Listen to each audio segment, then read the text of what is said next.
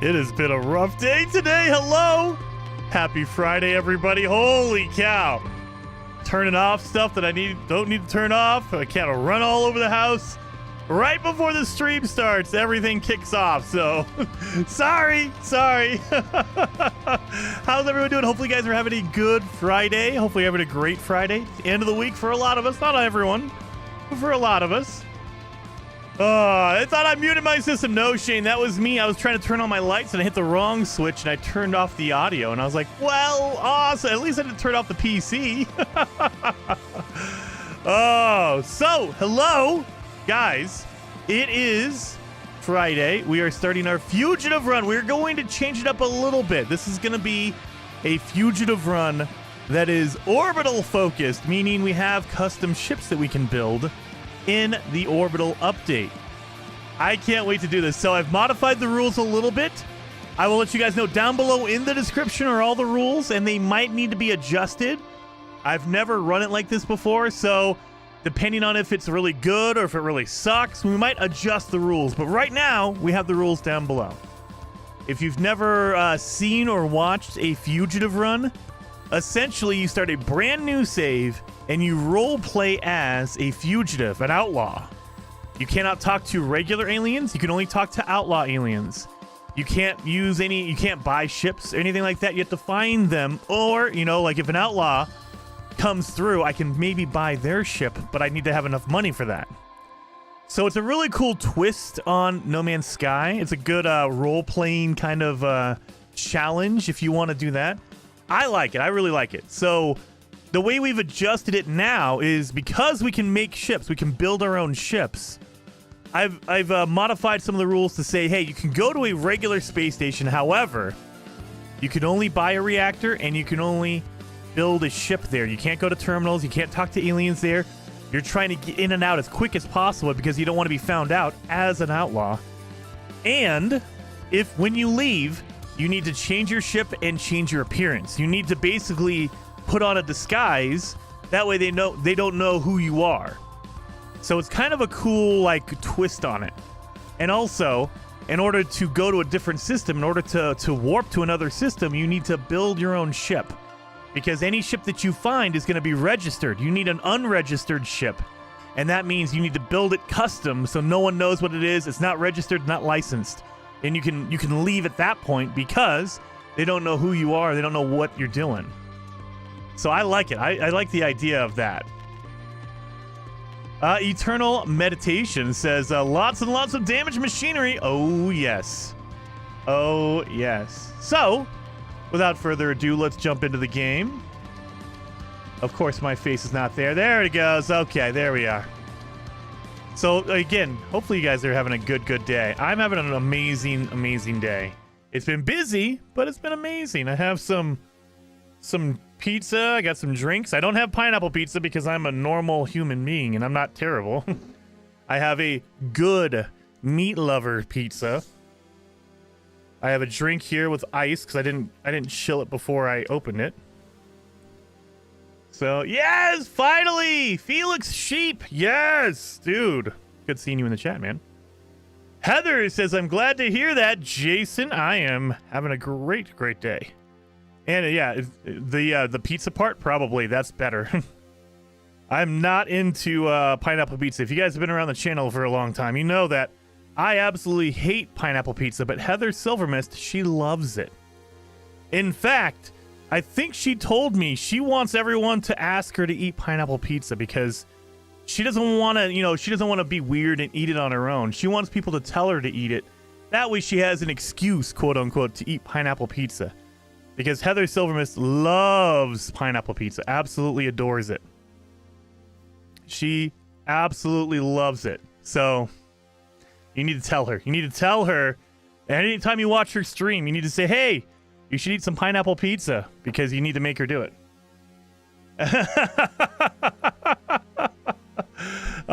Switch has finally got the Orbital update. Yes. Yes, they did. So the Switch, I think it came out yesterday for the Switch. So yesterday, maybe the day before, I'm not positive on that. I think it was yesterday. So they have the update on everything. All the platforms have the update. Now we're waiting for patches to kind of fix some things back and forth, make sure everything's running okay. What is wrong with Canadian bacon pineapple pizza, Doug? It is terrible. I mean, that's probably why Heather likes it so much, because Heather is Canadian, so she probably loves the pineapple pizza. Blah. Nintendo Switch, yes! Yes, the trolling is coming hard. Dude, no trolling. She always tells me in confidence. Like, she's always DMing me, messaging me, like, hey, Jason, I wish that my chat would tell me to eat pineapple pizza.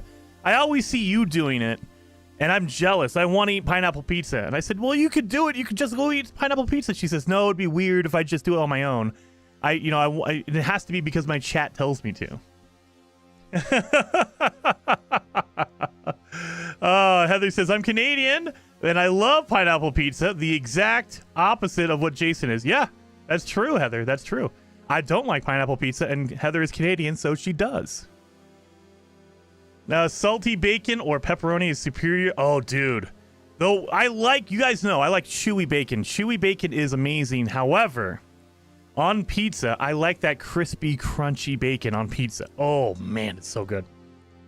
All right, well, before we start this this whole new excursion, let's do that. Oh, yeah, before we do that, let me do a poll here.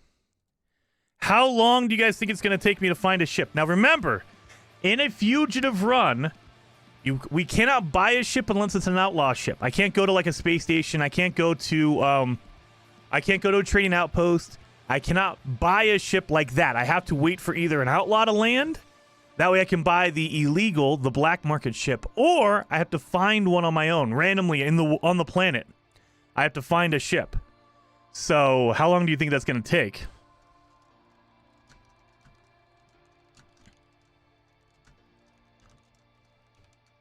Let's get in here. 1 to 2 hours. 3 to 4. Let's see. Let's get in here. And then we'll do a 5 to 6 hours. I don't plan on streaming for longer than 6 hours, but we've had one where it took us 10 hours to do, so hopefully not. And then under 1 hour. So do I get it really quick, or do I take a long time? There's going to be a poll in the live chat. Fill that poll out. We'll keep it going until I find that ship. So, part of the rules for a fugitive run are you have to start a brand new save. You can't have a pre-made save because you have to start out from scratch. So we have to go to new game. Look at these awesome new menus in the Orbital update. I love it. We're going to do a custom game. And we're going to set it to permadeath. However, we also need to do challenging, items destroyed. We're trying to get it as hard as possible. Expensive, harsh. All the settings up to the maximum they'll go. So let's get in here. Done, done, done, done, done, done. Enemy strength is challenging. Everything's set to the most difficult. However, what we will do is we will turn off tutorial missions because we need to get the hermetic seal, and we need to get some stuff because we can't do any storyline because we're a fugitive. You need to do storyline in order to get some core items that you absolutely need. So we turn off the tutorial mission. And then reputation, go to challenging, and we will lock it in. That way there's no way to change it. Remember, if you set it to locked, you can never change it again. Never change it. It'll lock it forever, so you won't be able to change anything. So just before, I want to make sure everything's set correctly. Full challenge. Okay, so everything is set to the maximum. Save is deleted when I die. Expensive. Everything is as high as it'll go. Yep, it's all as high as it'll go. There we go. So this is extreme difficulty.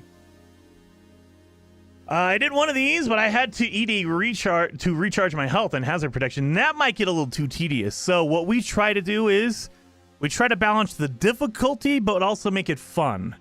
Because like, if it's one of those, hey, you can never use your laser. I could do it, but it's not going to be fun, and I'm sure it's not going to be fun to watch either, of me just punching every plant. So we try to balance it between challenge and also fun factor. And that's why, again, I've modified the rules. They're down below in the description. But if we need to, we can change them. We can modify them if we need to. So if it starts getting repetitive or boring or anything like that, we'll change a little bit here and there. But I think the rules are pretty good how they are. They're a little bit lighter, a little bit easier than the normal one, just because we have ship building. Let's go! Or returning to the ship every 10 seconds. I mean, yeah, there you go. I never knew that you looked like it till now. Cue ball! Well, there you go. I do have a camera on my live stream. So if you watch a live stream, I will have a camera, as you can tell. So you guys can see that. But in my normal videos, I do not have a camera on that. I want you guys to see the whole screen. That way you can see if I'm talking about something on the screen. My face is not blocking it. Make a staff and a ship too. Yeah, I mean, we could do that, Daniel Hipley.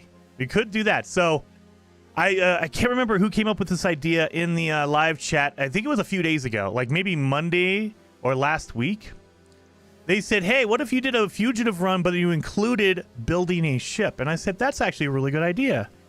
So that's why I got my juices flowing. Like, okay, how do we change and modify the rules to where it's still a fugitive run? However, it is going to be difficult, and we can do ship building.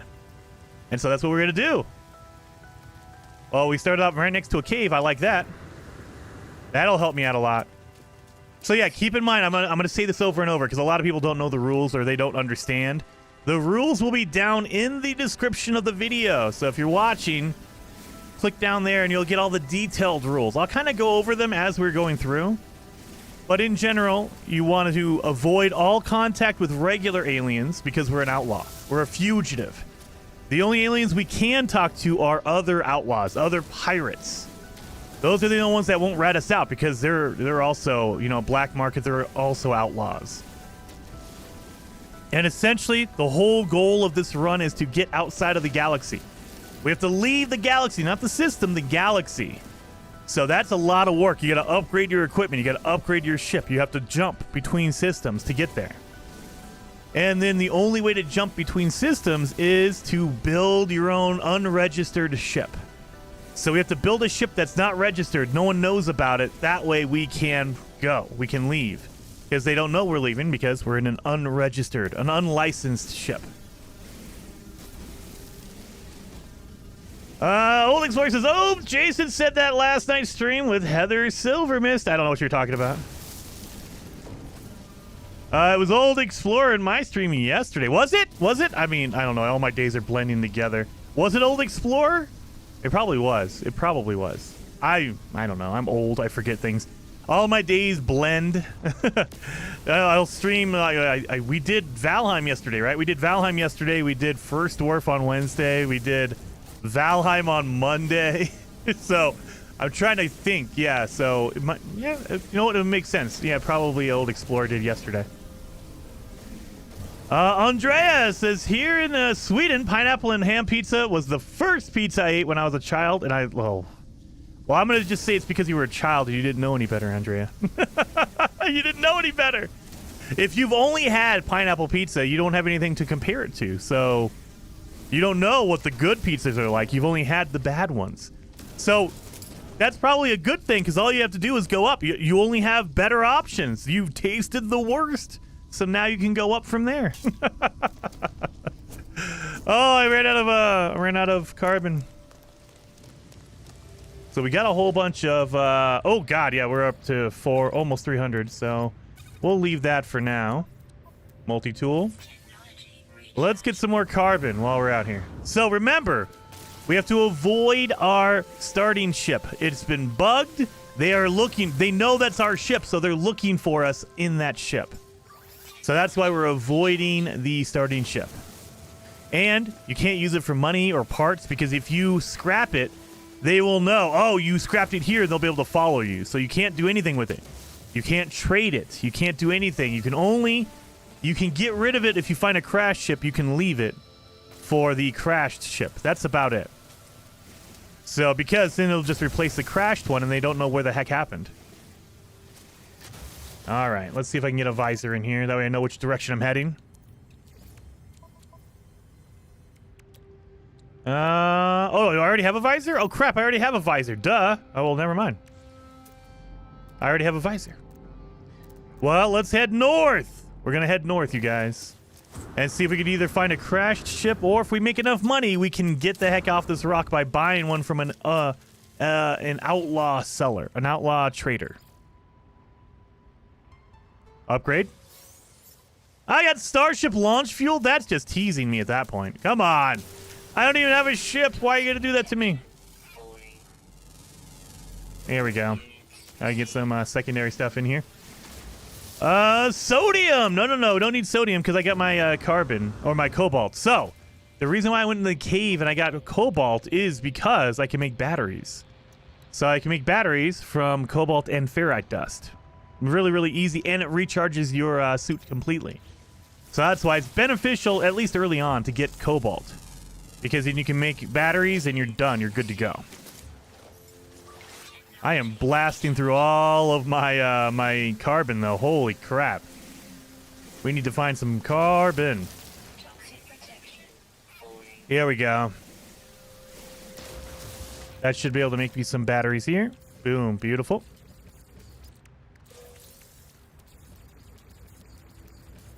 Beautiful.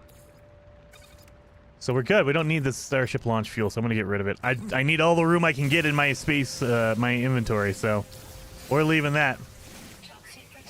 Jason, look at that purple aura from the flower, dude. This is a really... Look at that. Oh, it doesn't come through on the visor, but yeah, this is a good planet. It's a toxic one. I wish it was a radiation planet. It's a toxic planet. It's fine. It's not ideal. Radiation is probably the best one to start out with because that gives you a lot of fuel. You can use uranium for fuel in ships and stuff like that. But hey, you know what? Can't be picky. I'm a fugitive, right? Just gotta deal with what we get. Oh, wait a minute. Retired Sergeant McClellan. Dude, thank you so very much for the super chat, Sergeant. Very awesome. 07 to you saying, what about the 2 freighter battles? Do you engage or flee the scene? You have to flee the scene. Because if we save the freighters, and I'll 07 to you, very much appreciated there, McClellan. If we see it, we have to run away. Because if we engage, the aliens will try to thank us, and they will rat us out. Because they're like, oh, he's a known fugitive, never mind. So we have to avoid them. Now, nothing really is detailed about the pirate attack. So, I would say, to err on the side of caution, I'm going to avoid pirate dreadnoughts too, because in order to stop a pirate dreadnought attack, you have to attack the pirate dreadnought. They're not going to be too happy about you doing that, so they might rat me out anyway. They might, alert the authorities because I attacked them, so we're going to avoid it completely. Any kind of a freighter conflict, we are going to avoid, simply because I don't want to deal with any of that. What the heck? Is it under the ground? It is under the ground. What the crap? All right, well, we're going to avoid that one. It's probably under the bedrock. I don't want to deal with that. Let's see. That's our ship over there. We're going to keep heading north. Yeah, Nintendo Switch has it. Yes, they do. They have the new Orbital update. Now, I have not played it on the Nintendo Switch, but I've heard it runs pretty well on the Nintendo Switch, which is surprising to me. Because I know that out of all of the platforms, Nintendo Switch struggles the most with No Man's Sky. And so, the fact that it runs pretty solid on a Nintendo Switch is a pretty good sign. I like it. That's pretty good. But I have not tried it myself, so I don't know. Maybe it's just good for one person. And if everyone else tries it, they're going to be like, it actually sucks. Never mind.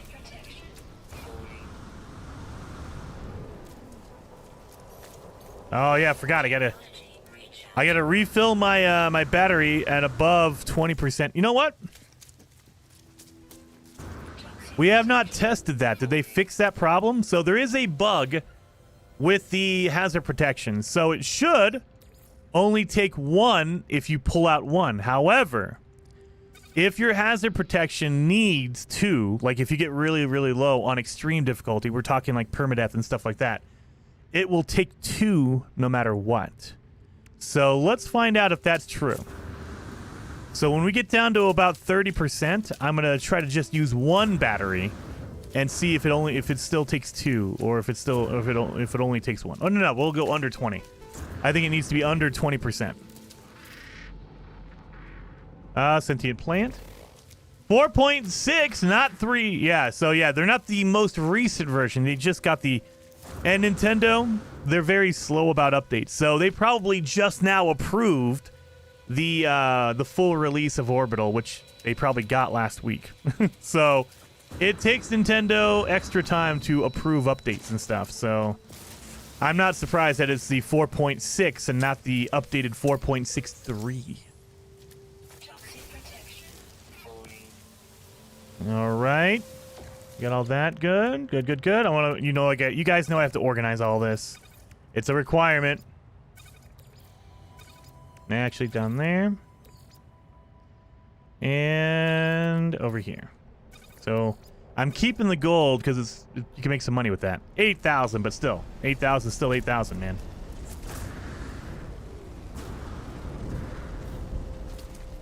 Oh yeah, you know what we do need to do?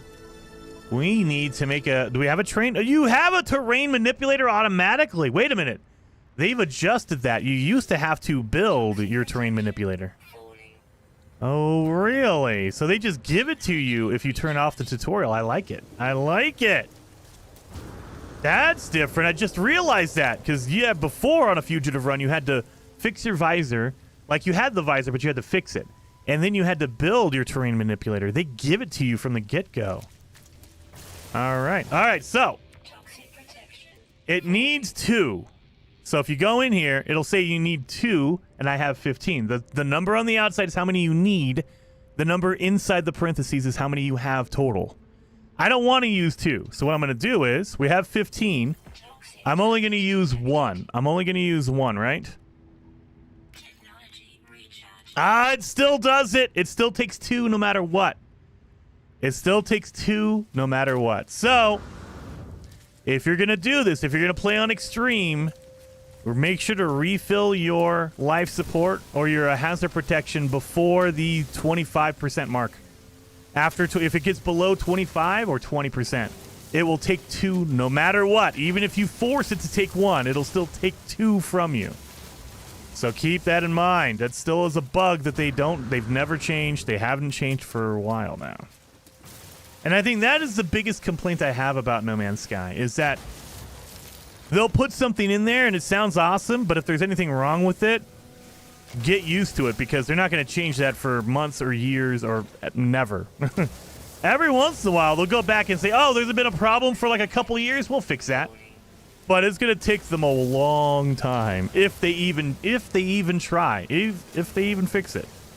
There's a lot of problems they just never fix. Refiner duplication. It's been in the game for 7 years. And they've gone through parts where they've fixed it and then they've let it go, and it's just...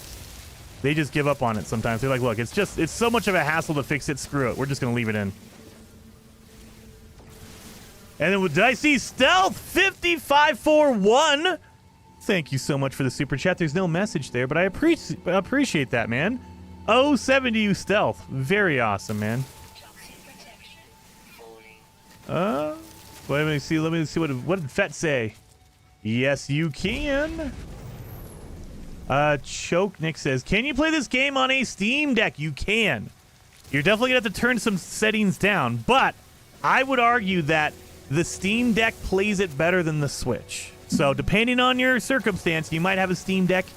If you just want a mobile version, period, the Steam Deck version is the better option. Because you can turn down some settings. On the Switch, you're just locked in. You can't really adjust any settings per se. And so that's where I would say, nope, you want to make sure if you're going to do it mobile and you have the option, go with the Steam Deck version. It plays a little bit better. You can get a little bit more power out of it. It's still not going to be ideal. You're still probably going to have to drop it down to like 45 frames per second, but 48 frames per second. Turn down some settings a little bit, but you get the option. On the Switch, it's locked 30. Locked 30. It probably goes down below 30. and the resolution's lower. It's 720p, that kind of stuff. So, and you don't have no choice on that. No adjusting that whatsoever on a Switch. Nen says, just started playing again after a while and was wondering what the best way to make money early was. I would say if it's really, really early, what you're looking for is buried technology modules. That is the best way early. We're talking brand new save from fresh, zero. You're breathtaking. Yeah. You're all breathtaking. There you are, Stealth. Very awesome. But yeah, if we're talking straight from the beginning, buried technology is what you want to do. After that, sky's the limit. You can start scrapping ships, selling ships. Go find crash ships and scrap them. You get 100% of the money from that. You don't have to pay for a crashed ship. So that's a good way to start. Things like that. You want to, stasis farm, that's more end game kind of stuff. So if you're up there, stasis farm is a really, really good option. However, you need to get pretty deep in the game before you can start running a stasis farm. Speaking of that, though, I definitely need to look for buried technology because that's a really good option for money. And we're still looking for a ship. Is that a ship?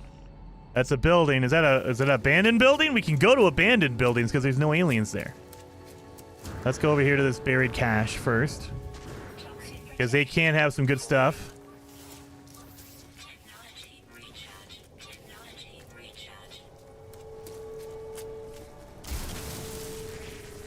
Give me that.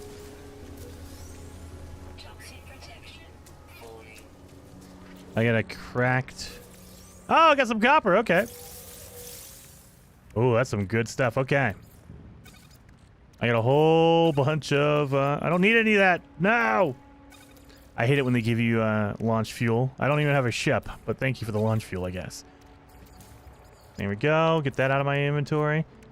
Now we're going to need some life support gels. So let's do this. Life support gels. So you just need dihydrogen jelly, carbon.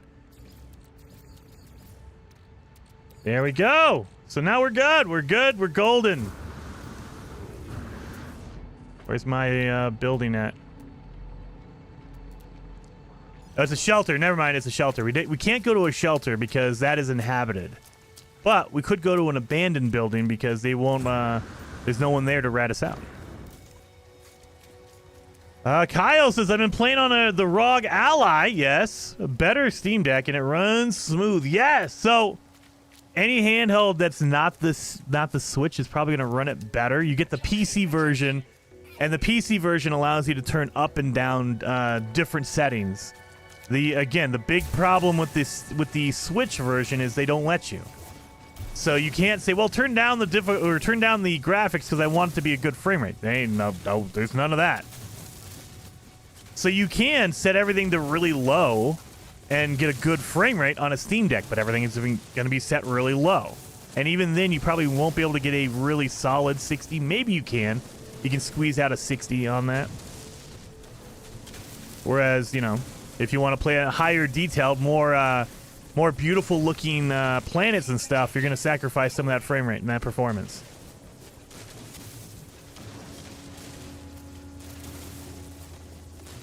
But I've heard nothing but good things about the Steam Deck, the ROG Ally. Those versions of the game run very, very well, of No Man's Sky. Well, let's keep going. Gotta find a ship. Maybe get some buried technology around here. That's a jettison pod, humming sack, cargo drop.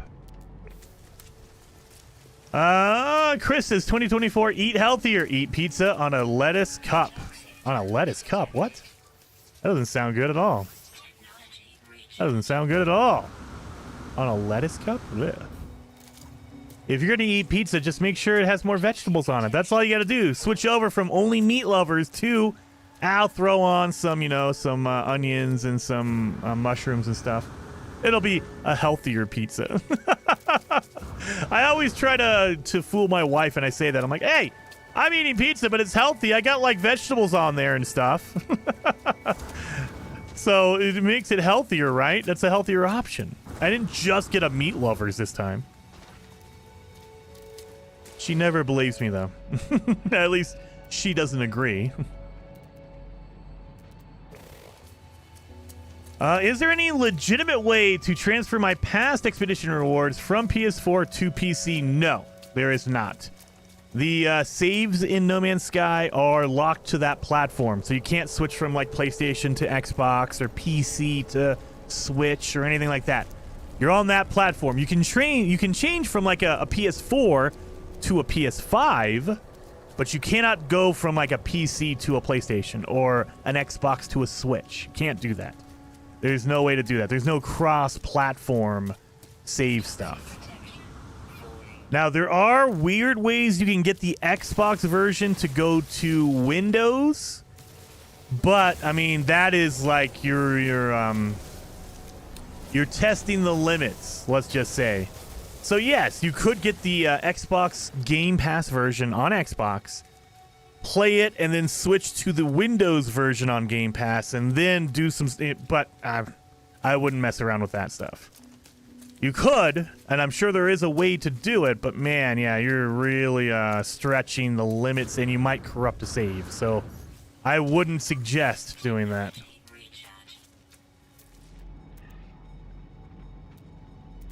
Not seeing any ships. Well, let's get some buried tech. Let's see. There's buried tech right there, so let's get that one. And it's on top of a mountain, so we can kind of see what's going on around it.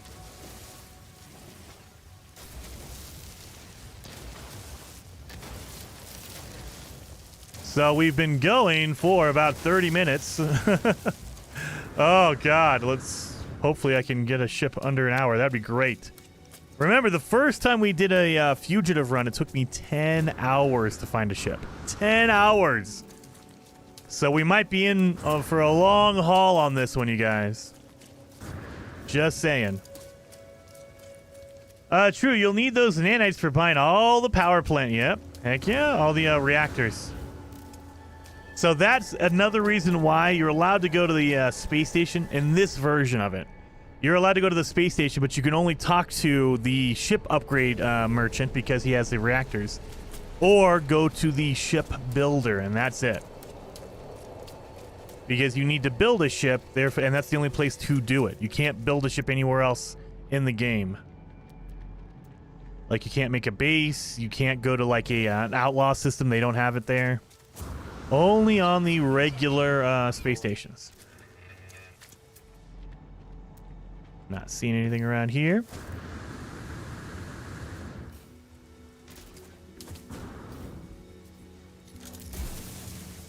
And I'm going after these buried caches because they can give you a black market upgrade or a random item. Like I got copper out of the last one. Let's see what we get out of this one.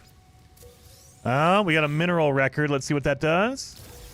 That gave me nanites. Yep, gave me nanites. All right. So I got 34 nanites out of that. So yeah, the buried caches, they will give you random stuff.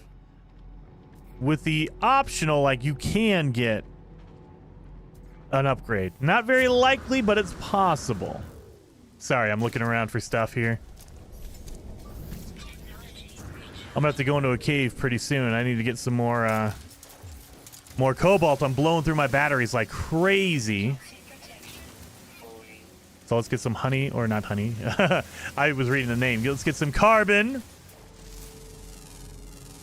Drop a like, it's free. That is very true, Buddha. Thank you so much for the reminder. I always forget to say this in the beginning of the stream. I mean, it's only been a half hour, but definitely, if you want to help out the channel, hit that like button. We're up to 167 likes. You guys are freaking phenomenal. Thank you so much for that. But it does help out the channel a ton.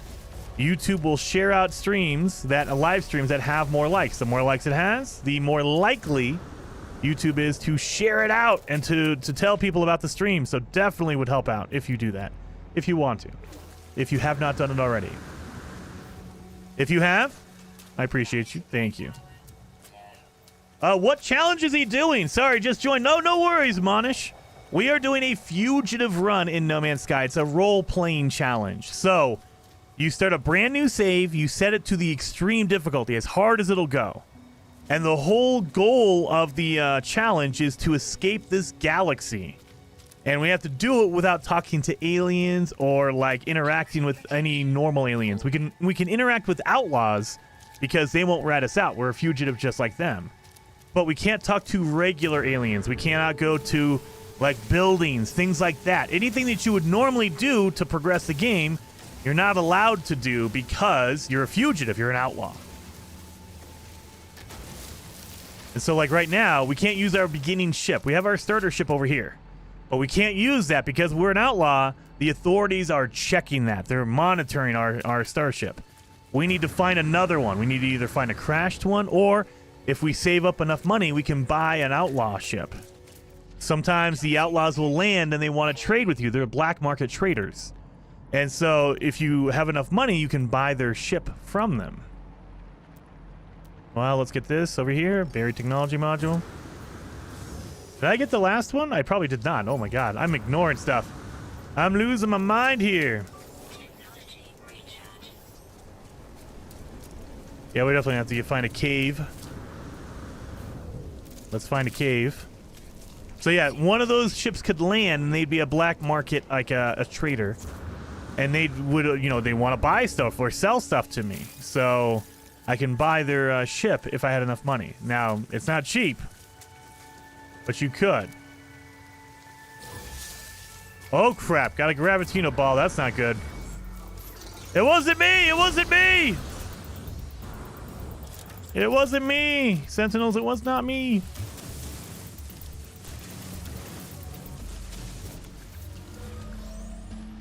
Let's hang out here for a second. Let's check my inventory while we're doing that. So I got a Gravitino ball. I don't know if it was worth 40,000.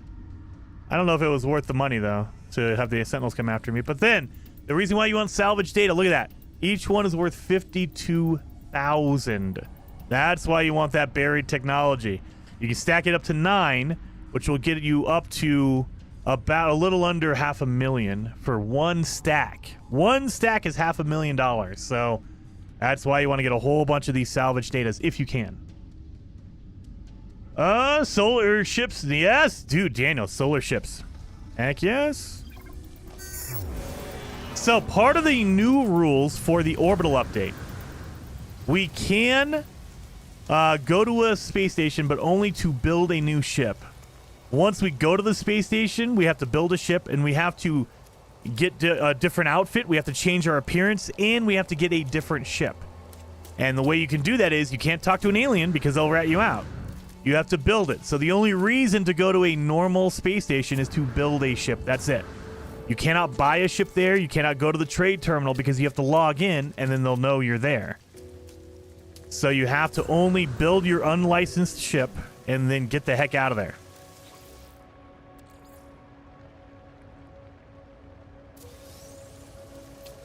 Dun dun dun. But the benefit of that is once you've built your ship, you can leave the system.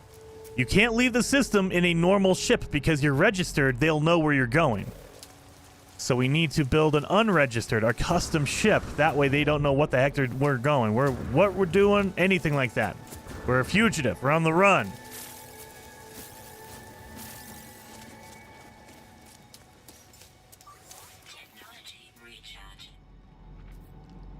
Dun dun dun. Cargo drop. Come on.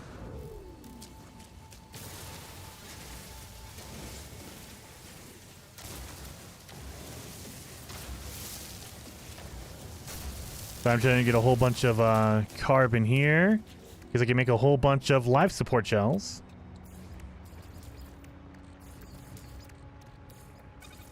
There we are.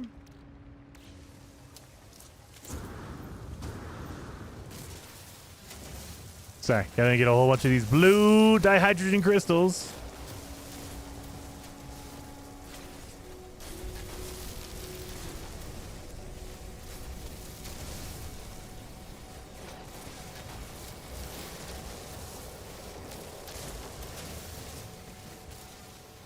Won't you have to scrap at least 3 ships to build one? Yes, Bravely. That is the hard part. So, once I find my first ship, I can go and I can start flying around looking for other crashed ships. Now, I could buy a ship, but it's going to cost me a lot of money, and I'd have to, like you said, I have to buy 3 of them if I want to scrap them and get a whole bunch of money. Or get a whole bunch of parts. But if I find crashed ships, I can scrap them. They don't cost any money. But you have to find a whole bunch of scrapped or crashed ships.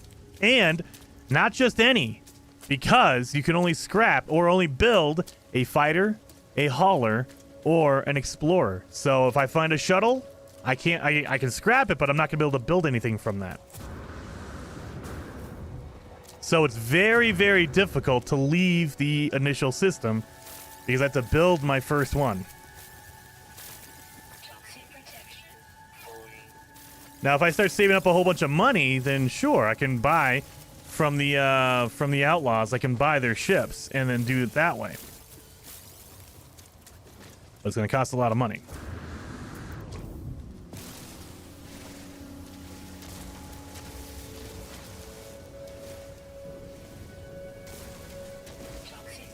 Here we go. We look around here. I'm still not seeing any ships. Well, let's get a berry technology right over here. Oh, nice oxy pad. Yep, exactly, man. You got nice oxygen there. Oh, come on. I'm not paying attention to my hazard protection as much as I should be. Not paying attention as much as I should be, man. Holy cow. That's gonna hurt me later on. I think I'm getting low on my batteries. I'm gonna have to get into a cave and find some more cobalt.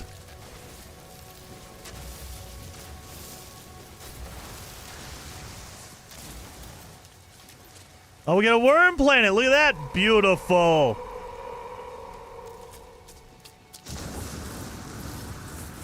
Beautiful. Not seeing any ships around here. Dang it. That's all right. We got it. We got it. We'll find one. We'll get one. We run into a pilot that lands for us. We can sell some stuff too. So I'm not too worried about that. Now remember, we are playing on extreme mode, which means all the prices are more expensive than normal. Keep that in mind. We're playing on extreme. So that's going to make it more difficult to buy stuff.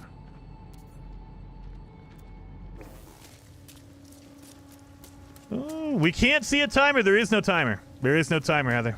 There hasn't been. There never will be, because it could take 10 hours. Could take 50 hours. I don't know. So we're going by the in-stream time. And ultimately, all I have to do is pause and then leave. If I quit, it'll tell me the in-game time. But yeah, so I don't know when it's going to take, how long it's going to take. It could be, again, we had a run where it took 10 hours. If I have to do it in 2 streams, I'm not going to have a timer up there because I'll have to stop and do other stuff. So, not going to be able to have that timer on this. Daryl! Thank you so much for the super chat. Very much appreciated on that. Saying, Jason, is a built ship needed before each warp? No. Pretty good. Thank you, by the way. 07 to you, Daryl. It's only required once. So, if you ever want to warp, you have to use a pre-built. Or not a pre-built, a custom built. So, like, if I build one ship, that's the only ship I'm allowed to use to warp between systems. You don't have to make a brand new one every time, basically. You just have to make it to leave. And if you ever want to warp, you have to use that ship. If I want to warp with a different ship, I can make a different one if I want to. Like if I like my first one is probably going to be a C class, right? Because I'm not going to have that much money, whatever that is. So I'll make a C class, that way I can jump to different systems. And then later on, like a few hours from now, I might be able to get enough money to scrape together and make a better ship. And then I can switch to that one. As long as it's custom made, then you're good to go. But it needs to be custom built before you can warp. All right, there is a cave over here, I'm hoping. Yes, cave, thank God. I need a cave. I got to get my batteries going here.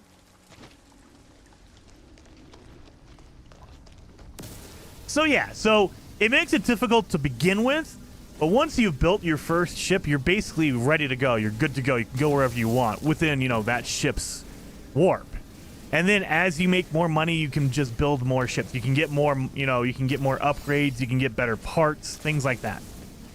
But it's just that the beginning is what's going to be really difficult. Getting off the planet and getting, finding crash ships in that first system, it's going to be really difficult. Cool, that was a little confusing. Oh, no worries, man, no worries. You only have to build one. Only one. I mean, you can build more if you want to, but you need at least one to warp. Let's see what we got here. Oh, we got some condensed. Make some batteries here. Got a lot of oxygen. Yeah. There we are. And then Spike Baby. Thank you so much for the super chat. Very much appreciated, Spike Baby. Saying, hey, Jason, after watching some of your streams, I now have the 15 plus hours of playtime on No Man's Sky. That's awesome. The streams have been very helpful. Well, I appreciate that. I'm glad we could help you out and get you into one of my favorite games. This is an amazing game, and I love that more and more people are playing it all the time. It is awesome. So, thank you. 07 to you, Spikey. Or Spike Baby. What is your whole dream? I don't know what my whole dream is. My semi-dream. I don't know. When I'm talking about something, I do get distracted a lot. You guys know that. I'm like a dog with ADHD. And I get distracted by something shiny. You're pretty good. I lose my train of thought. There you are, Spike Baby.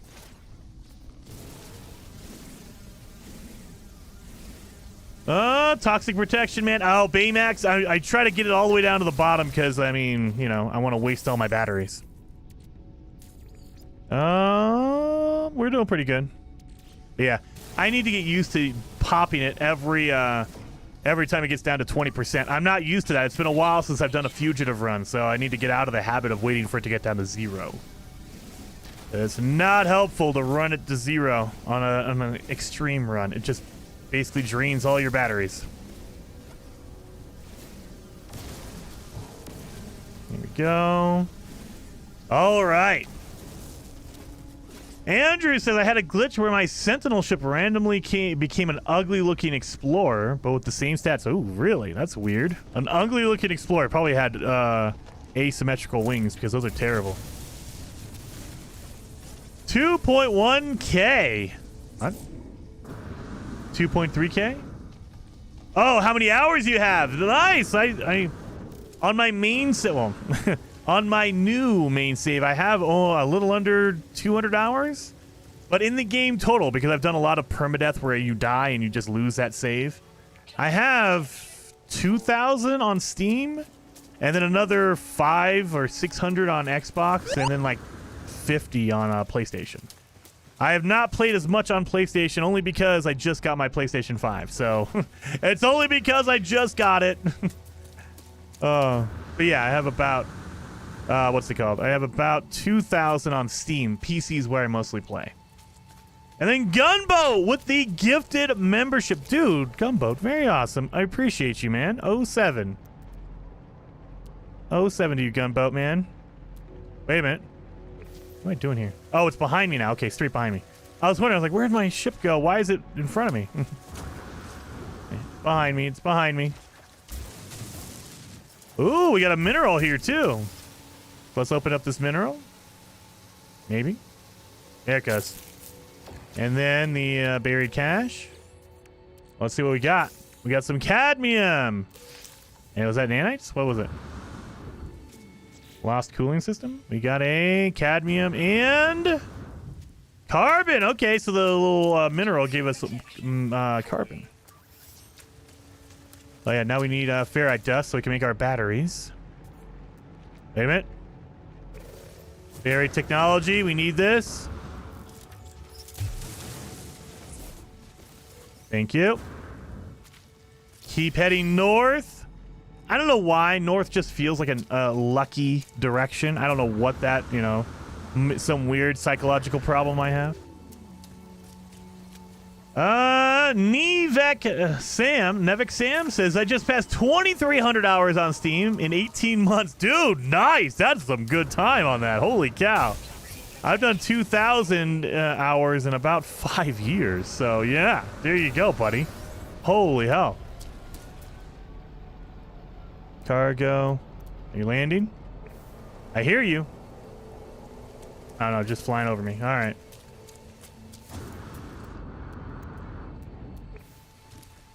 I have a plan to save up for a PS5 and a PSVR 2. Oh, dude. One of these days, I'm going to do that too, Scar. I have the PS5. I just don't have the PSVR 2. I want to do No Man's Sky in VR. I want to. So I can't wait. I can't wait to do that. It's going to be so good. I've seen people do it and play it, and it looks so much fun. I'm like, oh, I want to do that. Pick me, Titan. All right. Sentinel, I don't want to deal with you right now. Maybe you'll give me a good upgrade. Give me an upgrade. No upgrade on that? No, of course not. All right. Well, I don't have any shield upgrades. I don't have a weapon, so I don't want to mess with the Sentinels right now. That will just make this a very, very short run. So I don't want to mess with that. Not yet. Buried mineral formation. Yes. I can only play it in VR. It's the law. Watto, dude. If I get a VR headset, man, you know I'm going to be all about it. All right, we need to make a refiner because I need to start refining some of this stuff down. Yeah, like our copper. All right. We need to make a refiner. So, I don't want to use up all my batteries while I refine stuff. So let's find a cave. That's a cave right there, probably. Let's get into a cave. That way I have protection while I'm refining all my stuff.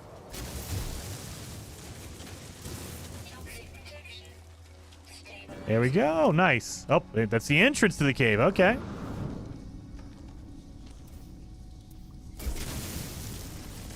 Let's flatten this out so it's easy to see stuff. All right. I need a metal plating. Do I not have enough? Oh my god, of course I don't have enough ferrite dust. Son of a...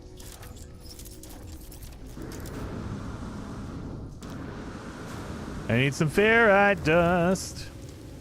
Where are you at? Where are my rocks at? There you are.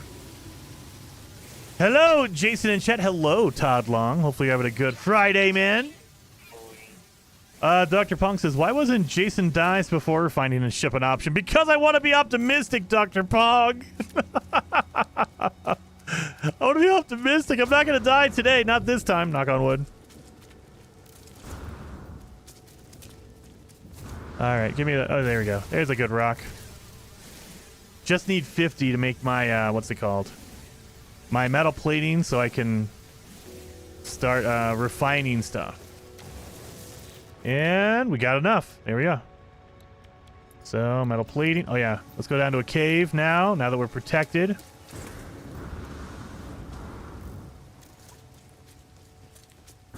Or now that we have our items, I should say. Not protected yet. There we go. Let's refine all this stuff I have going on. So, copper. We need to refine that into chromatic metal. I just did a presentation for this for the Congos. I did not know that, Todd. Well, that's awesome. Jeff says, what up, Jason? Love the videos and the streams. Thank you, Jeff. Very much appreciated on that. Andrew says, can you play Horizon Zero Dawn and Horizon Forbidden West? I could. I haven't played Forbidden West. I did play Zero Dawn, though. So maybe I can jump into there. But yeah, I'm interested in that. What I'm really interested in is coming in later this month is Stellar Blade. Before you judge me, I like Stellar Blade because I played the demo and it plays good. There are other benefits to playing Stellar Blade, but pun intended. It's a good game as well. Elizabeth says I need to finish Zero Dawn before I go to the next one. I think I need to finish it as well, Elizabeth. I did play. I don't think I finished. Not Forbidden West. New Horizon. Zero Dawn. Sure, sure. Hey, don't judge me too much. It's a good game. It's a good game. Wado says I'm 60 hours into Horizon. Oh, it's a good game. It's a really good game. It depends. Well, I guess it depends on what your flavor of game is. I love the open world, upgrade your character kind of games. I love that kind of stuff. So I'm a sucker for like Horizon Zero Dawn, Ghost of Tsushima, all that kind of stuff. I love it. You know, oh God, Days Gone, amazing game. It's not cheap on PC if you're looking for an awesome game like that.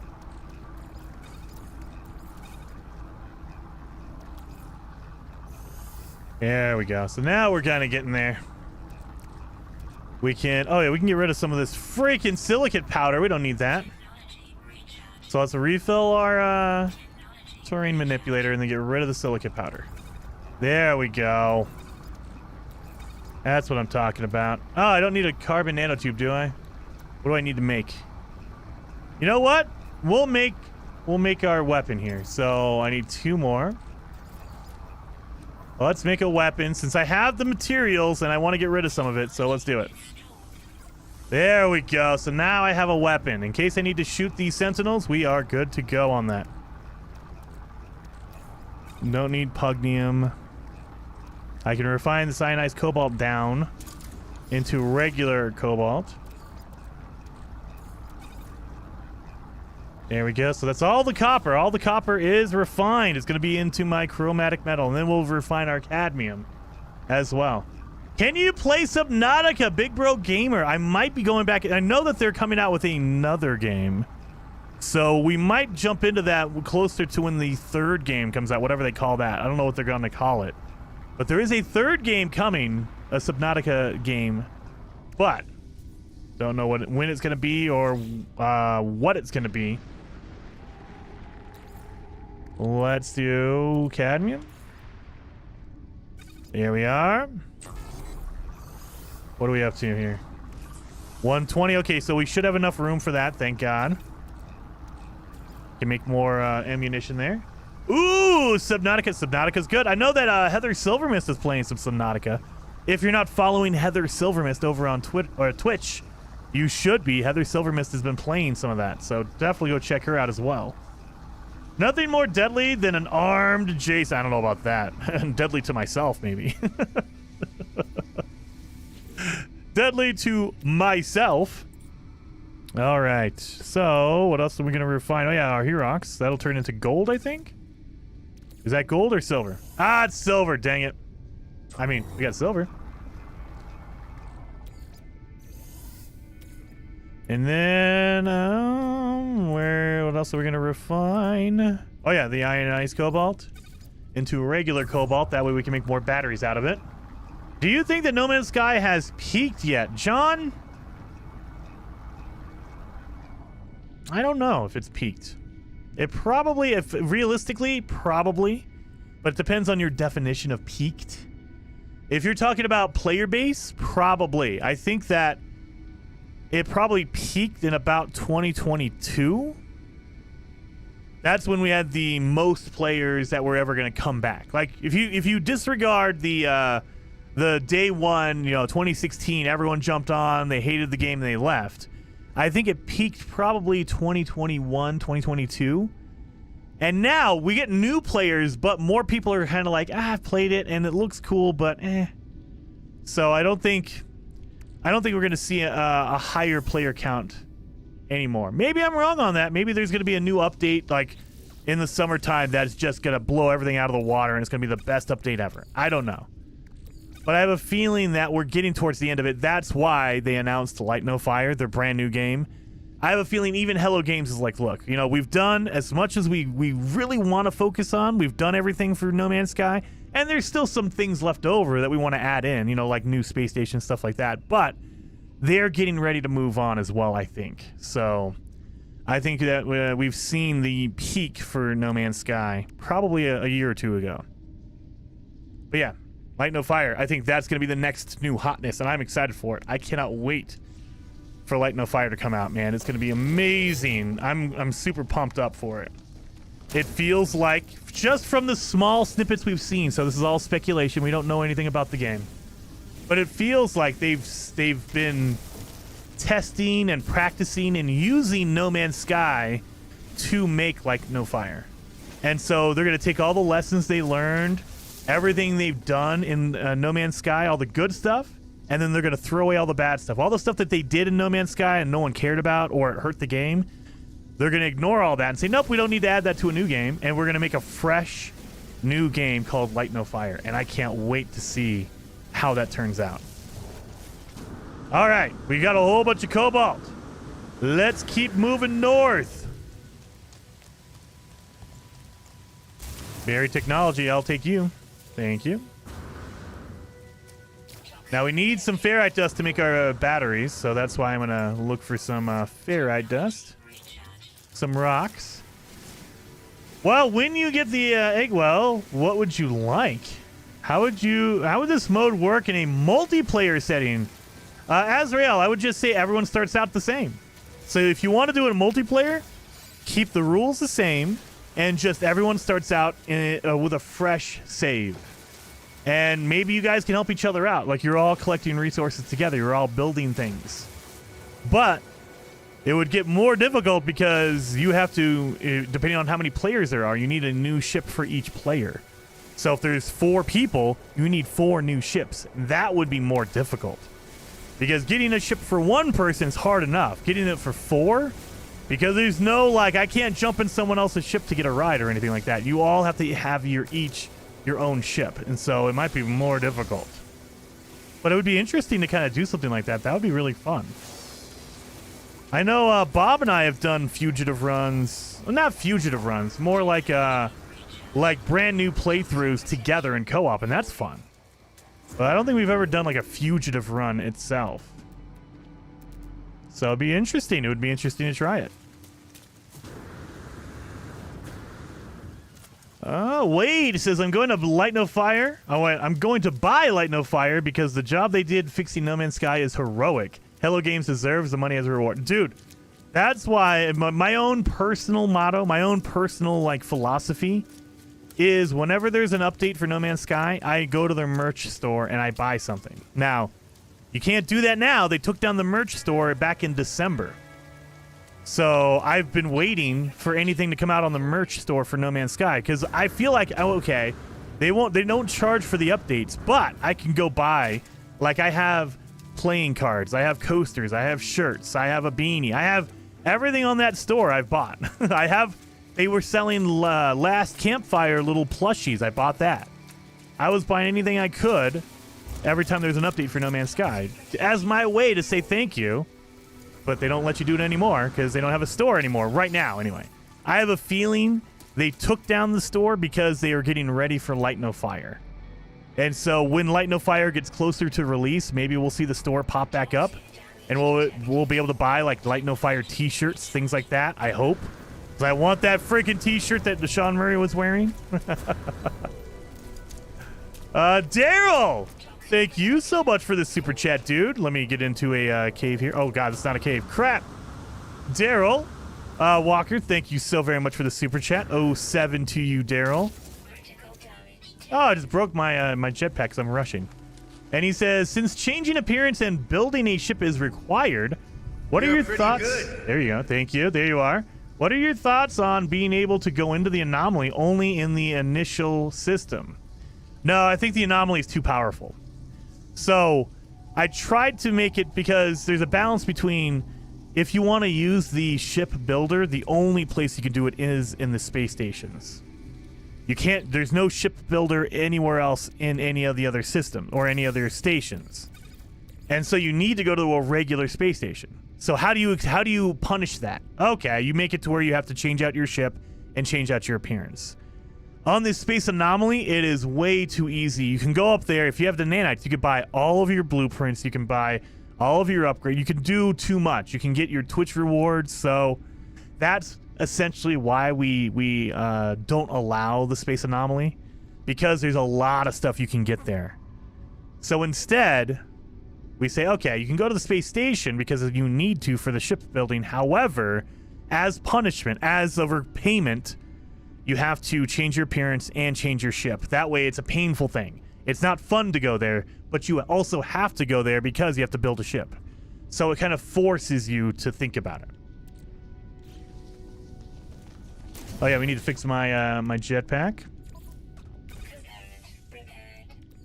Let's move some stuff around here. There we go. We don't have any more carbon. We're gonna need some carbon. But the juicy Quicksilver available items, I know that you have to give up those things though. You got to give them up.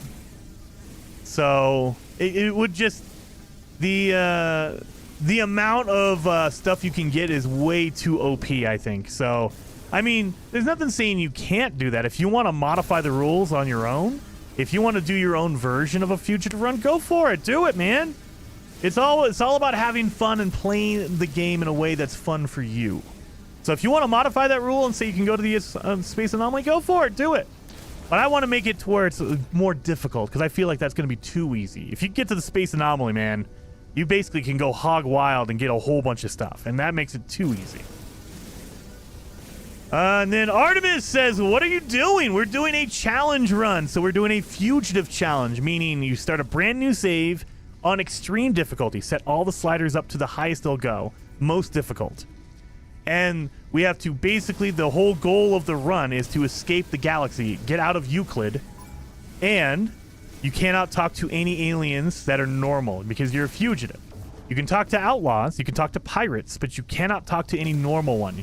You can't go to any trading outposts because those are normal aliens. You can't go to any inhabited buildings because they'll basically alert the authorities to you. The only building you can go to that's normal, quote unquote, is the space station, and you have to because you have to build your own custom ship in order to leave the system because it needs to be unregistered. And the only way to get an unregistered ship is by building it yourself from the parts you've scrapped.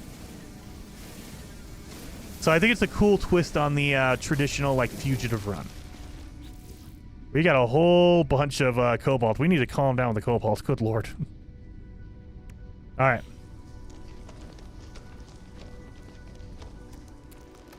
So we came down here to read a chat, and then I got all distracted getting some cobalt. We need ferrite dust now. We need a whole bunch of it. Not seeing anything on the horizon. No buildings. I see some buried technology, so let's head that direction.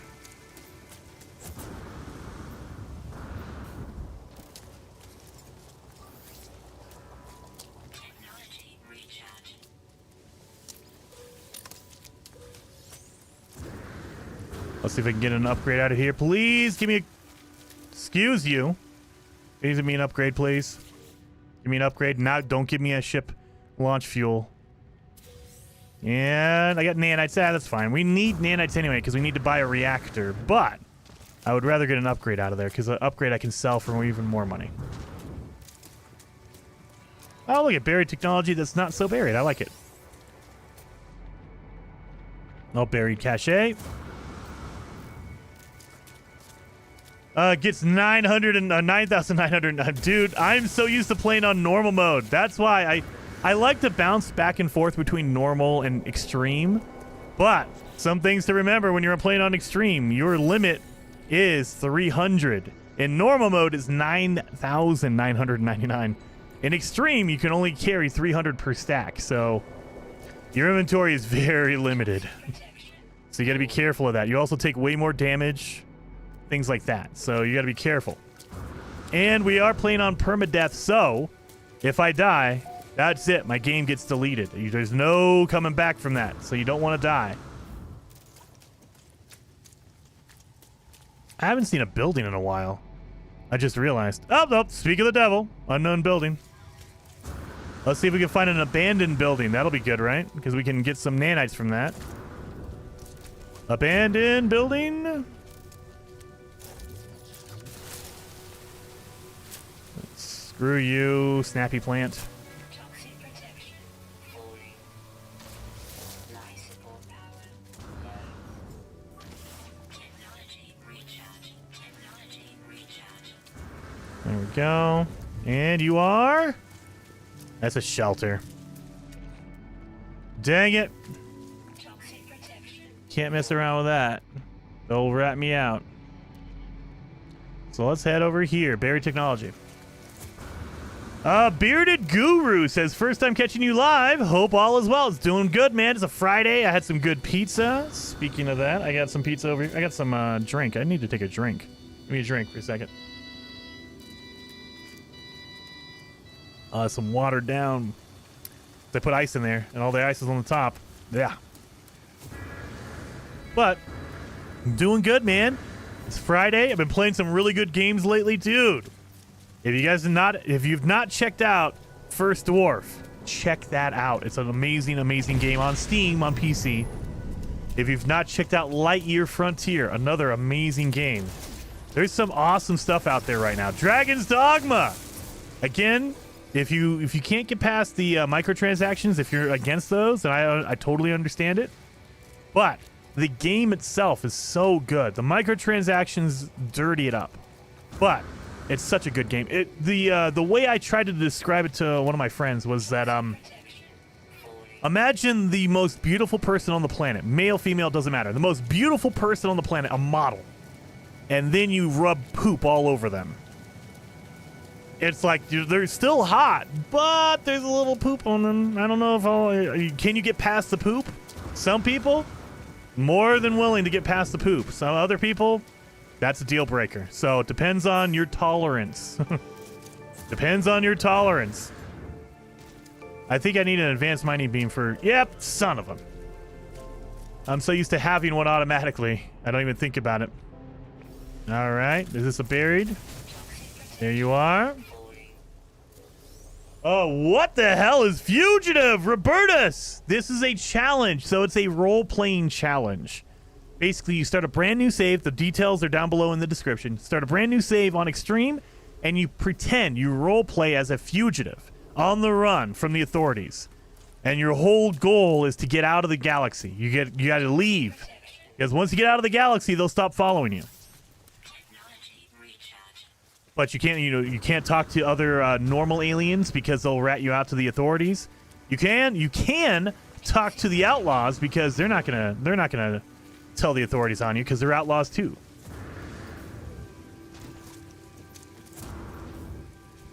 So it's a really, really fun way to kind of start a brand new save.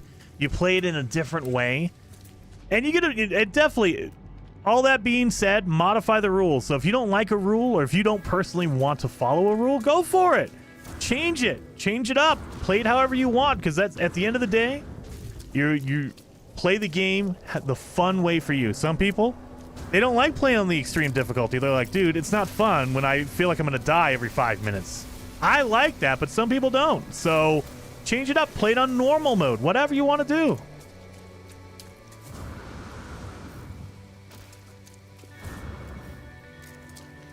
Let's see. Do I have any ships?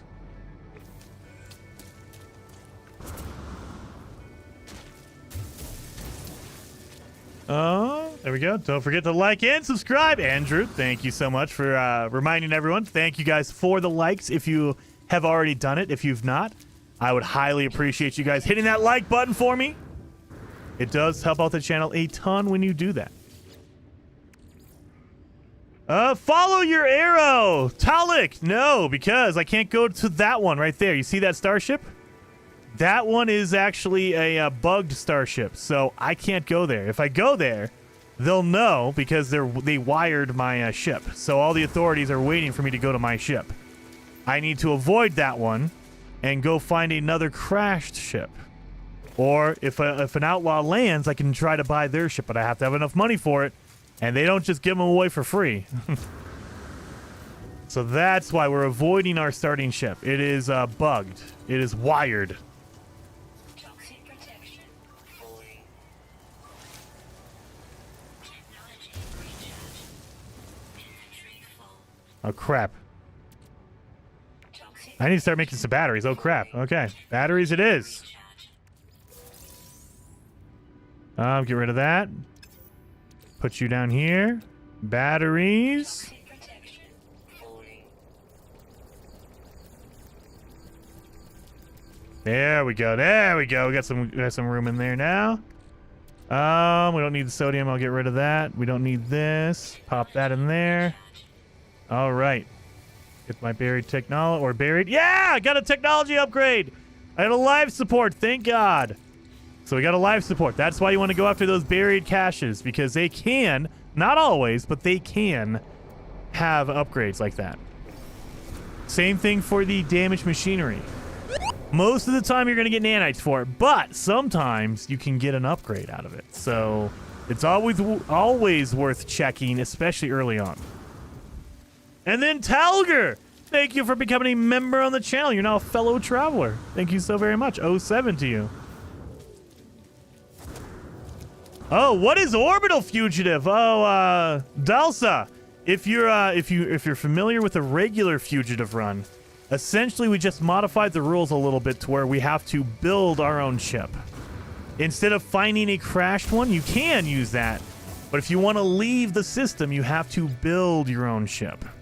That's essentially the biggest change, is that in order to go somewhere, you have to build it. So it makes it a little bit more difficult because you can't just build a ship out of nothing. You have to have 3 of the same similar ships, because you need an engine, you need the wings, you need the cockpit. And so you need to have 3 scrap ships that you break apart to get the parts from in order to even leave the system. And that might be too difficult. We're going to find out. So this is the first time I'm playing it. I sat down and I modified the rules how it makes sense, but it might be too difficult. So we're going to find out. I don't think it will be, but, you know, live and learn. And then get loves. Oh, unknown building with sentinels next to it. That's probably a manufacturing facility. Don't want to mess with that, so we're going to ignore that one. Anytime you see sentinels around a building, they're probably protecting it, which means it's either a manufacturing facility or a resource depot. You can go get a resource depot if you want, but you're gonna have to mess with the sentinels, and I don't want to do that. Where's my buried technology?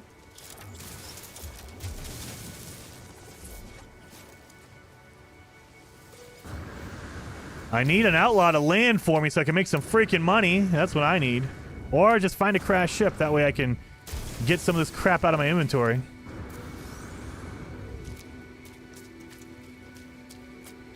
All right. I get nanites out of that? Probably. Yep, nanites. All right. A buried cache. Leave the galaxy or the system? No, leave the system, Doug. Leave the system. So you need to leave the galaxy as well with a built ship. But in order for me to use a warp drive at all, I need to have my own built ship. So you need to build it before you leave. Now, I can leave the planet. I can fly to another planet in this system. I can fly all over the place. I can go to the space station, whatever. I just can't leave the system until I've built a ship of my own. And if I go to the what's it called, the space station, I can't leave in the same ship or with the same armor on. I have to change everything. That way they can't follow me. They don't know where I am. I just realized I picked up a whole bunch of oxygen for no reason. Oh my god! That's too much oxygen. That's too much. I'm using way too much oxygen here. Crap. So, instead, what we're doing is this. There we go. I'm using way too much oxygen. Well, I'm picking up too much.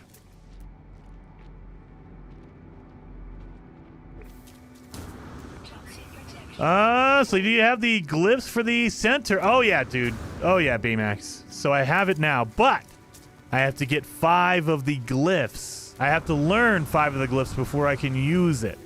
Even though it does not take 5 glyphs to get to the center, I need to have 5 of them to use a portal. It's another thing where it's just to make it to where it's not so easy. Like if it only required 1 glyph, then I can get that no problem. We want to make it a little bit difficult, so that's why we're doing it. Okay, you have to have a minimum of 5. Just like a traditional fugitive run. You need 5 of the glyphs. You need to know the first 5 glyphs before you can even use a portal.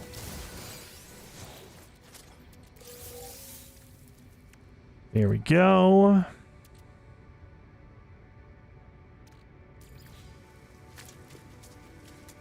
Where's my north at? There it is. Okay, keep heading north.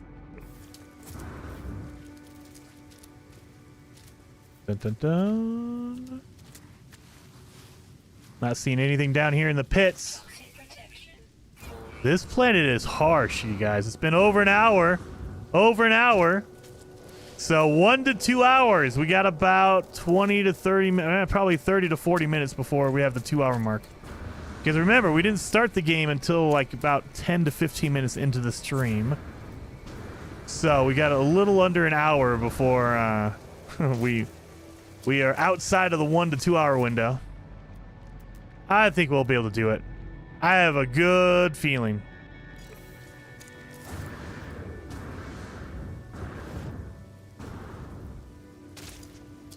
I have a good feeling, you guys. I have a good feeling. We're gonna get some good stuff coming real fast, real fast.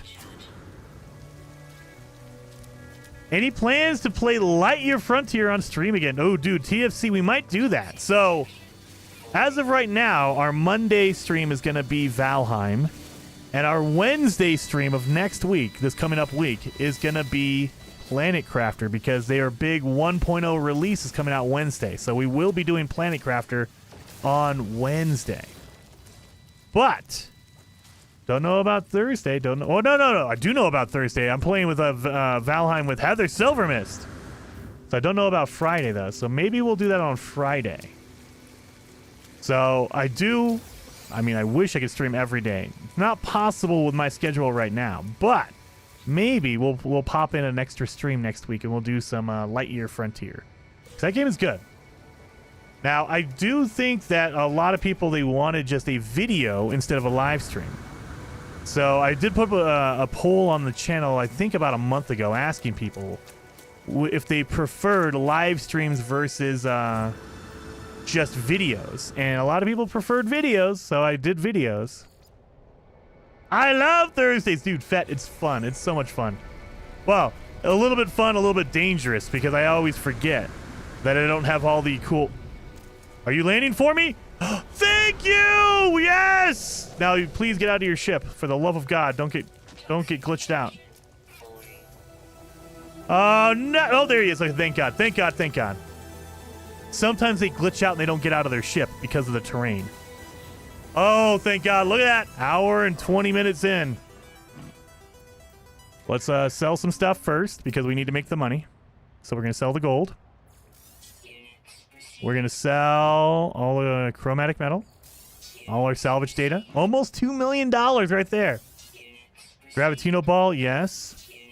We're going to sell all the silver. Pugnium. Cobalt. And I think that's it. That's everything I want to sell. All right. So now we could, if we had enough nanites, we could buy black market stuff from him. He's an outlaw. That's why he's selling black market stuff. So he's a pirate. However, let's see how much his ship is worth. It's a fighter. It's a C-class. I need 6 million. I need 6 million. Now, I could trade in my ship. However, that goes against the rules. You cannot trade. You cannot profit from your starting ship. So I cannot profit from it, meaning I cannot trade it in. Now, if I made money off of it, like for a crashed ship, you don't make any money off of it, so you can trade for that one. However, if I'm making money, like it's cheaper, if I trade in my ship, that means I'm getting a benefit. You can't do that. So I have to have 6.7 million, and I only have 2. I only have 2, so I'm 4.7 million. Not enough. Oh, man. Well, I mean, let's see what we got here for our inventory. Our inventory is cleaned up. So that's it, man. Sorry, I would love to buy your ship, but I don't have enough money. I don't have enough. Not yet. Not yet. Oh, there's a building up here. Let's see what this building is. If it's an abandoned building, we'll be able to get some more money, but he's going to be gone by the time I'm done. So he will not be... We won't benefit from him. But our next pilot, our next outlaw that lands, we'll see maybe if they have another one. So that's how you know. That's how much we need to save up. We need about 6 million, 7 million. So that's generally what we're going to need to buy a ship. If we want to buy one. You don't have to buy one. You can find a crashed ship, but it's really, really hard. Oh, it's a broadcasting tower. I don't need that crap. Anyway, almost. We have 2 million now. So I just need to start collecting more buried technology. There's some right there. Where's my north? Oh my god, I'm going the wrong way. Well, let's grab this real quick, and then we'll start heading north again. Almost got it, guys. Almost.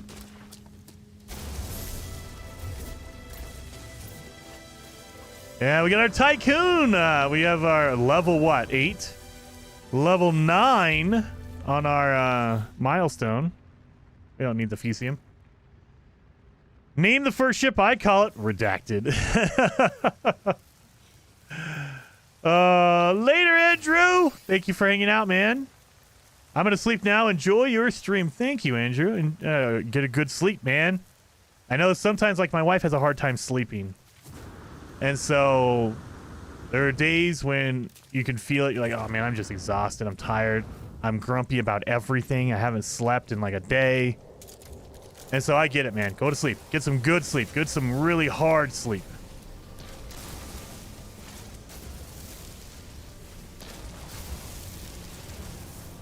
So now we know we need to collect a whole bunch more buried technology. A whole bunch more. So there's some over there. Let's grab that one. 6 million. And we're only up to 2 right now. Oof. Only up to 2. And we did some good. We were saving up some quality stuff.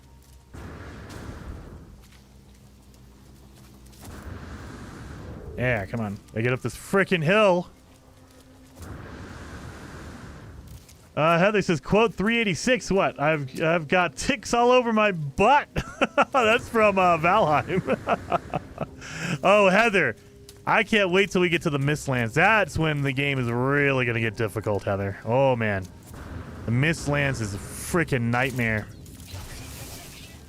It's fun, but it's a fun nightmare. Let's see. Nothing. Cargo drop. Restorative health. Buried cash. Let's go get that buried cash.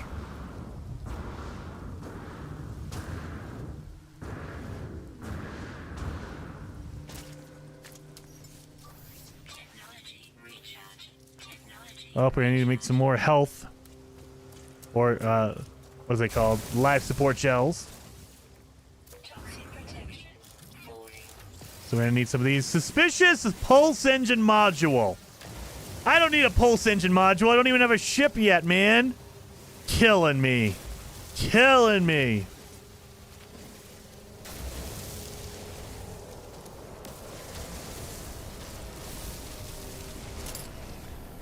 So I'm trying to get a whole bunch of carbon because we need that for our life support gels. So we'll do this. There you go. Got 6 of them now.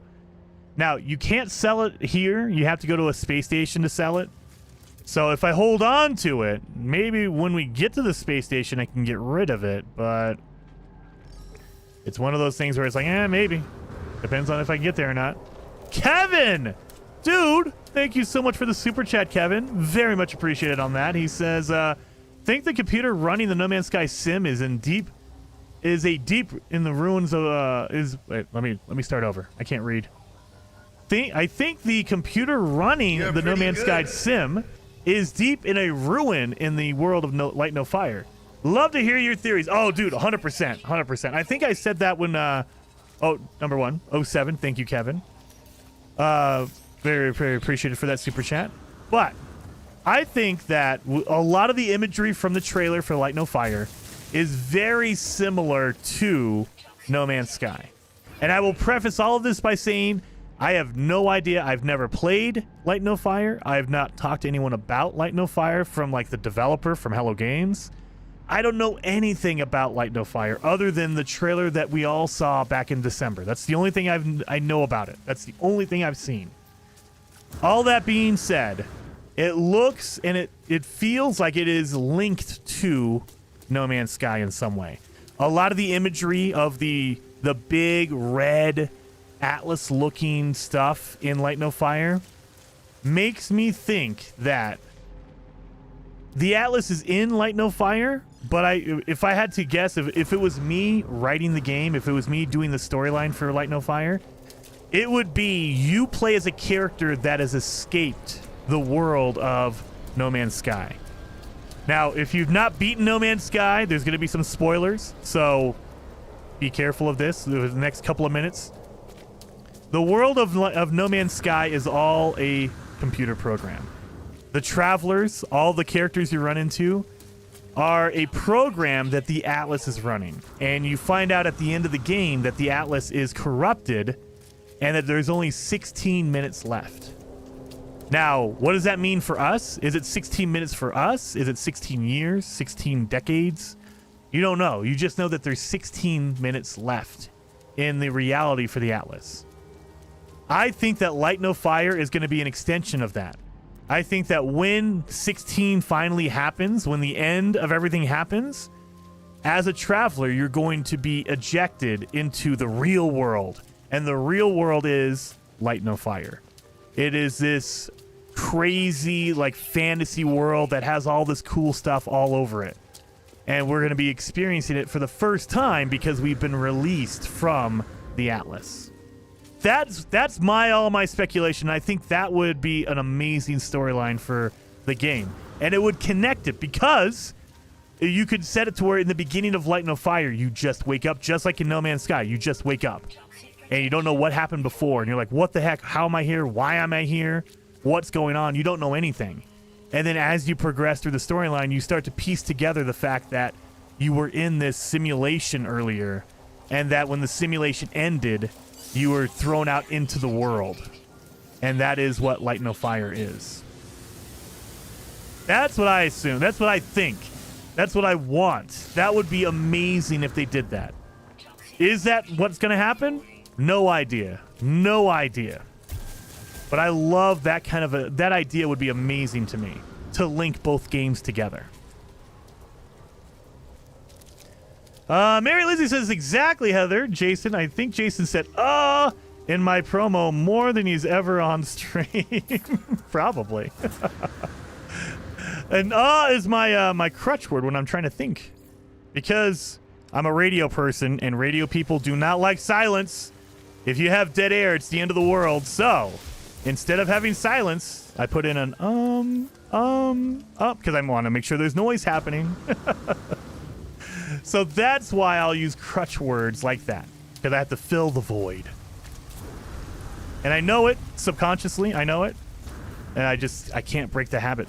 I did it for too long, so now I always have to have that there. Just like if it's too quiet, like if there's nothing going on in the stream, or if there's no noise, no music, I feel weird. I'm like, I like get itchy. I'm like, no, we have to make noise. We have to make sound. We can't have dead air.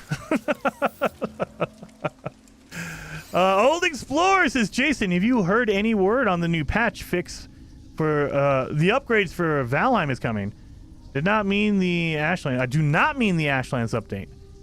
Now, I know that they've had a couple of public testing branch updates, Old Explorer, but I don't know when they're officially going to come out. So, the way it sounds like what's going to happen with this is for Valheim specifically.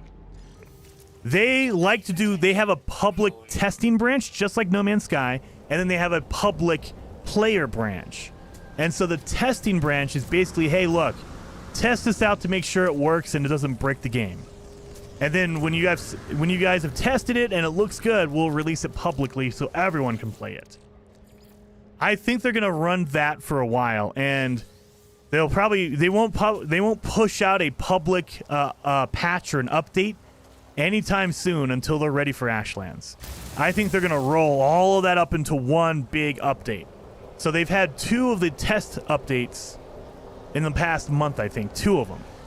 I don't think we're going to get an official release until Ashland comes out. They're going to get, like, for instance, they might roll out like 10 or 15 different little testing updates.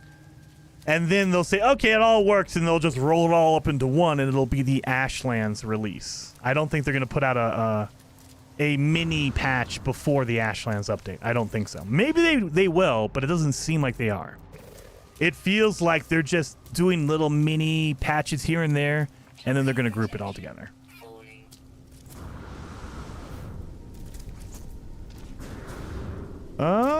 John says, I miss watching your stuff, man. Hey, dude, I got stuff out there. I keep putting out videos. Not as much as I had previously because I've been distracted this week, but I'm going to try to get more of a steady pace going. I released a video this morning. I don't know if you watched the beginner series for No Man's Sky, but I did that this morning. And we're doing streams. I do regular streams on Mondays and Fridays.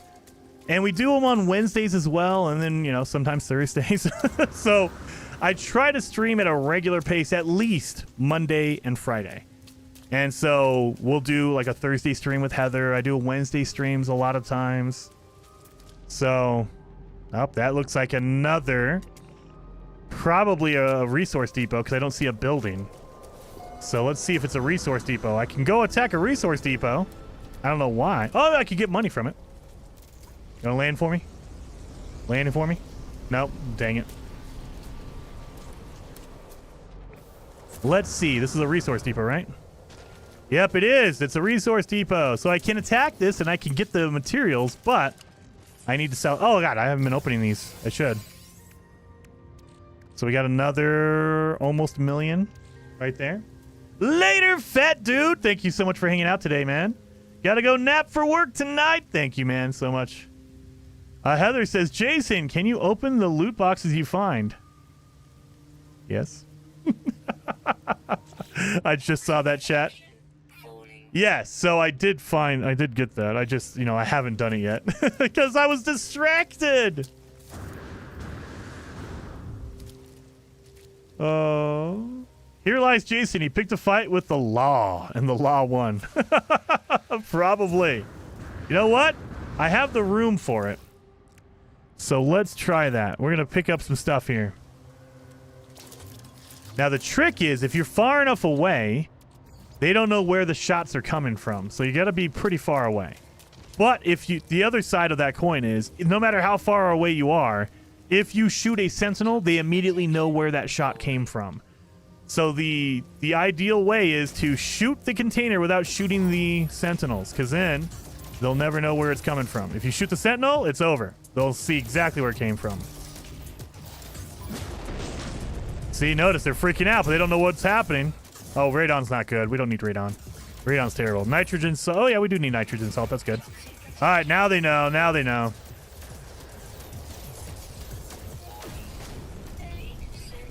Nope, don't want to deal with that. So we don't want the radon. It's not worth a lot of money. It's just going to take up space. But we will take the uranium. And we will take the Herox.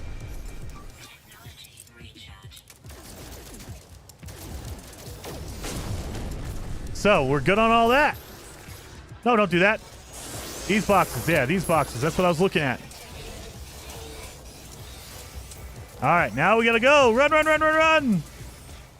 Don't want the quad. The quad will destroy you.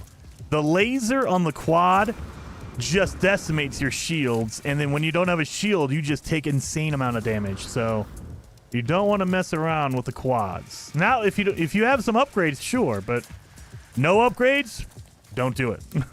I have a life support upgrade, and that's it. I don't want to mess around with the quad. Oh, especially on Permadeath. If you don't come back from that mistake. Let's see.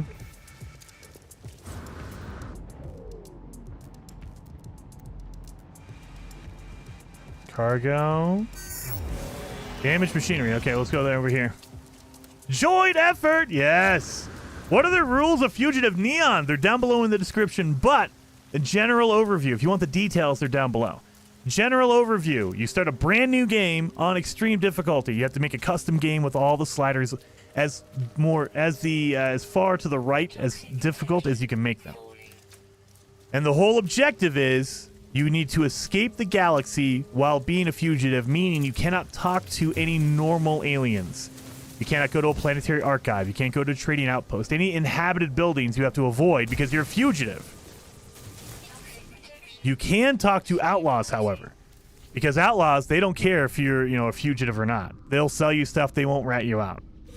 And so you can talk to outlaws and get upgrades or like materials or things like that if you need to. But it slows you down. It limits you. And we've modified the rules a little bit to where now, with the Orbital update, you can build your own ship. So now, as a fugitive, we have to build a ship before we can leave a system. In order to use a hyperdrive, you need a custom-built ship. You only need to make one, but you need to have at least one ship. Like, if you want to make another one later on, sure, go for it. But you need one ship, and the only way you can teleport or warp between systems is using your custom-built ship. I can't use a regular ship to warp because they'll track me down that way. As a fugitive, they'll track you down from like a natural ship, a registered ship. You want to use an unregistered ship, which is a ship that you've built by hand.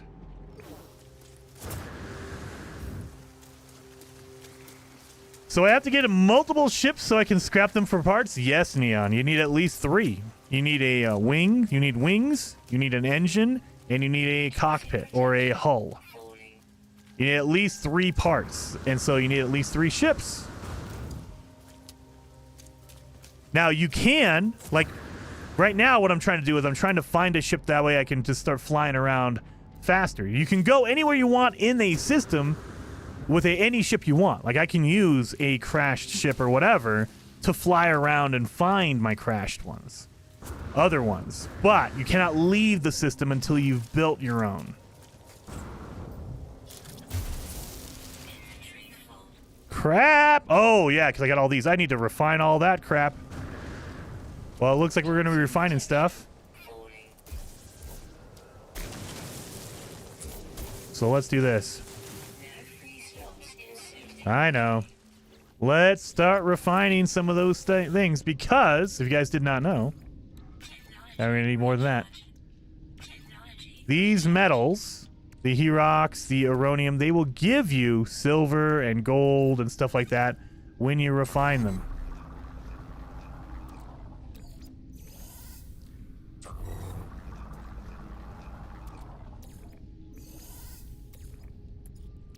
Herox.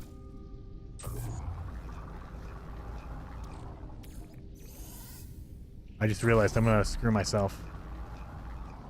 I just realized my limit is 300. Oh no! I'm being dumb. Well, we're locked in now. Screw it. Yeah, I'm being dumb. All right. We can get rid of this. Get rid of this. That we have room for those. So we have a whole bunch of silver now. So 55, that's not worth it. All right. What about my nitrogen salt? What does that turn into? If it turns into silver, we're not doing it. It doesn't turn into anything. Never mind. What about my uranium? That turns into silver. We're not worried about it. What can I can get rid of the this silicate powder? We don't need that.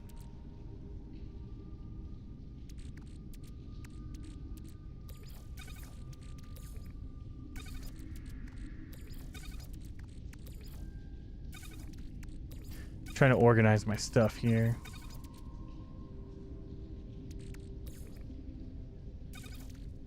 All right. Well, we made some room. Not what I wanted, though. What the? Oh, yeah, because I had carbon, son of a...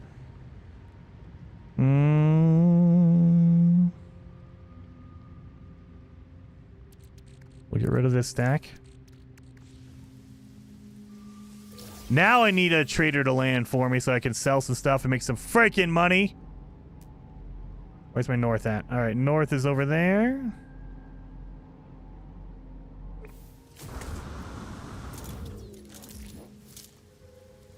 Lol, yep, I'm gonna go out on a limb and say he hasn't found a ship yet. Nope, I have not yet. And Delta, we're changing up the rules a little bit for the orbital update. So now, you can, as a fugitive, at least according to these rules that I'm playing by, you can go to the space station, but you can only interact with the ship upgrading merchant or the fabricator, the ship builder. And you need to, because in order to leave a system, you need to have a custom built ship. You can't use any regular ship to leave the system. You have to have a custom one. So it makes it more difficult because you need to find at least 3 ships before you leave, not just one. Yeah, so it makes it a little bit more difficult, but you get a little bit of an advantage too because you can use the regular space stations. I get it? Oh, yeah, I got it. Okay. So I want to make sure I got the buried technology out of there. Technology recharge. Where's my north? I need to go to that damaged machinery. That's where I wanted to go. You can get an upgrade out of there. No free slots in suit. I know.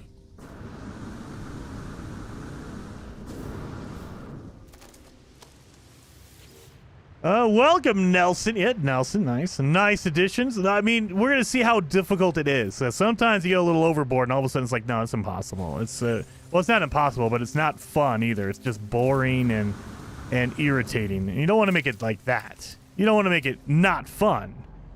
It still needs to be fun. I'm not seeing anything here. But yeah, so I'm just trying to get a ship to start with. That way I can start flying around and finding other ships. Or maybe if we have an airless planet in our system, we'll be able to find a whole bunch of crashed ships. So that's what I'm hoping for. I'm hoping once if I go to my discoveries, I know there's multiple planets in here. There's a moon, there's a planet. So I'm looking for... Oh, wait a minute. Somebody found that. Found 2 years ago by Ponyboy. All right. But I'm hoping this moon is a airless moon. That way I can find a whole bunch of crashed ships on it. That would be ideal. That way I can scrap a whole bunch of them and we can just move on. But we don't know. It's the luck of the draw. Sometimes you get lucky, sometimes you don't.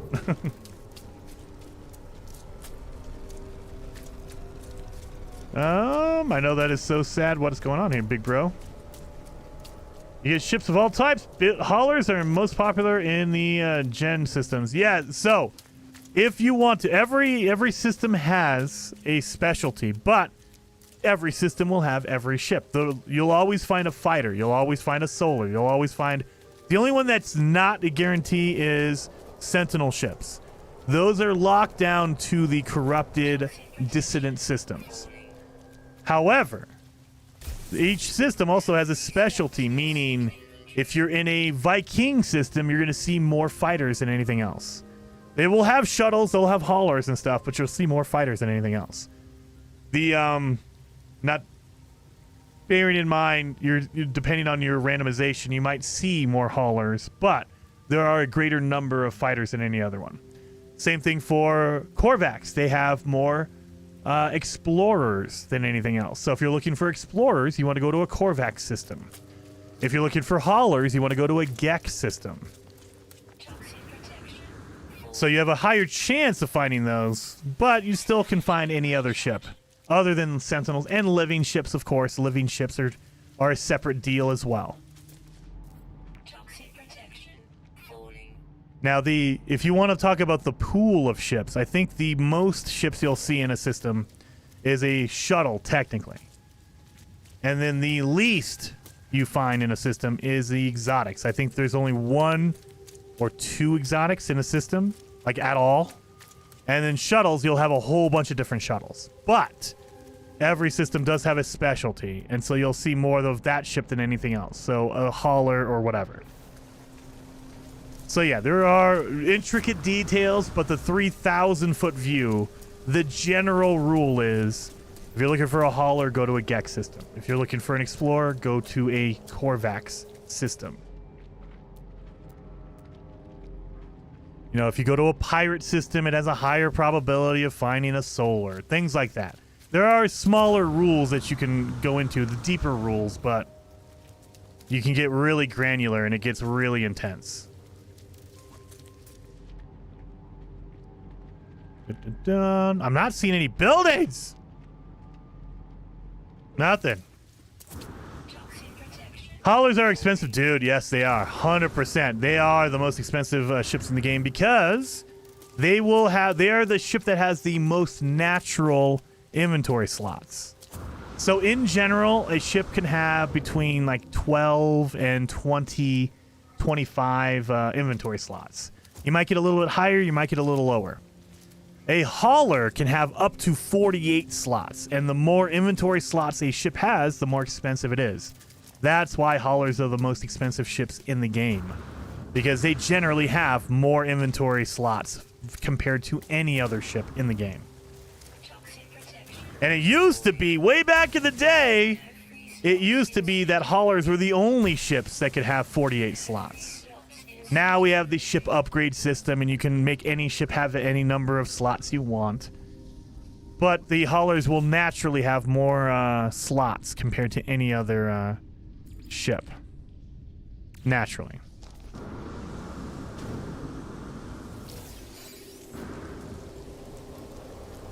Come on. No room in inventory? Nope, nanites. Dang it. So I'll open that even if my inventory is full. Like, my inventory is full right now. If you try to open up one of these containers and it has an item, it'll just say, sorry, inventory full, or no room in inventory. And that's how you know, oh, there's an item in there. It could be an upgrade. So then you can make room for it at that point.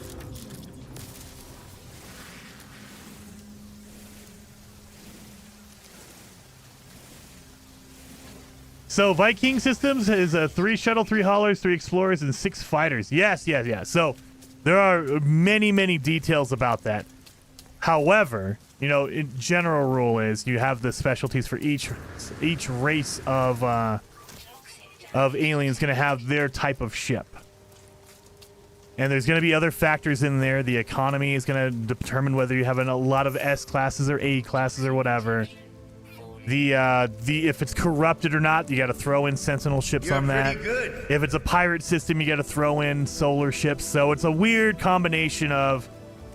There's a lot of different factors in there, but in general, you can go by that rule of thumb. And then Nolo Pata, thank you so very much for the super chat. Very much appreciated. Saying greetings from the Brolo Republic. Well, thank you. I'm glad to have you in the house, man, hanging out. Very, very much appreciated, man. 07. Not seeing anything around here. I have room for that? I do, okay. I need someone to land for me so I can sell all my gold and my silver. It's taking up all my room.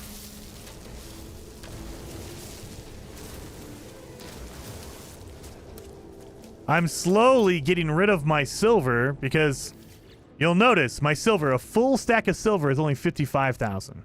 A full stack of buried or salvaged technology is 468,000. So if I go buried technology, I can get rid of one of these and you're good to go.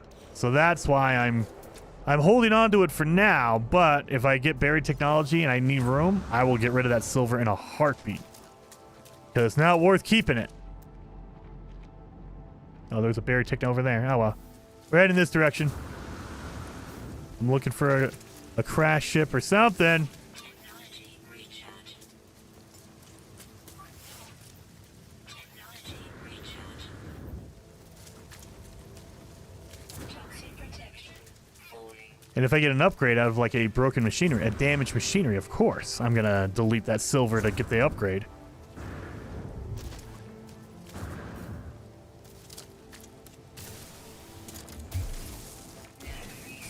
I know. I'm just here for the salvage data. We got enough for 3 more. Let's see. Any items in here? Most of the time it's going to be nanites. Every once in a while you'll run into an item or an upgrade, but most of the time you'll get nanites from that. There we go.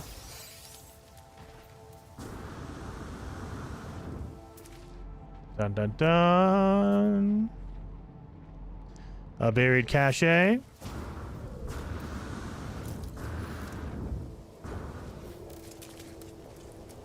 Nate says, do you think it would be difficult to fit No Man's Sky on mobile? No, not at all. So I know that people can play it on mobile right now. If you have Xbox Live, if you have Xbox Game Pass, I should say, you can stream it to your mobile device. So let's get rid of one of these. So you can stream it mobily. Now, if you're talking about native play, probably not going to be great. So I wouldn't choose to do that because it barely runs on a Switch. And I know that there are a lot of, you can get a good mobile phone that is probably more powerful than a Switch at this point. But even then, touch controls, you're talking battery life, you're talking overheating. If your phone gets too hot, I'm sure the frame rate is going to suffer. So if you're talking native, I don't know if I would want to play it mobile. But you could stream it to mobile, like to an iPad or whatever, a mobile device. You can stream it.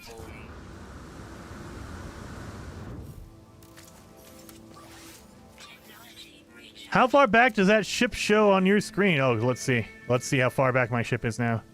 It is over an hour away, so we've been going for over an hour. Technically, we're almost about to cross over the 2-hour mark. So the vote in the live chat, you guys thought I was going to get this done within 1 to 2 hours, and unless I find a ship in the next, 15 minutes, it's probably not going to happen.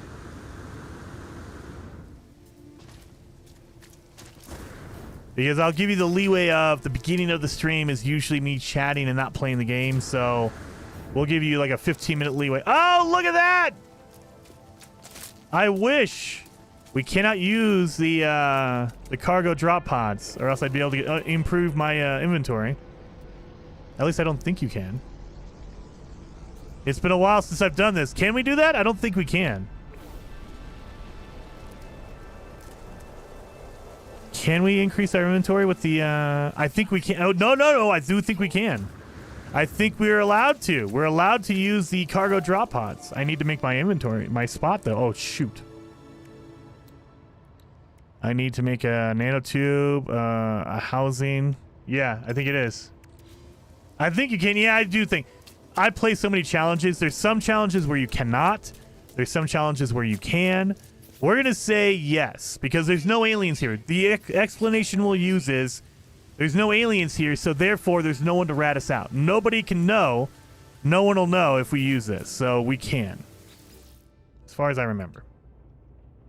So we need sodium nitrate. I can make a nanotube. We have to do one at a time because I only have one slot. So we need to get more ferrite dust. That's not how you do that.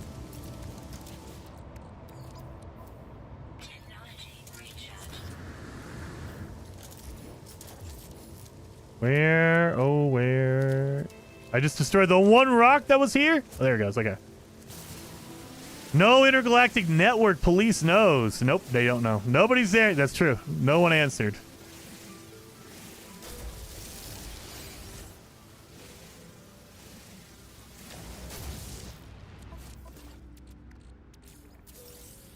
There we go. All right, let's make our antimatter housing. There we are. And so now we just need sodium so we can refine it into sodium nitrate.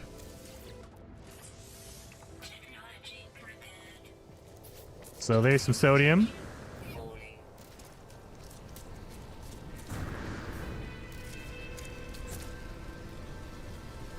Land! Killing me. I just want your ship.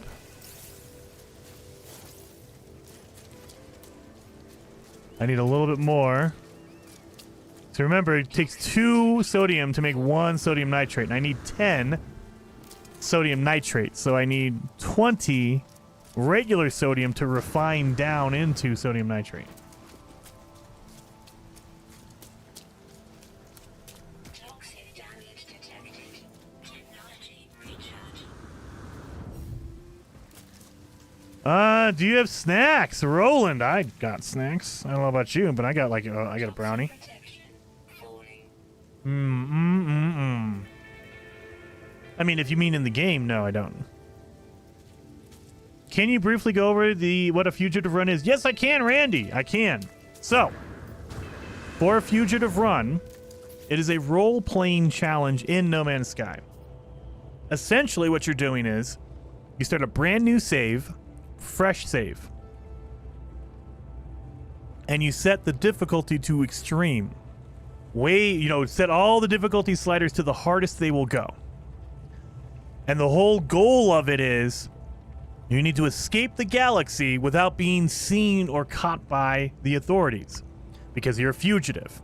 That means you cannot talk to any aliens, or you can't talk to any regular aliens. You cannot interact with any computer terminal that might be connected to the online services, meaning I can't talk to any trading terminals because those are connected to the galactic services, the galactic servers, so they'll know that I was trading. You can, however, talk to outlaws. So any of the ships that land and they want to trade black market items, those are outlaws. You can talk to them. You can go to an outlaw system because they won't rat you out. You're safe there. That's like a safe haven is the outlaw systems. And so that's how you would get your upgrades, your stuff, all your ships, things like that. You talk to them. And the brand new rule we've introduced is because we now have the ability to build our own ships, we have a ship builder, you need to, as a fugitive, you need to build your own ship before you can warp to another system, before you can use your warp drive. Because if you use a licensed ship, they will be able to track you. If you build your own, it's unlicensed, therefore they cannot track you, so they don't know which system you're going to. That's why, and it kind of adds another difficulty setting because in order to build a ship, you need 3 pieces. So you need to destroy 3 other ships in order to make your one custom ship. So it makes it a little bit more difficult because you can't just find a crash ship and then leave. You have to build it, which means you need 3 ships minimum. So, but overall, it's a role-playing, so we set some of the rules in the game, but a lot of them are just based on the honor system. You have to, follow the rules. Don't talk to any aliens that are not outlaws. Don't go to a trading outpost because they have cameras there and a terminal there. Don't use any trade terminals because it connects to the servers. Things like that. You have to do it on your own. And so yeah, it's a way to make the game more difficult and also forces you to play the game in a different way. Because traditionally, just go to a space station and you can buy all the upgrades you want, you can buy all the ships you want, all that kind of stuff. This forces you to kind of walk around a planet at first and find crashed ships. It forces you to survive without all the benefits of going to a trade terminal and just buying materials. You can't buy them because you can't go to a trade terminal.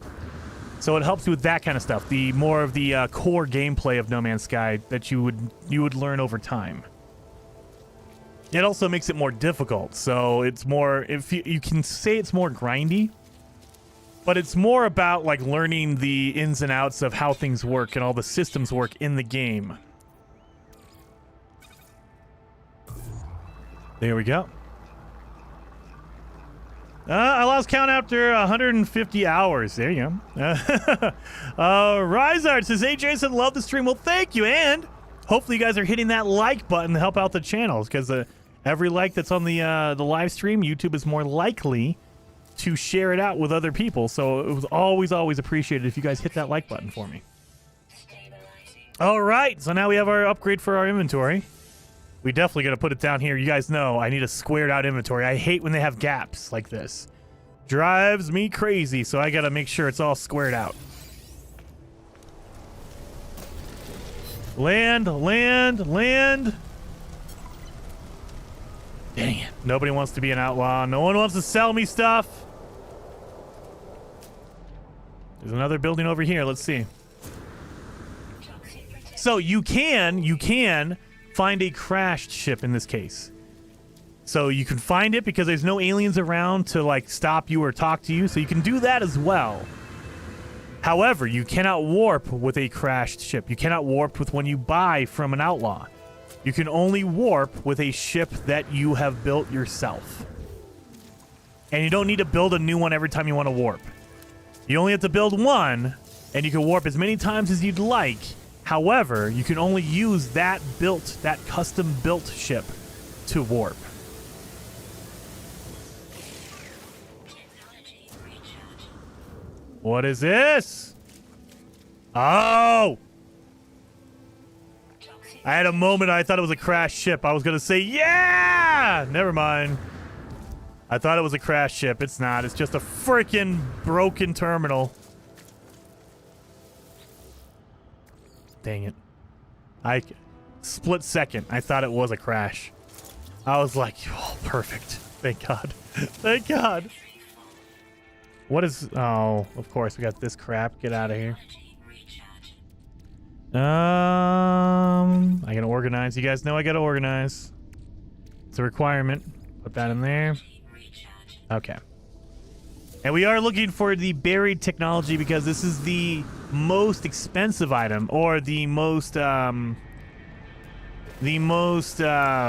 cost-effective item to sell in the early game. Like, there are other ways to make money for sure, but this is the most cost-effective one in the beginning of the game.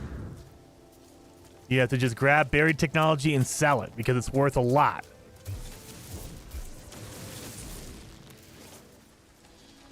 Give me that. Thank you. Well, let's keep going. Oh, there's a damaged machinery. We're opening these because they could have upgrades in them, so I'm hoping for an upgrade. Please give me an upgrade. Or nanites. I'll take nanites. We're up to 700 nanites. We're doing pretty well. Now, remember, when we make our custom ship, we need to buy a reactor, and those things cost a lot of nanites. A lot of them. So it's going to cost a ton to get going if you want an S-Class anyway.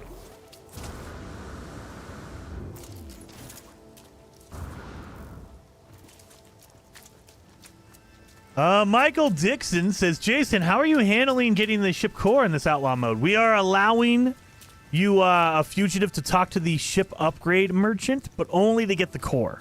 That's how we're handling that. So the only thing you're allowed to buy from the merchant is the core. That's it. No upgrades, no regular upgrades from a regular space station.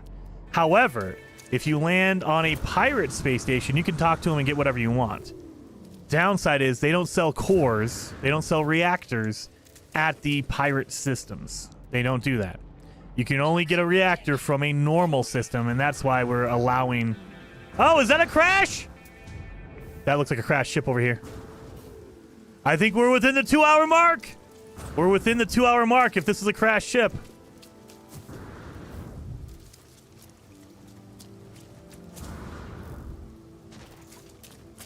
Oh, it is! And it has an orb on it. That means it's a real crashed ship. Yes! Thank you! Ha-ha!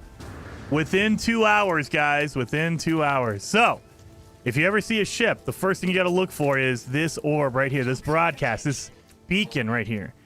If it has a pilot, it will not have one of these beacons. So that's what you look for. The first thing you look for is this.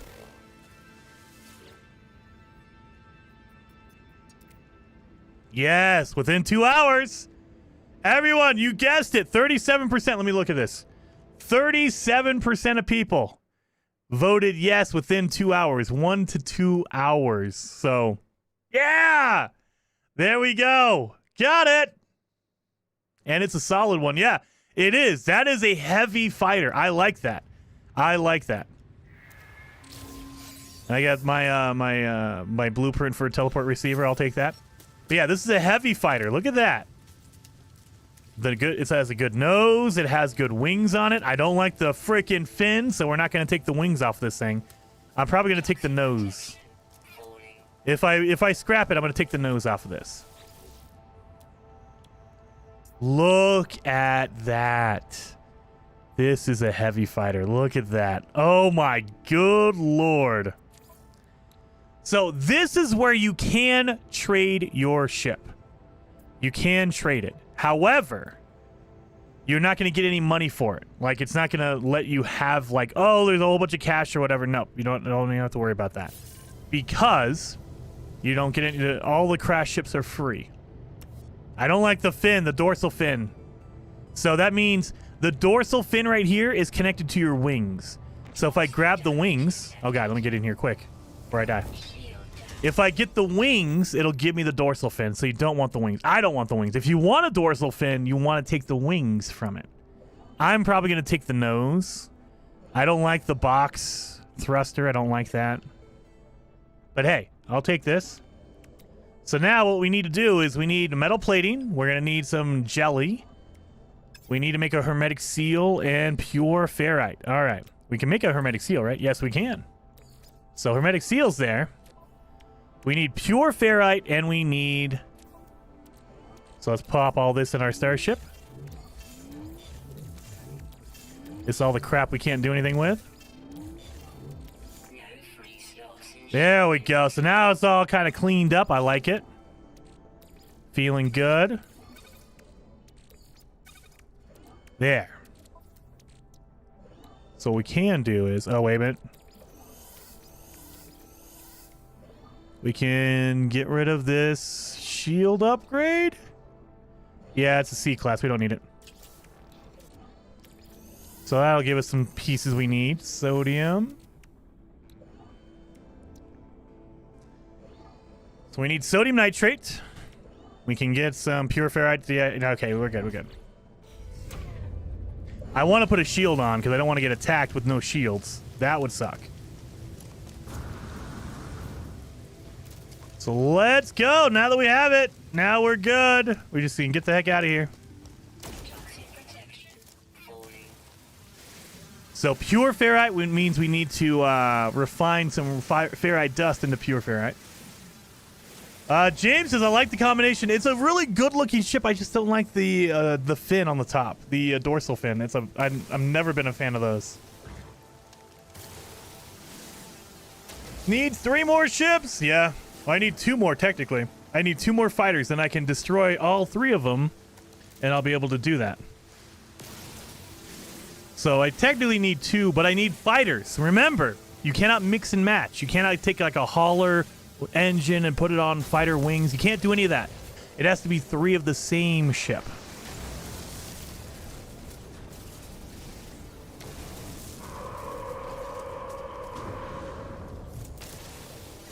Yeah, get a whole bunch of dihydrogen, a whole bunch of ferrite dust. That way we can make our all of our stuff. Pop that. Oh, magnetized! I don't need magnetized, dang it. I think I can refine the magnetized down into pure ferrite, though.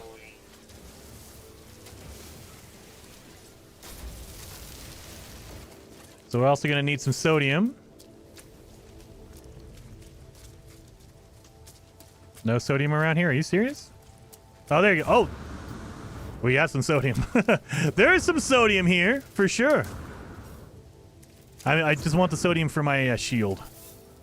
That's what I'm doing.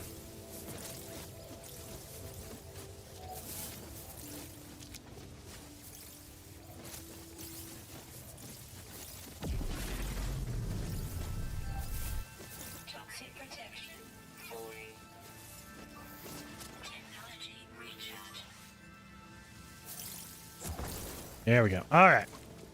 That should be good. Did we check this yet? Did we get this for upgrades? I think we did. No, we did not. Let me see if we can get an upgrade out of here. That'd be good.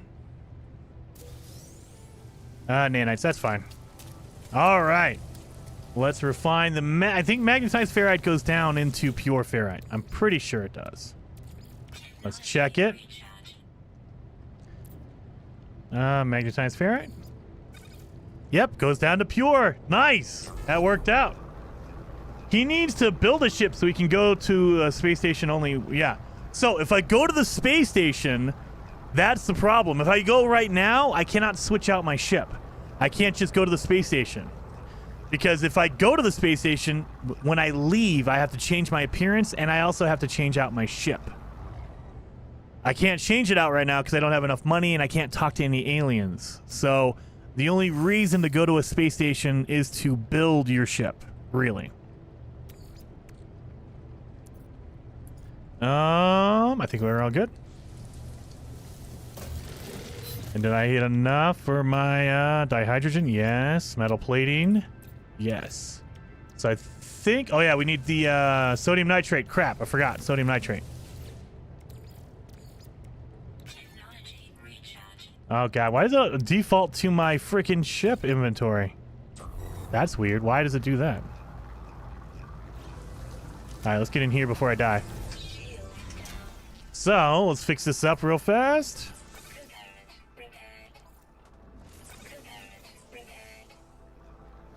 Chromatic metal.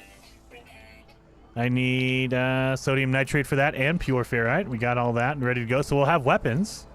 And we'll have our... Yeah, we'll be good. So let's do that.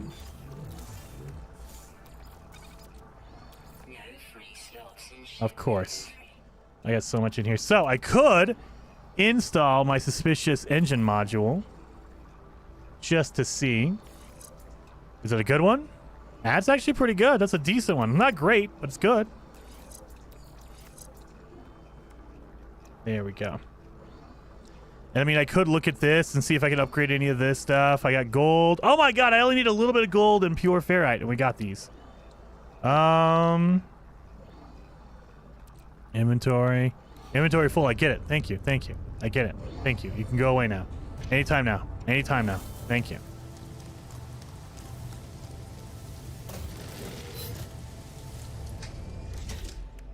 So let's fix this. We have shields and we have a weapon.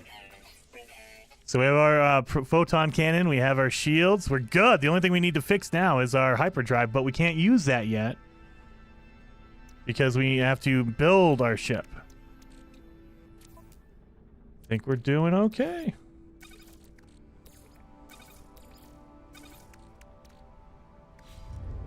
So now we're just looking around for some fighters, you guys. Done and done! We did that in under 2 hours. And we got a pretty decent one, a heavy fighter. I like it. So when I destroy this thing, I'll just take the nose off of it.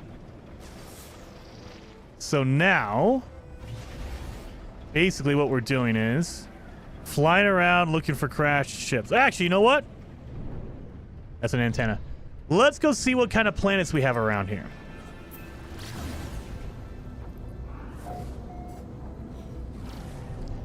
We have an airless planet. Airless planets are the best ones to look for ships on because all they have is crashed ships and maybe a few buildings. They're very, very limited on their buildings. So this airless?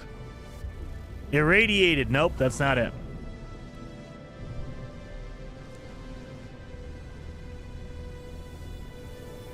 That's not an airless. I can see the atmosphere. Charred planet. Well, the irradiated planet will have uranium, so we can go here.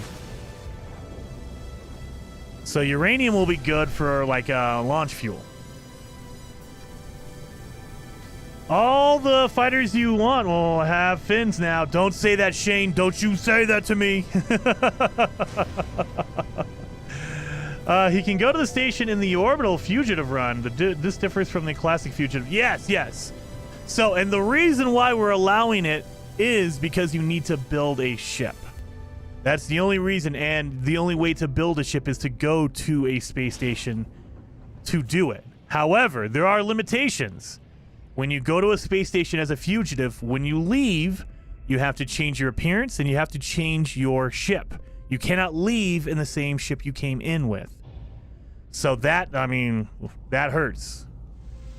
And you can only interact with the ship upgrade area, the merchant, to get a reactor. That's it. You cannot buy any ship upgrades from him, only reactors. And you can only interact with the ship building machine, not anything else.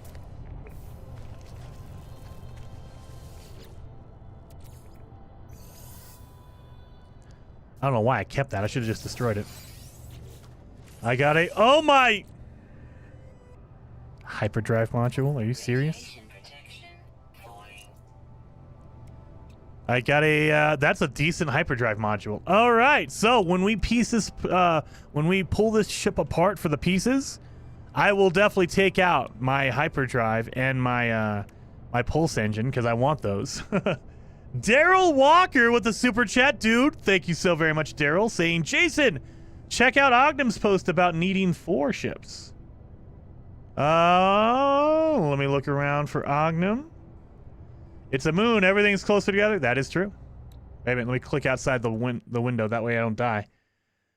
What did Ogden say about needing 4 ships? Ogden says, but you need a 4th ship because you can't scrap your only ship if you only have 1.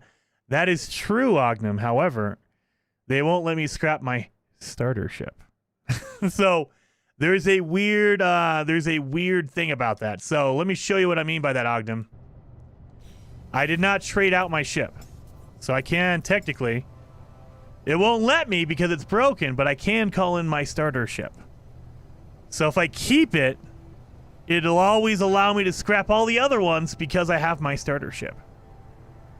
I'm never going to use it. You're pretty good. But it will allow me to scrap every other ship I get. That's what I was doing. That's what I was talking about. Now, I cannot use my starter ship to trade for money or anything like that. But if I just have it in my inventory, it'll allow me to scrap every other ship I have because... Don't you dare...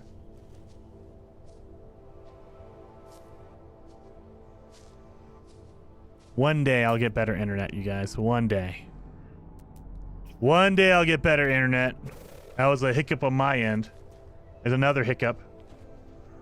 Come on, internet. Let's go. One day. Anyway, but that was the explanation for it. Oh, that's what I thought. Calm crap being crap again. Yep, ANCAP. Yep. But wouldn't it put your starter ship in the station, thereby alerting the authorities? You could say that, but you can also, with the orbital update, John, you can switch out. You can call in any ship you want to the space station. Oh, come on, you. It was going good for 3 hours or 2 hours. Now you want to... That should be better now. Maybe not.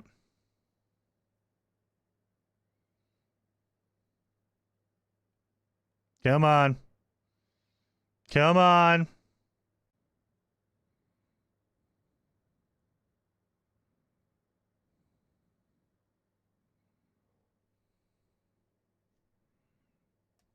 I'm in danger.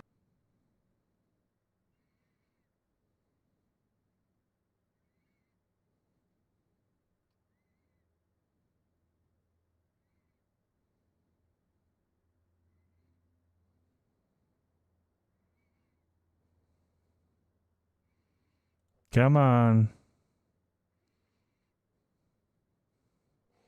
Looking very choppy right now.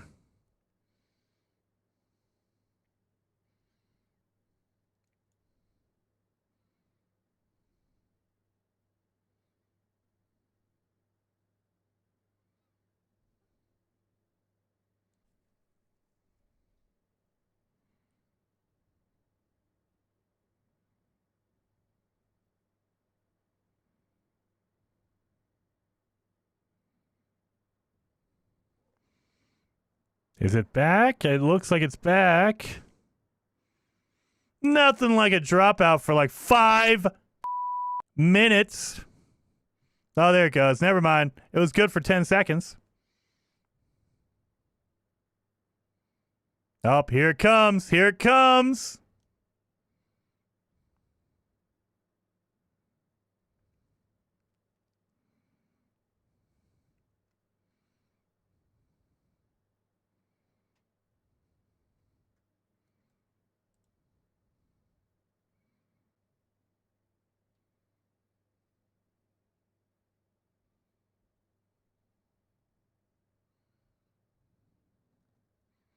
Is it working?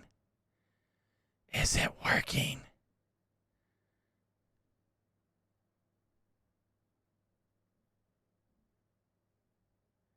Maybe. It looks like it is. Nope, there it goes. You know what? We're going to play for a second. Maybe we can power through this. Maybe we can power through this.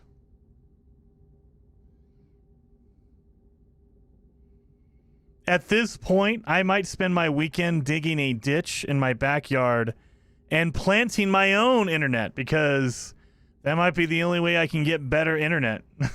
Oh my God. Oh my God.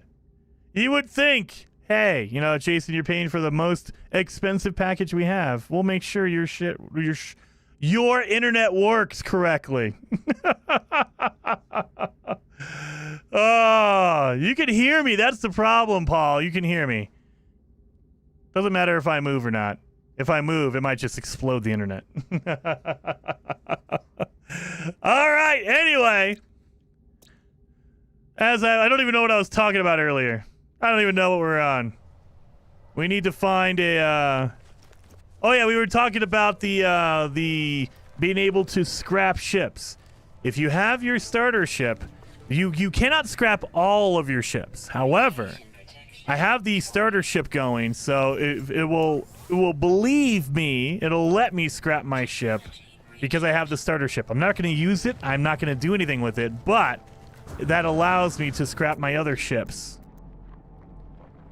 So that's what I'm going to do. Oh yeah, wait a minute. Before we go crazy here, let me make sure my launch thruster is good. Can I call it in? Nope, I need 100%. I need 100%. Son of a gun. So, where is the nearest uranium? Uranium is what you need for launch fuel. Silver, silver, silver. And copper. So, are you serious? There's no uranium around here? Oh, wait a minute. There is an unknown grave. There is an unknown grave. I'll take that.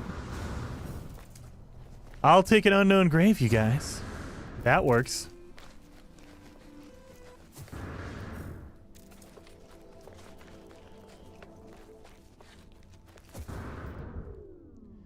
Connection looks stable now, maybe. Yeah. If I cough too much, my internet's gonna go out. If my dog barks too loud, my internet goes out. If it rains too hard and it hits my wire, the internet will go out. You know, because I have the best internet ever. Best internet provider of all time. Thought I had it fixed. It was good for 3 days. 3 days. Tuesday, Wednesday, Thursday, no problems. I just love it. I got 3 days of good service. Love it.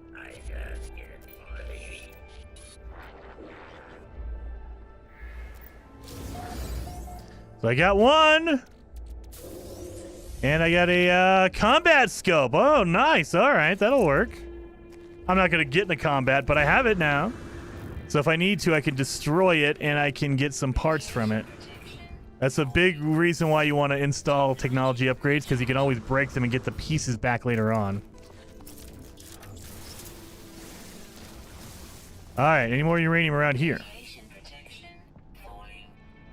No, no, no.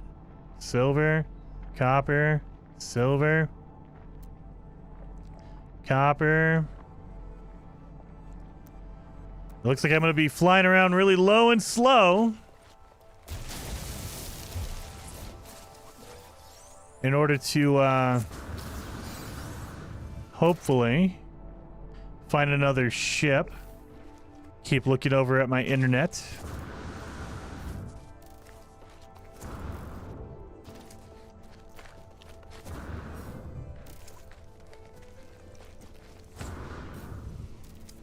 Come on.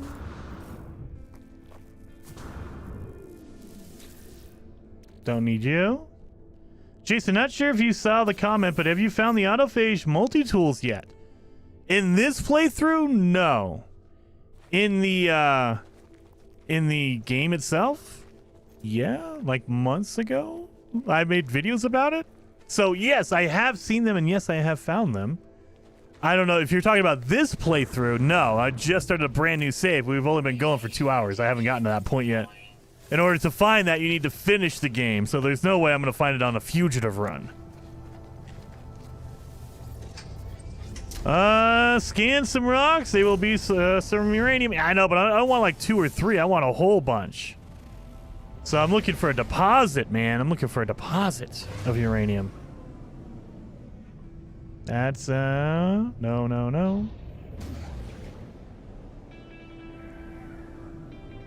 So if I go into third person, I should be able to see around me. So I can look. Now, the reason why I like being in first person is because if you run across a ship, it'll come up on the radar.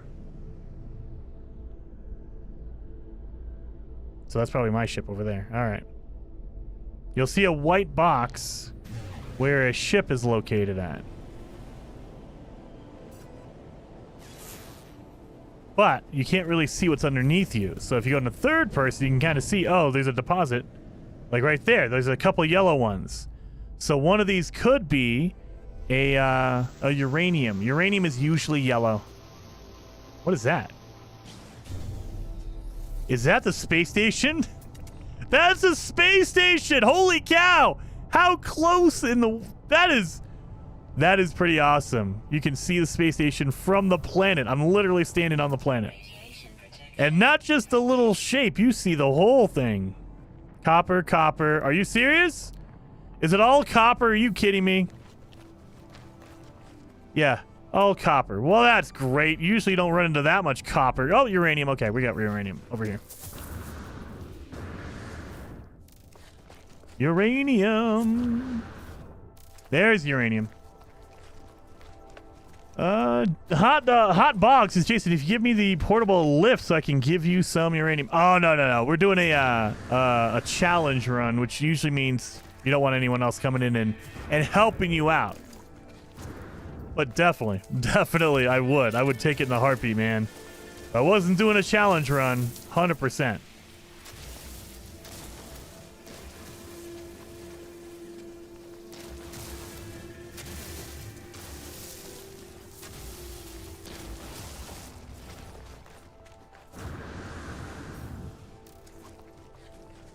Come on.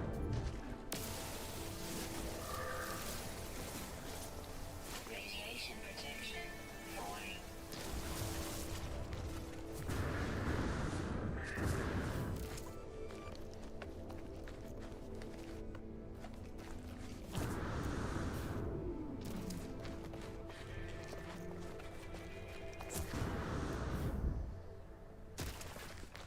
Come on.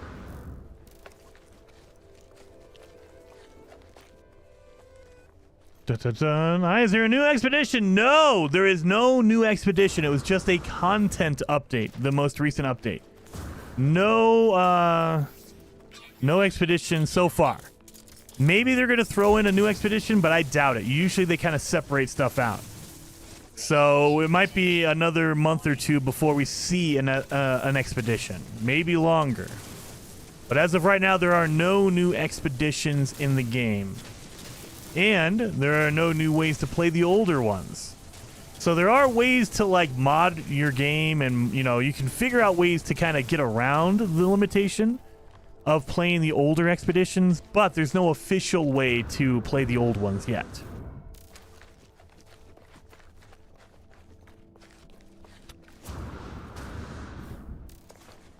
AI models with the No Man's Sky will give us crazy games, dude.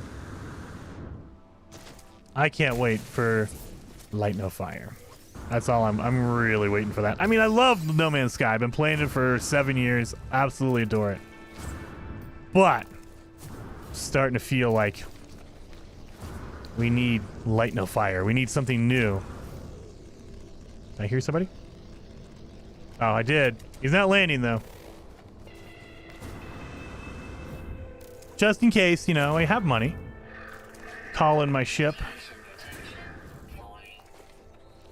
There we go. There we go.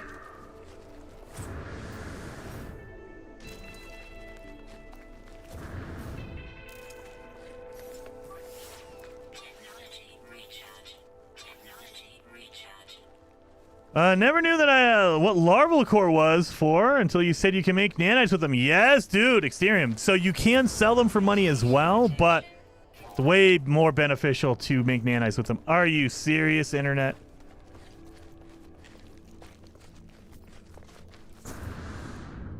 You know, at this point, if I got a rope and a can, I could probably get more stable internet than the one they give me right now. I'm just saying. A rope and a can might be better internet than the one I have now. Don't need that. Oh, I have launch fuel. Well, duh. Well, let's use that first. And then we have our uranium in there. Dun, dun, dun, dun, dun. Whole bunch of oxygen. Okay, we're good. Well, now that we have a full tank, we can call in our ship whenever we want to, and we have backup fuel. 2 cans and a string. What are you using, Jason? Dial-up? At this point, I don't even think this is considered dial-up. This is like original, like, I don't even know what's below dial-up.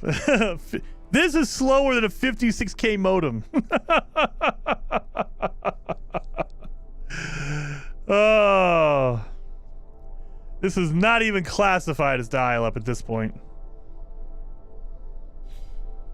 Alright, so while the internet is holding and I can talk to you guys without interruption, I'm gonna look for buried technology and walk around the planet on here because it's a moon, it's smaller, things are closer together. That's why I came here.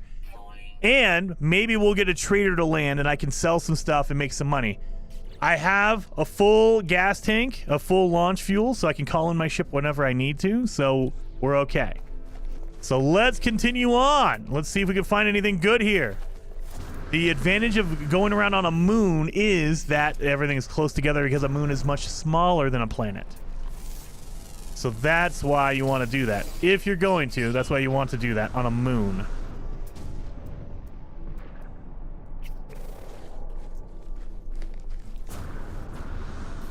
It's not full. It's 96%. What? No. That's my pulse engine. You're talking about my pulse engine. No. Launch fuel. Launch fuel's at 100%. Pulse engine. That's my engine for flying, not for launching. I just care about my launch fuel because I can call in my ship anytime I want. I mean, I can also just check it by doing this. See, if you get the green silhouette, that means you can call in your ship. So I can call in my ship. Trying to scare me.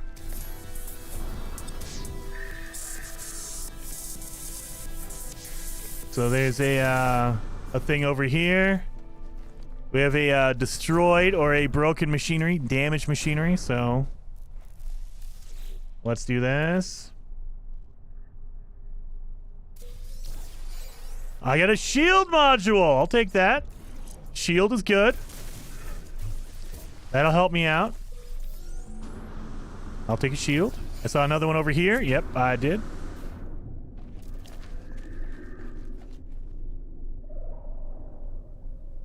That's a different sound. I don't like that at all.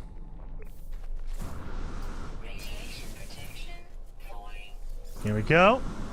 Drop the mic. Do you ever scan the animals while you're running around to eventually get nanites? Yes, but I want to get a scanner upgrade. So right now, I just have a regular scanner. If you get a scanner upgrade, like if I move this over here, I could put a scanner upgrade in here and I'll get even more money. So I try to save my animals for when I have an upgrade. That way I get more money per each animal.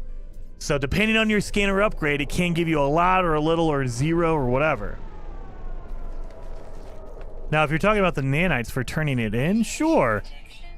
But unless you're scanning all the animals, you're not going to get a big bonus for that. If you scan all the animals in... Look at that guy.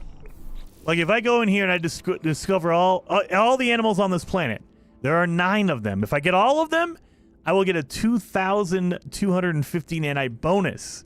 And so it's worth it if you scan all the animals. However, if you scan all the animals, like if I scan it right now, I'm only going to get like 500 or 1,000 units each. If I get one upgrade, I can jump that up to 10 or 20,000 each animal. So it pays off to get these scanner upgrades. So, and there's no limit. Like if I leave and come back, I can still scan the animals. So I want to make sure I have an upgrade first before I go crazy scanning all the animals. So I want that cash. I want that money. That way I can buy other ships if I need to. Another black market trader lands, I'll be able to buy a ship, no problem.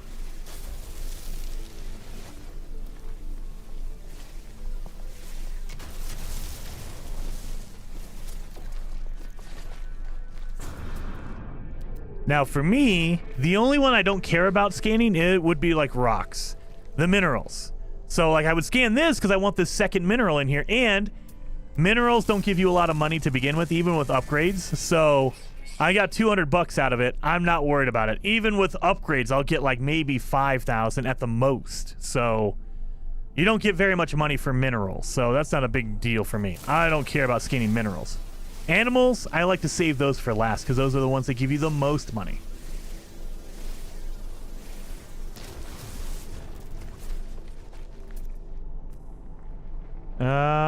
Berry tech. Let's just keep going. Nobody wants to land for me.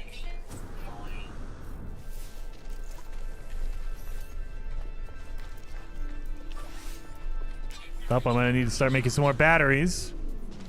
We're running low on my batteries. My animals. That makes sense. Units and nanites, yeah. I mean, and there's nothing wrong with if you want to scan everything right now, go for it. If you just want the nanites, do it. I try to be like, and sometimes I'm a weirdo. Sometimes it doesn't help you. Like, I'm one of those guys that in a game, in like an RPG or an action game, if they give you like a rare ammo, like a rocket launcher, I will save it for the end because I want to save it for the boss, and I never use it. I will keep saving it forever because you never have that situation like, well, what if there's a boss that I need it for? Or what if there's an enemy that's really powerful at the end? And then you never use it. So I am one of those people that I will save it and save it and save it and then never use it. So my idea is I won't scan animals until I get the scanning upgrade. And then I never get the scanning upgrade. So there is that aspect of it.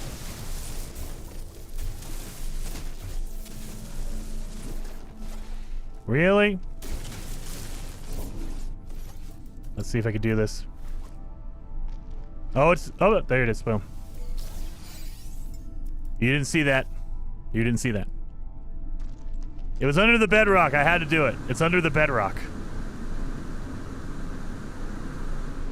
Land! Land! Okay, fine, whatever. Nobody wants to land. Was I going south? Oh, crap. I was going south. Oh, well, whatever. We're going south, I guess. I was wondering, like, what the heck? Am I going south? Yeah, yep, I am. I'm going south. This one's down here, too.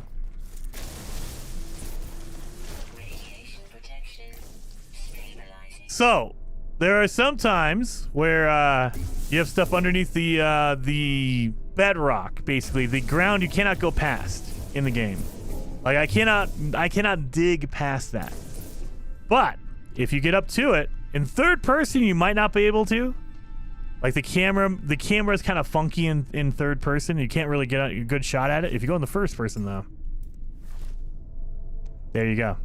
So, the secret is if you cannot get something, or if you just want to cheat, all you have to do is go into first person and look at the ground, and you can pull it right out of the ground.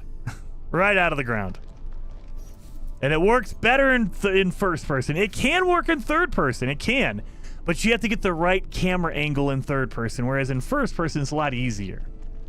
So 9 times out of 10, I'll switch to third or first person. That way, I can just get it really fast. That makes it just easier to take care of. Really? They count for both? It did, okay. Got a grawberry. Oh, I do need a cave. Never mind, wait a minute before I leave. Let's get some cobalt because I need that to make some batteries, guys. So let's do that. I don't know, is the exploit more like a feature? I mean, yeah. I mean, I generally only use it when it's like that, when it's under bedrock, because then it feels like it's like, okay, I could get it if they would let me, but the game's not letting me, so there's a weird glitch. And so to balance the glitch, I use a glitch to unlock it. So it's like a two negatives balance each other out kind of deal. Let's get some more batteries going. We're up to 10 again.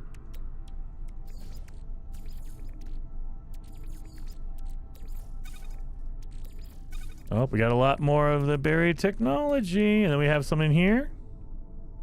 Yep, we got a whole bunch in here too. So we got a good amount of money ready to go. Let's get some more cobalt because I'm going to need more batteries for sure. I don't think it's an exploit, more like a... Yeah, okay, I read that one. Some people play free FPP, first-person perspective all the time. That is true. I prefer third-person. Now, I don't mind playing first-person. I play Call of Duty. I'll play Halo all day. I love those games. But when it comes to like a survival crafting game, I prefer the third-person perspective. I don't know what it is, but it feels like it's more like immersive to me. Because I'm controlling a character, I can see around me. And especially like in No Man's Sky, I can see where my feet are, like this. So I can kind of tell how far I am off the ground, so I can do my jumps. I can also see perspective of my character versus the thing that I'm looking at. So that's why I kind of prefer the third-person perspective. Now, it is broken. I will always say, No Man's Sky was made with a first person in mind. They didn't make this game with third person camera in mind at all. There's a lot of situations where the third person camera does not work as intended. But I prefer it. I think it just feels better. I like the perspective of the third person. Radiation protection falling. Technology recharge. Let's grab... Oh. Grab this. There you are.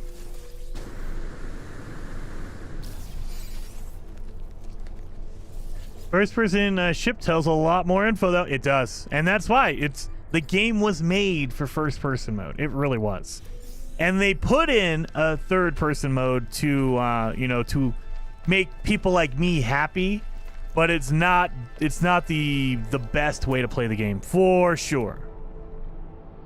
Even when you use your visor, it goes in the first person. You notice that? Not a third person visor, it's a first person visor. Wait a minute. Oh, well, I don't need your ship. I need a fighter, man. I need a fighter. I don't want your terrible one. So let's trade. I need to sell some stuff here. Like all of my salvage data, my gold, my silver. I gotta sell all the silver because I got so much silver. It's crazy. Salt. And then don't go away. Don't go away.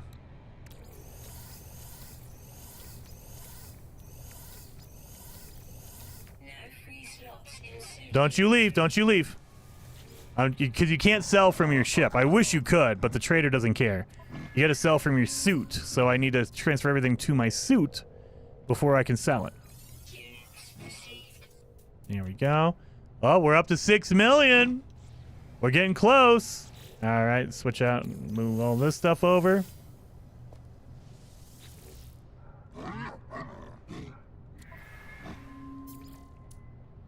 And uranium, nitrogen, salt. All right, so another thing we could do, we do have enough nanites. We can buy some upgrades. I can get a mining beam upgrade. I can get a scanner upgrade. I could start making more money here. So, but we're using nanites to do it. So I am going to lose out on my nanites. And the reactor core to build your ship costs a ton of nanites. So It's a trade-off. You're trading out nanites, but you're going to get more money because every time I scan something, I'll get more money. So I'm going to do it. I'm going to do it. Now, it better be a good scanner. I'm going to be mad if it's a terrible one. It is... Okay, that's a good one. Fauna, mineral, and flora. It gives me all three. Rocks, plants, and animals. All three of them get a boost, so I'll take that. That's a good one. Not great, not awesome, but it's good.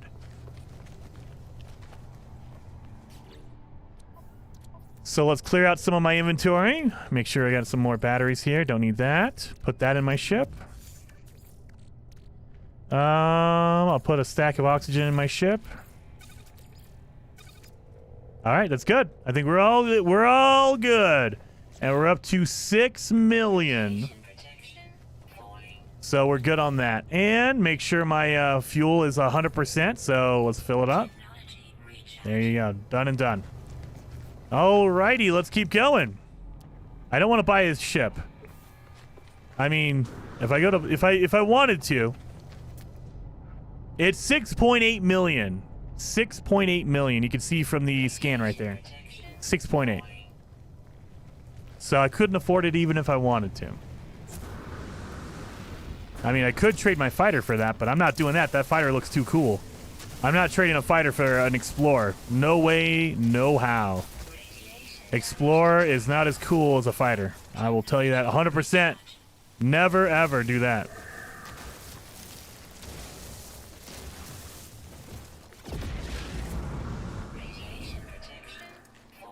It won't let him switch even if he presses X. Nope, it won't. So you see at the top of the screen, it'll say exosuit, switch to ship. It won't let you do it.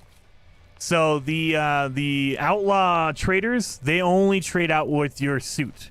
If we get another one, I'll show you guys. It will not let you trade. It will not let you, or it will not let you switch between your suit and your ship. You can with the galactic terminals. You can, but not with a trader that lands for you. He will not do that. He doesn't care. Oh yeah, let's scan some animals now. Now we have an upgrade here. 49,000. Before I was gonna get 1,000. So yeah, 100%. That's why you want to wait for a scanner upgrade. I have 49,000 for that. And if you get another upgrade, you'll get even more money. Like on my main save, every animal I scan gives me 500,000 units. It's insane. It's insane. So you definitely want to get those upgrades for your scanner. They will give you a ton of money.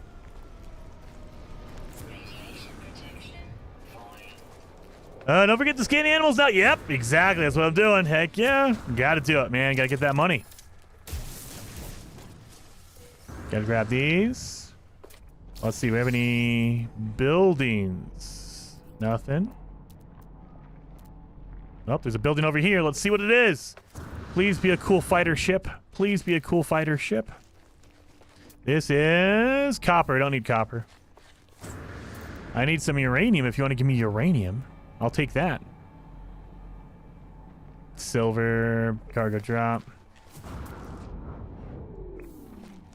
Radiation protection falling.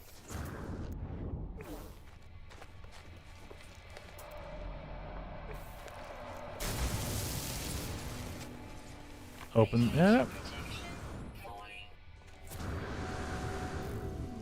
What is this? I don't see a building. I don't see a building. Oh, it's a plaque. It is a building, technically. Dang it. It's a plaque. It's down in a pit. That's why I couldn't see it. I don't need that.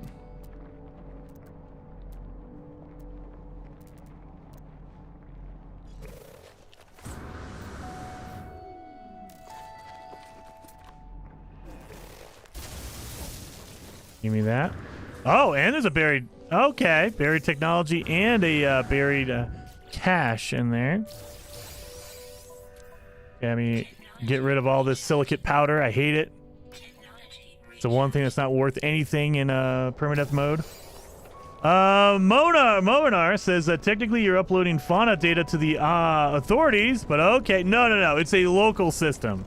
The way we're describing it is it's a local system that's anonymized, meaning They don't know who is uploading it. They just know, like, I have a fugitive upload scanner thingy. So they don't know who's uploading it. They just know that the info is there.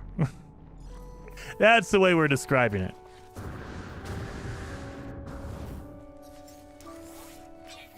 I know it says my name on it. Shh. It's, you know, Jason plays 1, 2, 3, 4, 5, 6. So they don't know. They don't know if it's really me or if it's someone just using my, if they're just using my screen name. They don't know. There's no identification. I didn't log in with my license, my state ID. So they don't know.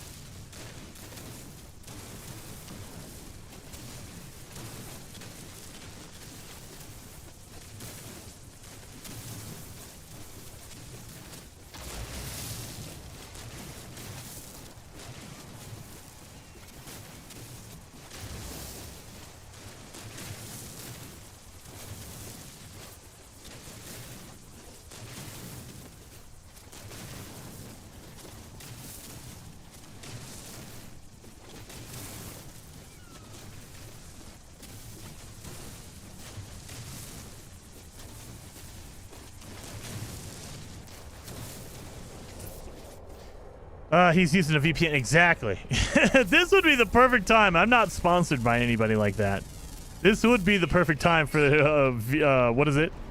Oh, there's like a million YouTubers that always have a VPN sponsorship. I don't have one. But that would be funny. That would be funny.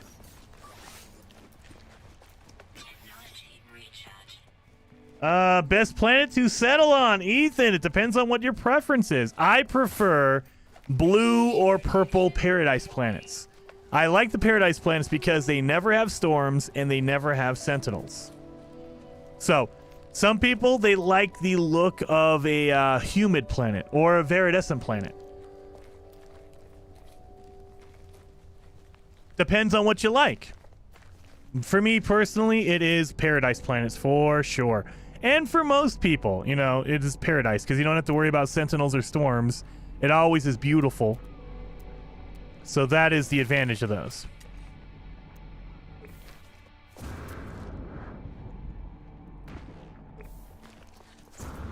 Gek VPN. Yes! Bubbles!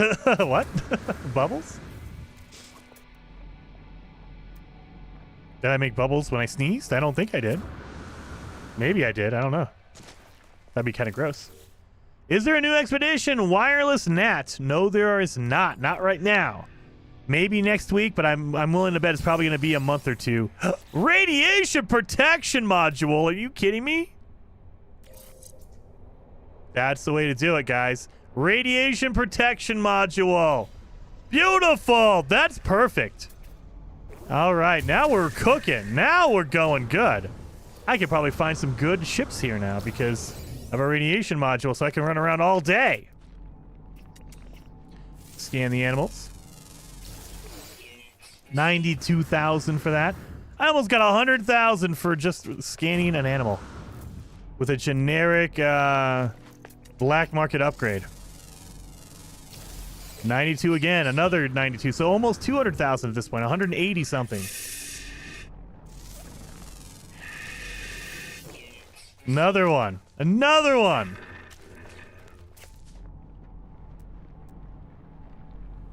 Well, let's see. Where's my south at? Yep, there you are. Let's go to the buried technology module. Purple paradise with oh yes, with bubbles. Yes. No, see, I like the bubbles, Mary Lizzie, but for me, I more like the mushroom ones that have the glowing mushrooms at night. You have your, you know, so you have that like almost like a heartbeat of the planet. It's just like glitters. Oh, those are my favorites. Bubbles are good. Don't get me wrong. Bubbles are good. But the glowing grass with the mushrooms on it, oh, perfect. Those are my favorite. Mutant plant over there. Now let's keep heading south. Birds up in the right hand to scan. Oh, wait a minute. Do we have birds? I didn't see any. Oh, there they are. There they are. Boom. They just went outside of my scope. There you are. Come on. Before you disappear. Before you get too far away. There we are. We're at 6 of 9, so we just need 3 more animals. And if you ever want to know where the animals are, go to your fauna discovery tab, and it'll tell you what they are. So this one's a common flying animal, and it's diurnal, which means it comes out during the day. It's not the not diurnal, nocturnal. It is diurnal, daytime. But if you need to, like, look at these ones down here. Common, underground, always active. So I have underground animals. I need to go underground, and I'll find them. The last 3 I have are going to be in caves, essentially. So that's an easy way to kind of check them to see what you're looking for. So if you have, like, that one animal, you're like, what the? Where's this animal at? You can go to that page and kind of figure out, oh, it's going to be underground, or oh, it's underwater, or oh, it only comes out at day, or only comes out at night. Things like that. They even have some animals that only are on the southern hemisphere, so you got to go to the bottom of the planet. Or some of them are on the northern hemisphere. You got to go to the top of the planet.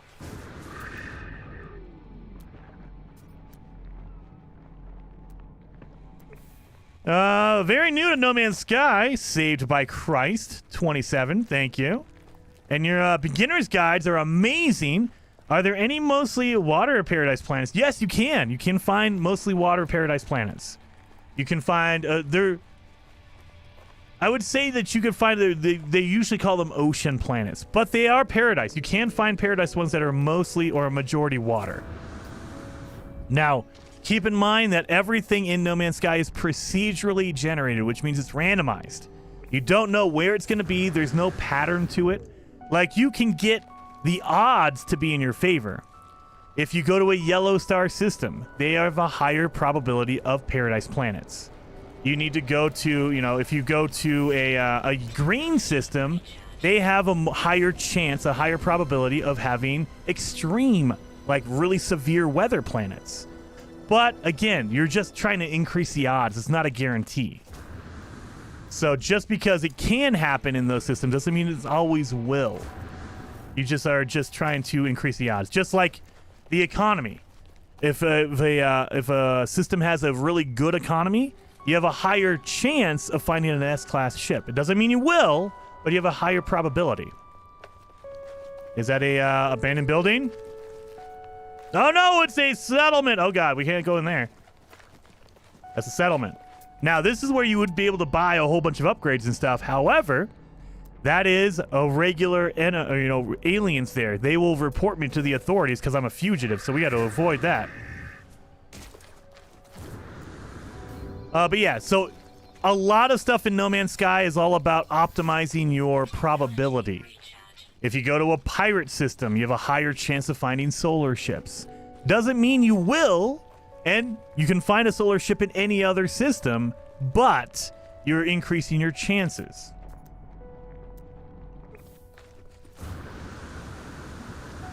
So yeah, you definitely could find a paradise planet that is a majority water. It's going to be tough. You want to look for systems. If you're in the galaxy map, in the description of the system, it'll say water. That's how you know there's water in that system. Some systems don't have any water. All the planets are going to be dry like this, like a desert.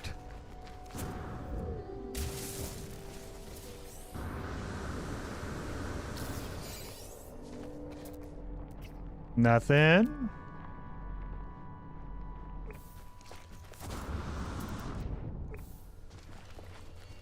Alien says, Jason, how is your day? Well, it was going good for about 2 hours, Alien, and then my internet decided to crap out. So I think this weekend I'm going to be making a whole bunch of phone calls and begging people, because every time I do, I make phone calls like, hey, do you provide internet service to this address? Nope. It's like, why? Why do you hate me? And so it's been a couple of months since I've done that. So maybe something has changed in like 3 months. No, technically it's been like 4 or 5 because I called at the end of last year. So we're talking like November, December of last year. So maybe something's changed. I doubt it, but maybe something has changed, and I can get better internet in my area. I hope. I pray. They talked about putting fiber in my area. I live in Colorado Springs. I live on the east side, so I live out in not the country, but basically the country. And so they said, oh yeah, we're putting fiber. We're doing all this internet stuff in Colorado Springs. And I'm like, yes, on the north side where all the wealthy people live. God dang it. So who knows when they get to my side of the town, but you know. One of these days I'll have good internet and it'll be so nice. I have crappy internet too, Elizabeth. It sucks, doesn't it? I mean, and I moan and I complain about it. It's like first world problems. Like, oh, my internet is not as fast and as stable as I want it to be. I get it. You know, there's some people who have. There's some people out in the country that I've talked to, and they're like, yeah, dude, I have like basically dial-up. And if it's cloudy or if there's a storm happening, because I live in Colorado, there could be a blizzard. You don't have internet. It just doesn't happen. And it's like, oh, God. So I don't have that problem. Mine is more of I'm a heavy user because I'm streaming. And so it's literally I'm streaming 2K video. Of course, you know, I need the most intense internet I can possibly get. And I'm just mad that I'm paying a high price for something that they said was stable. And, you know, reliability's 99%. And it's like, you want me to show you the 99%? Because I will show you every stream I've ever done. And 99%, that's not true.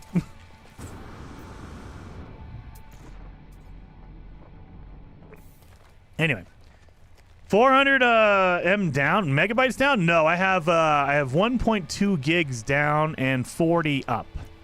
So the way my internet provider, and I keep saying internet provider for, you know, I don't want to get in trouble. But in my internet provider, they cap the upload speed so you can have better download speeds. And I get it. I'd prefer to have better upload speeds. But I'm on the 1.2 gigabyte download and 40 megabyte upload. 40. So not even 100. Not even, it's less than 100. I would so love to have 500 both ways. Or fiber. I would love to have fiber. I want fiber. That's what I want. But I don't have fiber. One day, maybe they'll move into my neighborhood and they'll lay down lines and it'll be great.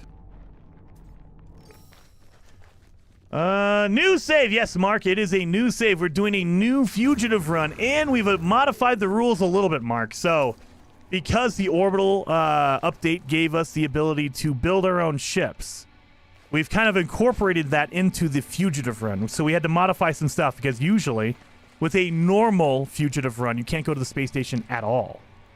So we've modified it to where you can go there. However, you're limited to only the ship building aspect. You can't go around and go to like the multi-tool upgrade or whatever. You can't do any of that stuff. You can't go to the trading terminal. You can only build your ship. And on top of that, if you enter a space station, you cannot leave with the same armor. You have to change your appearance and you have to change out your ship. You have to have a different ship. So you can't leave with the same one you came in with because you're a fugitive. You want to throw them off your trail.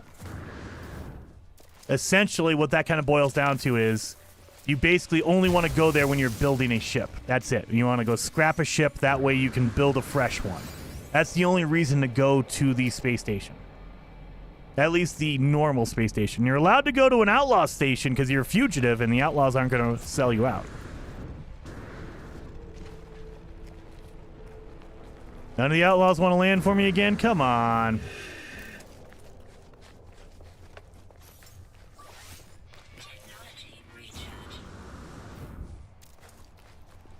What about the pirate stations? Yes. You can go there and you don't have to worry about any of that stuff. The only thing you cannot do on a pirate station is use the teleporter. You can't jump in the teleporter and go to all the different pirate stations. You can't do that. But anything else, if you want to talk to the black market trader, you can totally do that. If you want to talk to because all the pilots that land on an outlaw station are all outlaws, so that's why you're allowed to buy any of their ships if you want to, any of that kind of stuff. You just can't use a teleporter. And you don't have to worry about trading out your ships or anything like that because, again, they're all outlaws, so they're all not going to report you.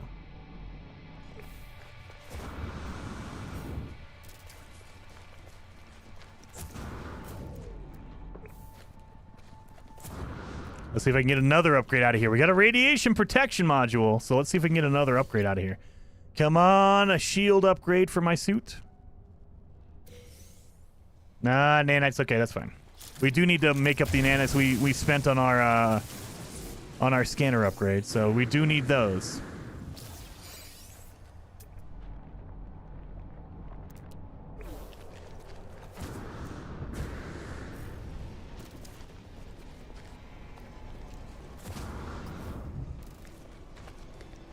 Land! No.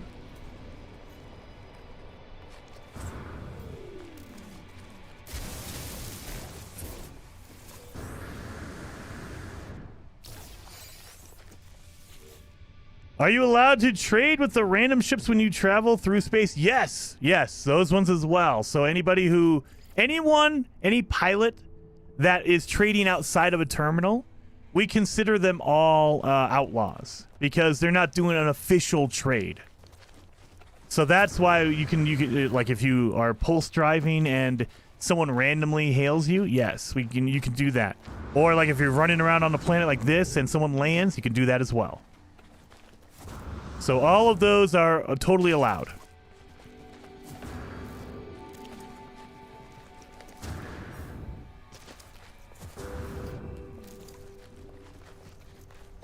Get in here. Like trading posts, make sure you can scan all the creatures to get a bonus nanites. And Walker, I need to go underground. Because, yeah, my last 3 creatures are underground. Probably in caves. So we should probably do that before I get too crazy. So let's see if we have any caves around here. Not seeing any. Subterranean relic, that's a cave. Up, are you gonna land? Land fighter. No? Dang it.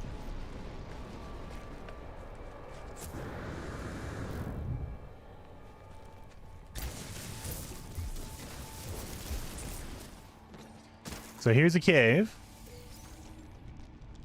So there should be some animals randomly in this cave. Now remember, No Man's Sky is randomly generated, or procedurally generated. So it might take a second for them to pop in. And if the cave is not big enough, they will not pop in. So this one does not look like it's big enough. Yeah, I don't think this cave is big enough.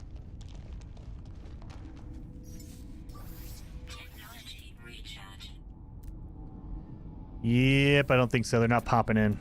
Dang it! We can pick up these subterranean relics. They don't give you very much money.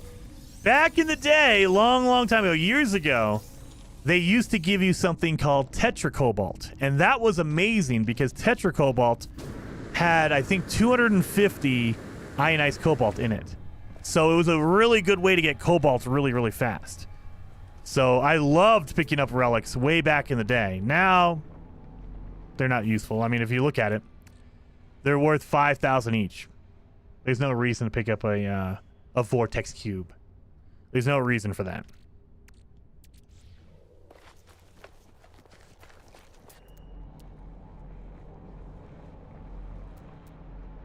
Let's keep going south. There it.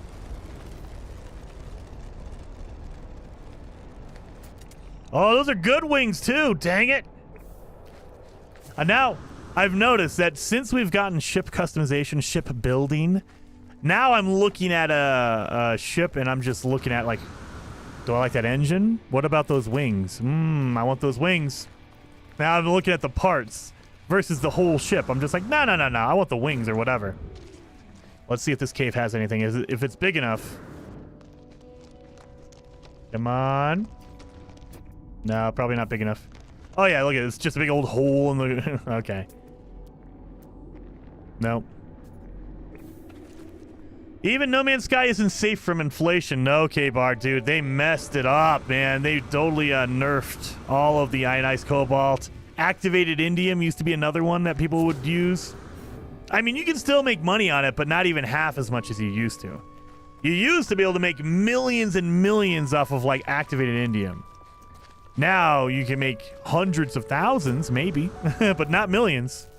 Unless you have, like, your entire inventory full of activated indium. Then maybe you'll make a couple million. It's, yeah, they definitely nerfed it a hard, like hardcore nerfed it.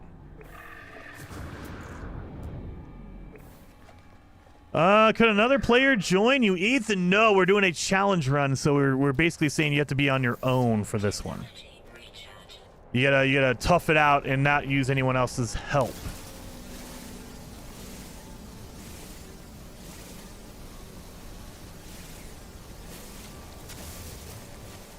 All these pilots just flying over me. They don't want to stop and help me out. Buy some of my stuff or sell me their ship. No, no, no. Don't do that.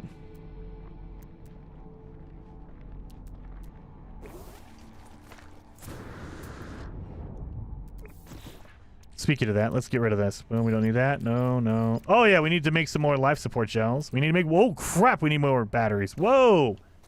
All right, we need more batteries, so we definitely need to go into a cave. I saw...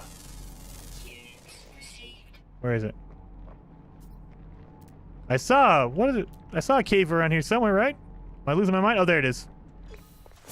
And I see red dots. That's a big enough cave, so they're spawning down there.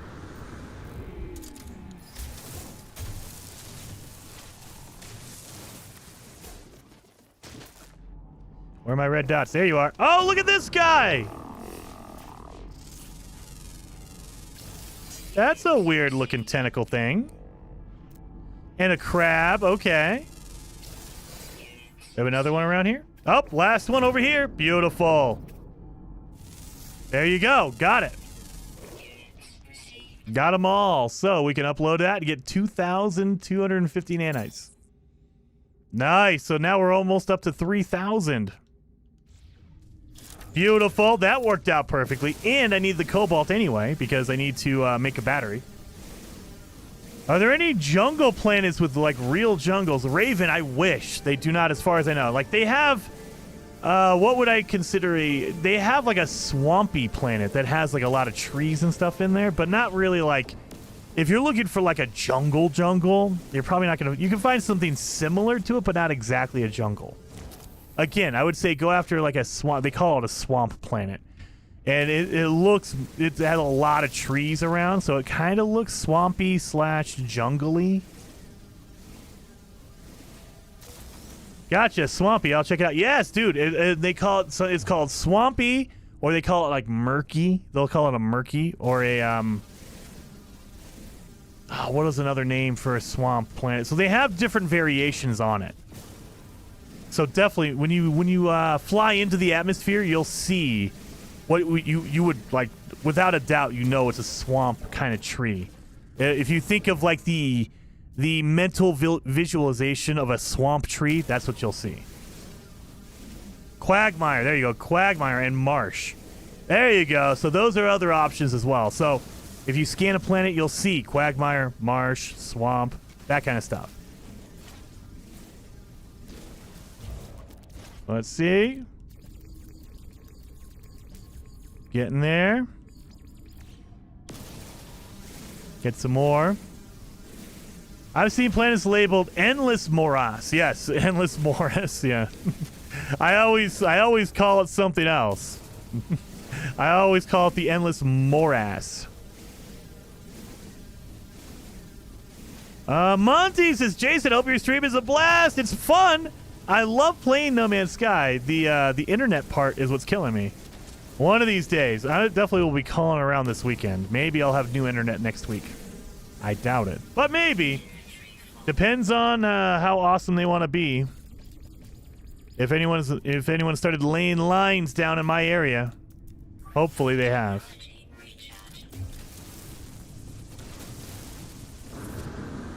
But yeah, to be fair, I haven't checked since, like, I think November-ish. November, December, that kind of time frame. So they could have, and I just haven't checked yet. So that's totally possible. But I don't think they move that fast. So, and I haven't gotten any emails or notifications because believe me, I left my email address with every company ever that does internet. I was like, hey, look, if you guys ever decide to put it in my area, give me a call or email me because I want it, like, tomorrow. I want it tomorrow. So I haven't gotten any emails lately, so I don't think there's anything here, but maybe.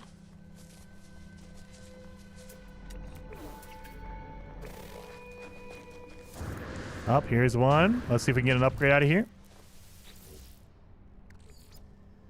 Jason be looking at ship parts like the new Jason the Ripper, basically. I just want that part. I just want that part. I just want those wings.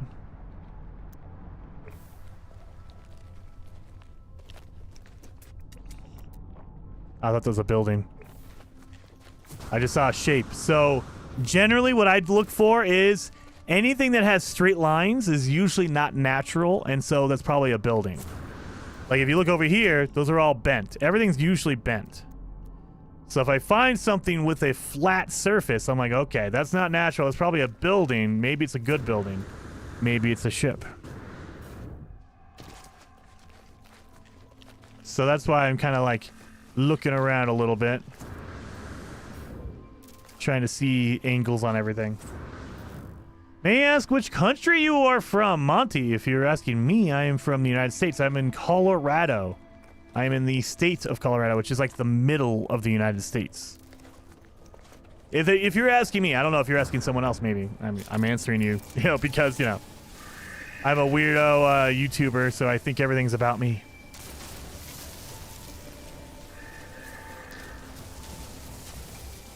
Are monoliths and similars okay? Yeah. Anything that's not connected to the actual system. So if you want to go to a plaque, an ancient ruin, a monolith, those are totally game as well. You can go there. You can open up a knowledge stone if you want. Now, the thing is, the knowledge stone isn't going to help you with anything in a fugitive run. You learn the word, but you're not talking to any aliens, so you don't need to know the words. But you can go there. So the advantage of going to a monolith is sometimes they give you rewards for completing that. So you can get a brand new multi-tool, or you can get an upgrade. So you might want to check with a monolith, and it's totally fine. But for the most part, monoliths are like, it's okay. The odds are not in your favor. Like most of the time, they're just there to be there and teach you words. But every once in a while, you'll get some good stuff out of it. There is an ancient data structure over there. Ooh. So we can use this. Now, we can go to drop pods, but we cannot use the navigational data. And I don't have any room. I can't use navigational data because you need to go to a regular space station and talk to the cartographer. So that's not in the cards. But if I get a cargo drop pod chart, that is usable. And you have a chance of getting that from these. You have a very low chance, but you can get, like, there you go, exosuit upgrade chart. I got one. So out of all of those, I got how many nav data? Where are my nav data? I got 7 nav data and 1 upgrade chart. And we can use the upgrade chart. The drop pods are totally fair game. You can upgrade your inventory that way. That's the only way you can upgrade your inventory. Because, again, you can't go on the space stations. You cannot increase your, on the regular space stations. If you go to a pirate space station, you can, but you get 1 on a pirate space station. You can't go to the anomaly. You cannot go to a regular space station and upgrade your inventory. You cannot talk to them for that at all. So, drop pods, fair game. Is there any upcoming expeditions? Not as far as we know, CB Oppo. So, Bopo? Nothing as far, no official, things, and no official information on that. If I had to guess, I would say we probably see an expedition. It's April now, so maybe in the middle of May.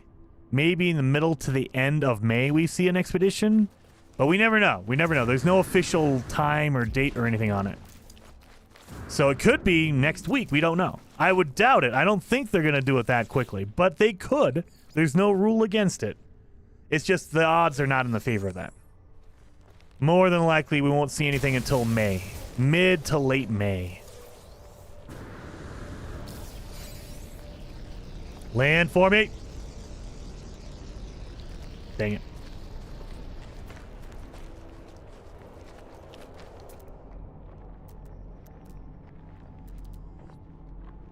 All right, well, we've done a lot of walking, so let's call in our ship. Let's fly around a little bit. My inventory is getting kind of full anyway.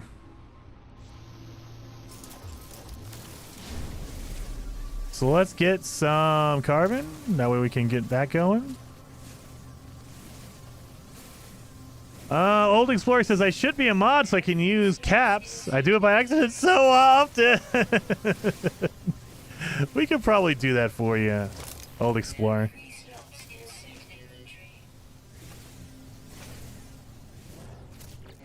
There we go. All right, so we got some of that. We'll be able to do that. Get in our ship, and we got a what's it called? We got a launch fuel, so we can just use that instead of our uranium. So that'll save us a little bit. Put all this in our ship. That way it's out of my inventory. Don't need that. That needs to go over here. All right, inventory is all organized. So let's fly around a little bit. See if we can find any crash ships. Now remember, keep in mind, a crash ship will come up as a white dot on your, or I should say any ship will come up as a white dot on your radar right there. So if a ship flies by, you'll see a white dot. Or if there's a crash ship on the ground, it'll come up as a white dot as well. So keep that in mind. So as you're flying through, you just want to look at your radar. Now, you don't want to fly too fast because the game has to load in and realize there's a ship there. It doesn't know that there's a ship there until it loads in. So if you're flying too fast, it does not have enough time to load in, so it doesn't know. Also, I'm flying a little bit low. Let's get up a little bit. Okay, there we go. So there you go. And I can also scan for some buildings. So there's an unknown building over here a minute away.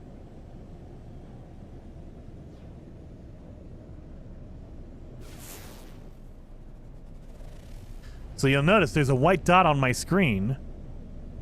It is on that planet right there. So that's where it is. So I'm willing to bet that is my crashed ship. That is my starter ship. I'm willing to bet. It's marked my starter ship. That's why it's there. But we could go after it and just to double verify. Because maybe it's another crash ship I didn't see before. It came up on my radar, but I didn't notice it. It could be. Very unlikely, but it could be.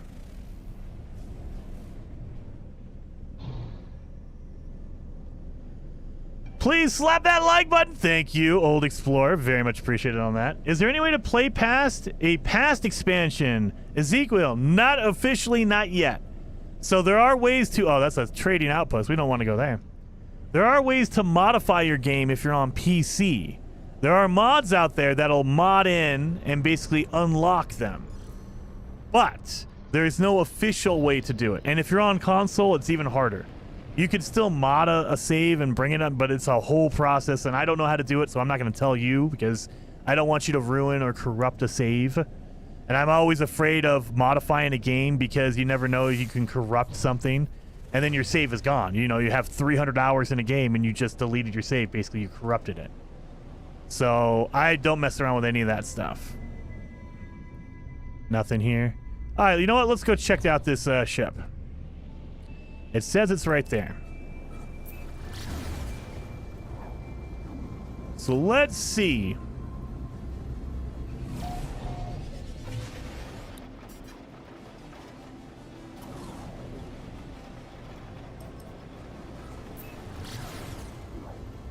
I'm just using my radar to get there. All right, there we go. Okay, well, right here around here.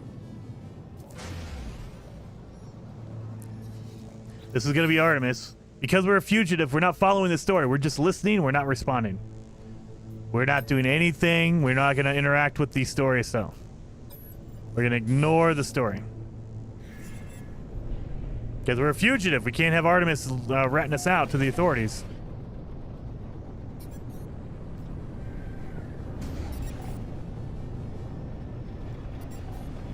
So there's supposed to be a crash ship right around here. That's where the white dot is.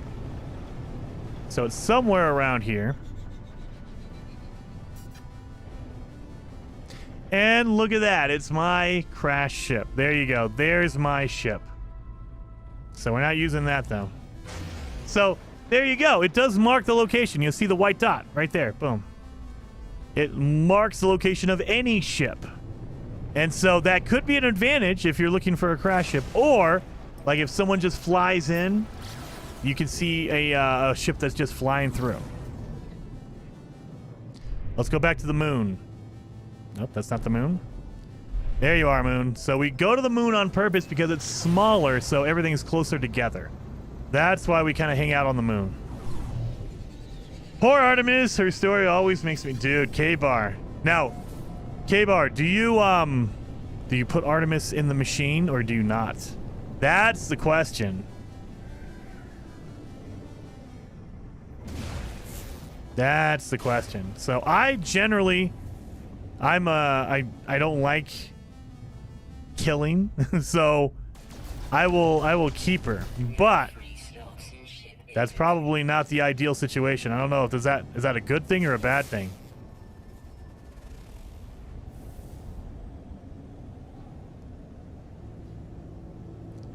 Let's see. What are you? That's an antenna. We don't need that.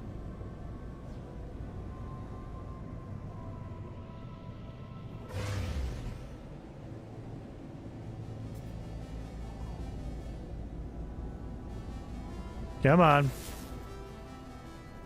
I think we went over the pole. That's why it went from north to south. Okay. So we went over the North Pole. Great.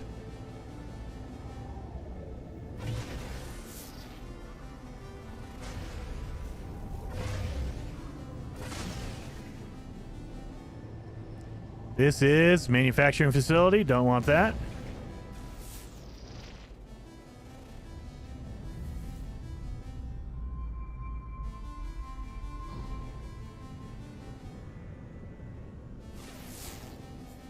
Not seeing anything. All right, so the other thing we can do, now that we have a ship, it's not the best thing to do, but you can. Oh, of course I don't have any magnetized ferrite. You can learn the recipe for a signal booster and scan around. Why does it do that? That's different. Why? Generally, when you go to all inventories, it starts out with your suit, but it shows your ship at the bottom of the list. Now, the ship is the top of the list. You can see this is my ship inventory because all these are broken, and I have a broken ship. So why is it starting out with your ship inventory? Why not go to my suit first? Like, it should start out with this. I don't know. That's a weird change. They probably will adjust that and modify that later on in a patch, because that just doesn't seem right to me. That's not how it used to be anyway. I think they should be able to shove Artemis into the construct. You would think. Maybe that's a future update. K-Bar says, I always let her go. I don't want her to live in a false life, but both are super... Yeah, they both are sad. And, yeah, for me... I never want to kill her, but also, like, do imprison her in the simulation forever. Is that good? I don't know. I don't know. Both of them, it's a hard choice to make. It depends on your own, like, moral compass on what's good and bad. I bounce back and forth. Some days I'm like, no, you need to keep her around because any life is better than none. But then you're like, well, really? Is that really the case? Or is it worse to be stuck in a simulation forever?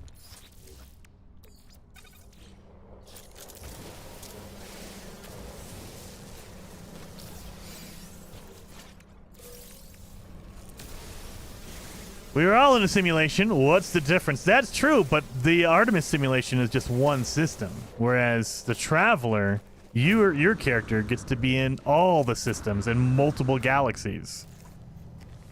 So it'd be like playing No Man's Sky, but you cannot leave your system. You're stuck in this one system forever.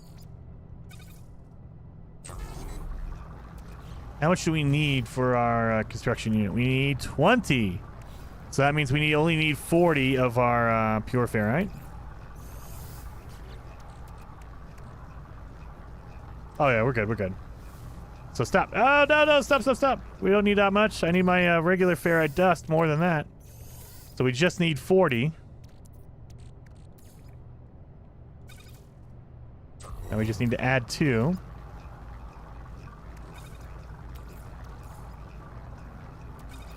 There we go.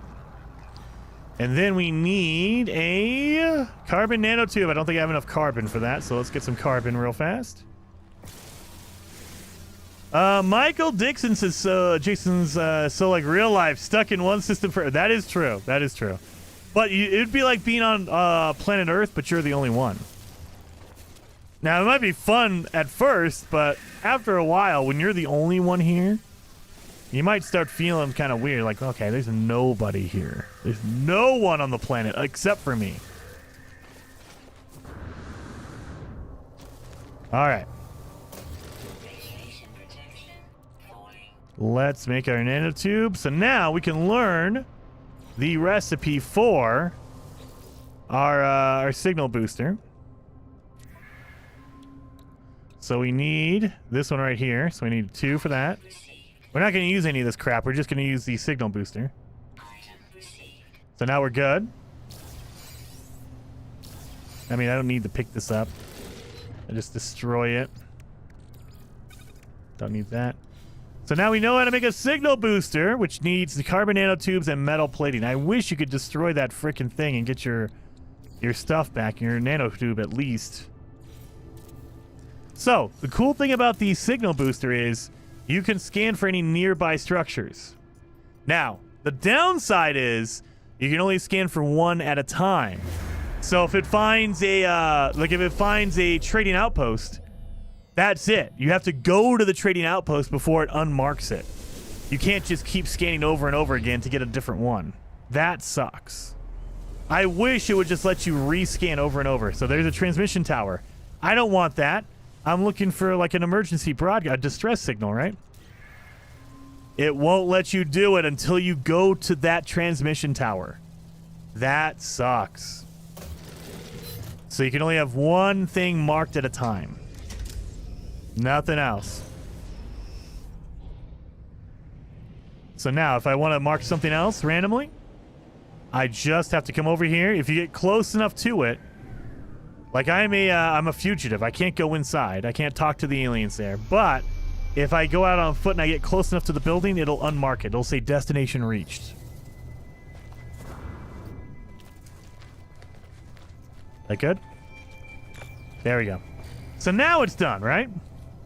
So I can put down a signal booster again, and I can scan for another building. Now, sometimes it'll mark the same location over and over because this is the nearby building. It's right next to me. Yep, see, like that. So in that case, what we need to do is we need to go away. We need to go fly away, far away. That way it resets it and it tries to find another building. So let's get in here. Make sure it's destination reached. Got it. So yeah, the signal booster, it can help, but more than likely, like in my experience, it's better to just kind of fly low and slow. If you fly low and slow, you'll find something. Oh, those are those 2 ships over there. That's with white dots. Okay. But yeah, just fly low and slow. You can see buildings. Like if you want to, go to third person, you can kind of look around.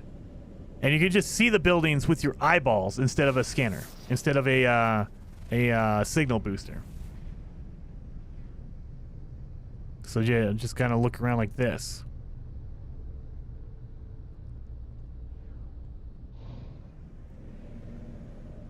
Oh, how did you know? I don't know what you mean. Love that movie. Labeled AB normal? Abby normal? Yes, Abby normal indeed.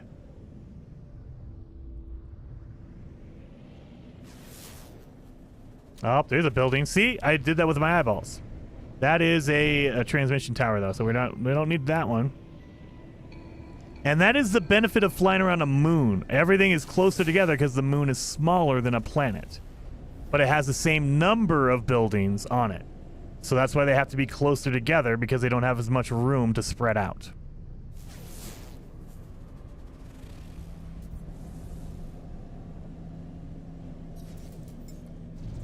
Let's look around here. Nothing. What is this? Is this a monolith? Do I see a monolith? No, I just see a Oh, it's just a gray spot. Dang it. Sometimes the terrain doesn't load in, and so I think it's a monolith. That is a beacon. Don't need that. Flying like a lowrider. Oh, yes. Is there a way to get the vehicle scanners in Fugitive? There is, but it's not cost effective. So, the way you would do that is finding a whole bunch of random crashed ships, because the emergency beacon, if you activate it, it will give you a random blueprint. Now, I say random. There is an order to the blueprints. They have a special order. Every time you start a brand new save, it starts off with the teleport receiver. Then it gives you the advanced mining beam. And so there is a list of upgrades they give you. And eventually, you will get the vehicle scanners and you can get all that. But you won't get the blueprint for the vehicles. So you can have the scanner, but you need to have the vehicle to put the scanner in. That's another thing. And then as far as when you get the blueprint, I have no idea. It's probably very far down the list. So you'd have to find maybe 50 crash ships to get all the blueprints to get to the point where they give you the blueprint for these vehicle scanners. So is it possible? Absolutely. Is it realistic? Not really. Not really. Unless you want to be a crazy person like me sometimes and just go through and find a whole bunch of crash ships and then get all that going. Because you can't talk to aliens. That's another way to do it. If you talk to an alien, they will randomly give you a reward, and that could be a blueprint.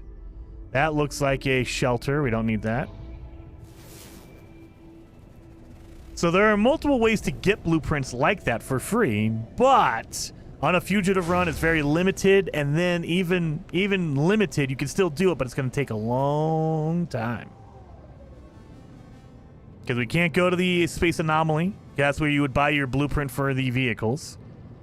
We can't talk to any aliens. They will randomly give you blueprints, but we're not talking to them, so they won't do it.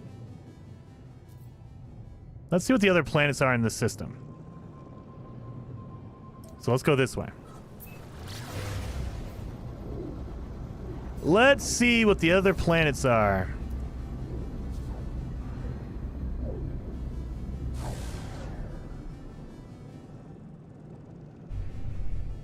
Dang it. Over there.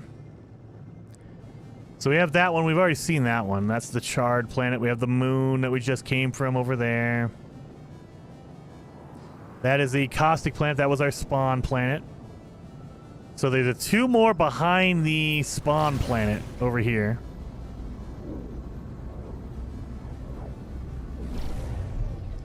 We have this one, unknown. It does not look like an airless planet. That is a Xeno colony, so star bulb. So that's going to be a beautiful planet, like a grassy planet, but it has bad weather because it's not a paradise planet. It has aggressive sentinels as well. And that one has ancient bones. Wait a minute. Wait a minute.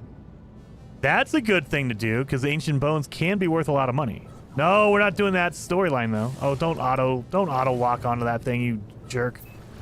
Let's go to the frozen planet. Maybe we'll be more lucky on a frozen planet. Or technically frozen moon. So it is smaller. We might be able to find some good stuff over here.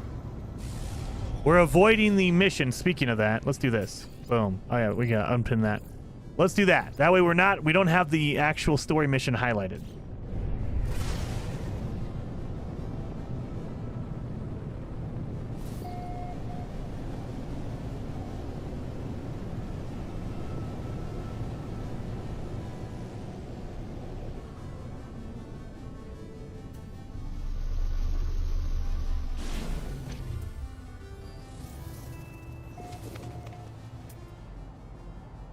Looking good. Already a building right there. Already bones right there. I like it. There is sac venom, buried minerals. All right, my launch fuel is full, right? Yes, it is, 100%. All right, beautiful. Now the other problem with this is I don't have any cold protection because I don't have that upgrade. So I'm gonna freeze a little bit faster than what we were doing on the radiation planet. So I had radiation protection. I think I'm settled on a Xeno planet. Nice. What about a pirate freighter, Jason? I'm going to say we're not going to mess around with pirate freighters simply because if you go to a freighter battle and it's a pirate dreadnought, you have to attack them in order to claim it. If you attack them, they're going to rat you out. So I would say that any freighter is off limits. A normal freighter, because they're normal aliens, they'll report you to the authorities. And then the pirate freighter, they won't normally report you to the authorities, but the way to get a pirate freighter is by attacking it. So why would they not report you even, after you attack them? That's why I'm like, no, I'm not gonna attempt it. Those pirates, they'll rat me out because I destroyed them. Oh my God, look at all the bones. Look at all the bones. This is definitely gonna be good. That's a good one, so you can tell by the shape of the bone how good it's gonna be. A low-level bone is gonna look like a spinal disc. This is gonna be a jawline, so I'm gonna guess this is a purple bone. There you go, purple. So you can tell by what the bone looks like. If it looks like a skull, that's a yellow bone. Okay, so this little disc one right here, that's like a spinal disc. This one is gonna be a blue bone. This is the lowest level one. This is a generic bone that you get. There you go, blue one. So if you just look at it, you know what you're picking up. So that's a low level one. It's another spine, a circular one. That's a low level one. That's a low level one. That is a jaw. That could be a purple. Might be a yellow. I think this is purple though. It's not a skull. It doesn't have the top of the head, so this is a purple one. There you go, purple.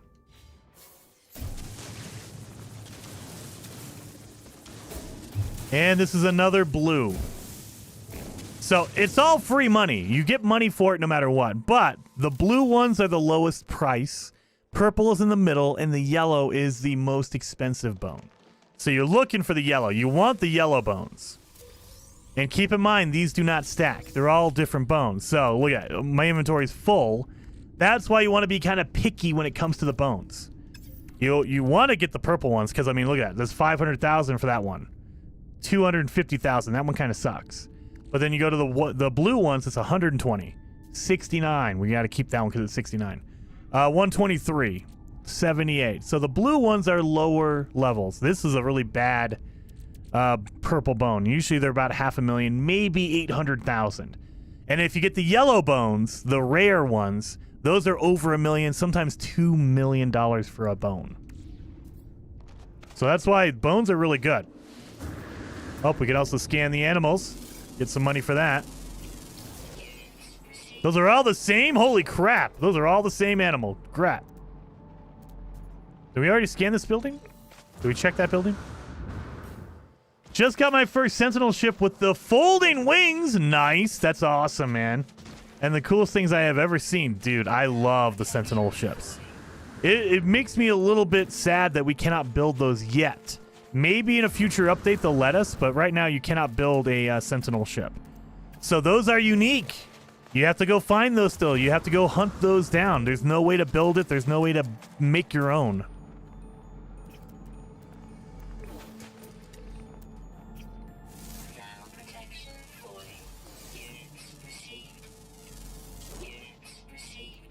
There we go. So that's why I like those. Those, like, especially for me, I like the Sentinel ships that have the big old treads for landing gear. Those are my favorite. Absolutely love the big treads for landing gear. Up, flying.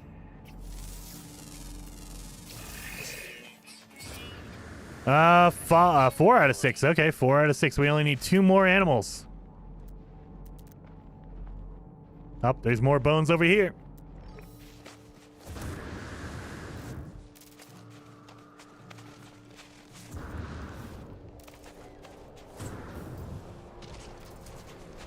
You guys want to land? I hear somebody. Land for me. Land for me. Nope. Don't want to land for me, huh? You're one I already did. Dang it. I want him to land because at this point I'm at 7 million, so I could probably buy a low-level ship if a black market trader wants to land for me. And if it's a fighter, even better because I'm looking for fighter ships.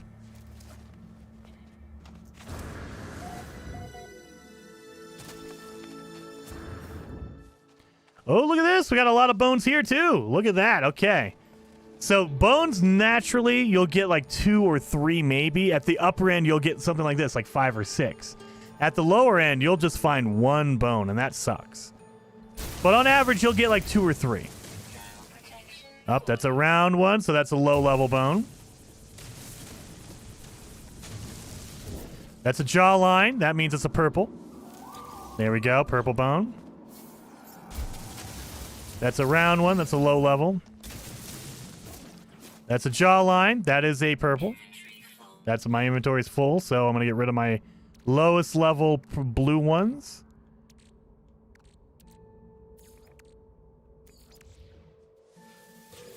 There we go. All right, so we just got 2. Oh, wait a minute. There's one over here. What is this one? That's another jaw. Look at that one. Oh, wait a minute. Is that a double jaw? Wait a minute. There's 2 jaws right next to each other. Let's get rid of another blue. 23. I guess that's the low level one. So, yeah, there you go. So now I have 600,000, 642, 640, 320, or 362, 251. So, yeah, we got a lot of good ones in there. Yeah. And I'm purposely ignoring the low-level ones because, you know, I don't want to fill up my inventory with the lower-level bones. I only want the high-quality bones. Those are my favorite. Gotta have a high-quality bone. All right, shelter over there. I mean, I guess we go north, right?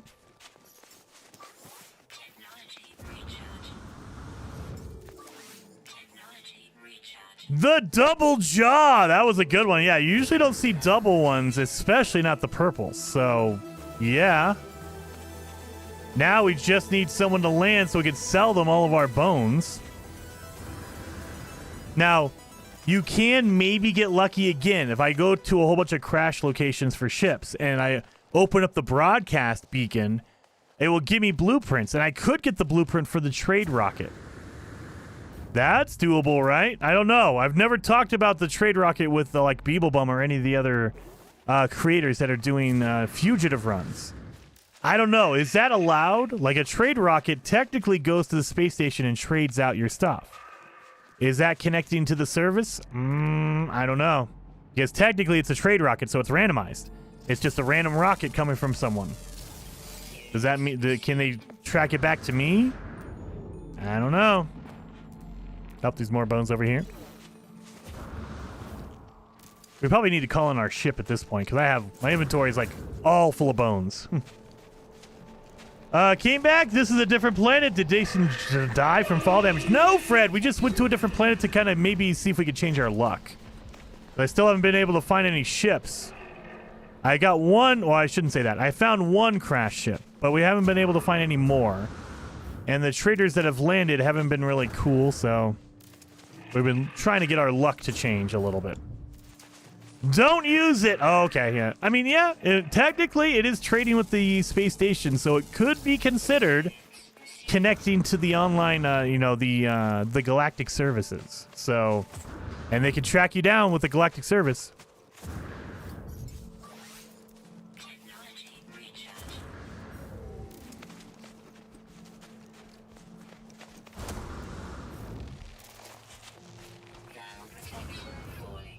Let's see. Oh my god, there's another whole bunch of bones here. I love it. This is a really bony planet. It's awesome. My favorite kind of planet. So that's a circle. That's a blue. That's a blue one as well. That's all right. Not all of them are going to be great. There's a couple of more low levels. There's one down here. All right. So yeah, this was all low level stuff. So again, if they're circular like that, they're going to be a blue. So these are all blue ones. Now, it doesn't mean that they're bad or anything. I mean, you still get money as money. So if you need money, if you need cash, then heck yeah, grab these and sell them. But I'm looking for the really high valuable bone. And these are not it. Can you go to abandoned buildings and get the larval cores? Yes, you can, Rick. Yes, you can. So you are allowed to go to abandoned buildings. As long as it's not inhabited, you can go there. You can go to an abandoned system and do that as well. Now, the one rule with the abandoned systems is once you go to the space station in an abandoned system, you've basically awakened the computer. And so now the authorities know that you've woken up the computer, so you need to get in and out as quick as possible. But for a regular abandoned building, you don't have to worry about that. You can get the eggs, you can do whatever you want because it's abandoned. But for an abandoned system, basically you're activating the computer, so you're turning it on. And so you can go there, you can do that, but you're alerting the authorities, so you need to get the heck out of there as quick as possible so they don't find you. There he is. I was looking for you, buddy.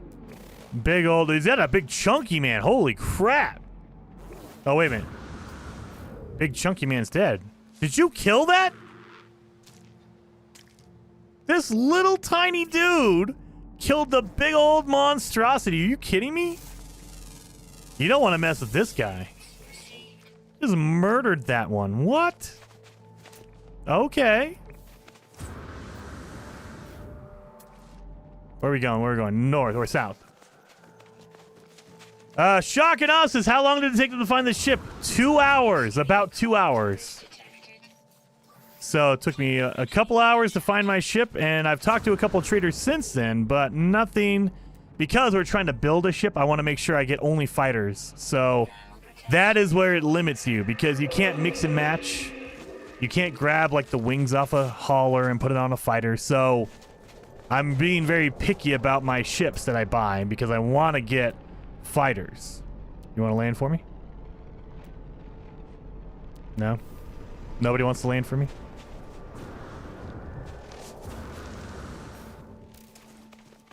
Yo, Shock! Hey, Delta!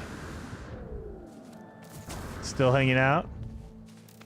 So yeah, took me a couple hours. Not as long, not the shortest time. I think the fastest time I've ever taken to get a ship was like 20 minutes, 30 minutes. So that was really fast, really, really lucky. Half an hour is super insanely lucky. But the longest I've ever taken was 10 hours. It took me 2 streams, like full streams, to find a ship. That was insane. That was brutal. 10 hours of walking around a planet before I even found a ship. Every time an outlaw trader would stop, either they'd be glitched out and they wouldn't appear, or their ship was like a hauler that was like 20 or 30 million, so there's no way I was gonna buy it. It was a nightmare. It was so bad.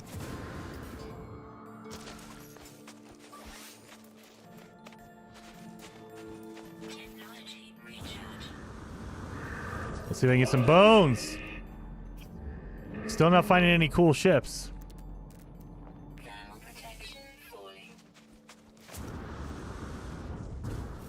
I've been popping in and out with the family stuff going on. Well, I mean, I appreciate you seeing you there, man. Hopefully we get an expedition pretty soon, man, because I'm feeling that No Man's Sky speedrun itch happening. I want to do another run. Want another chance to beat you guys, since you destroyed me on the Omega run. And also, you know, maybe get some new internet for me, because my internet sucks. That's a hauler. Don't need that. At this point, though, I want them to land so I can sell my bones to them. Hey, get out of here, buddy. I'm trying to dig us some bones. Oh, there's a jaw. Yeah, that's a jaw. So, let's get rid of 126, 125. That way we have at least one more room. One more spot open. So, low level, low level. Don't be a jerk! That's a low level. I don't need that Mordite. Get out of here. And this one is... There's another jaw. Okay. So I'll take that jaw. Thank you.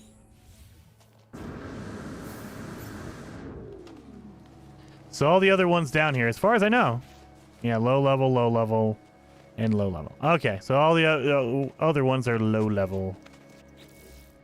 Yeah, half my inventory is just jaw bones. They're all worth 600,000, so I'll take it. Oh, 300. Oh, that's a low-level one. Oh, that's a low-level one, too. 250 and a 362 and a 250. Oof. So, I mean, all the other ones are pretty decent, right? Oh, more bones. He's doing super well. Oh, eat, thanks. Yeah, good. Good. That's good. That's good news, Delta. How many animals have you got now? Lars, I don't have any. I don't have any animals. So, I mean, if you're talking about how many I've scanned. Oh, I did scan all of them. Oh, crap. I scanned all of them. I didn't even know it. Let's upload that. That way I can get my nanites. We're up to 4,000. We'll be able to make a cool ship when we can actually make one. Once we're able to actually build a ship, we can get a good reactor out of that. I think for an S-class reactor, it is 10,000. 10 or 11,000 nanites. So, you gotta have a ton of nanites to get that S-class. But once you do, you're done forever. You have an S-class ship, of course.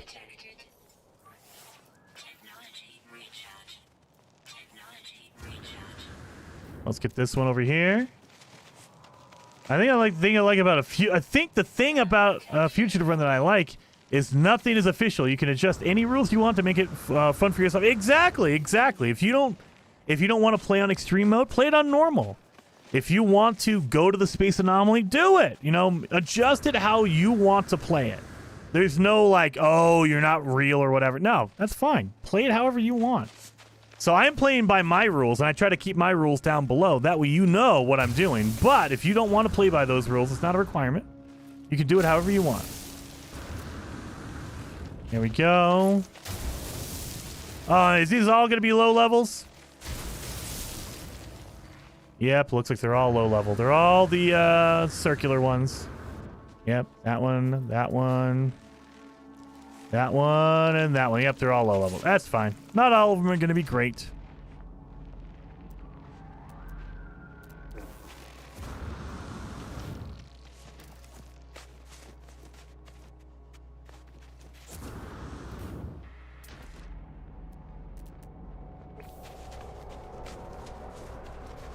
You want to land for me? I hear you. I hear you. There you are. Nobody? No, come on, Lillian. You are a fighter. What is that? Is that a crash freighter? Oh, that's a crash freighter. You can go to a crash freighter, too.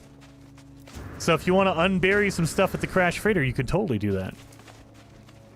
I don't think I have any room in my inventory, so I'm going to have to call in my ship for sure. But yeah, crashed freighter, not connected to the system. They're crashed. No one's looking for it, so the wreckage is all open.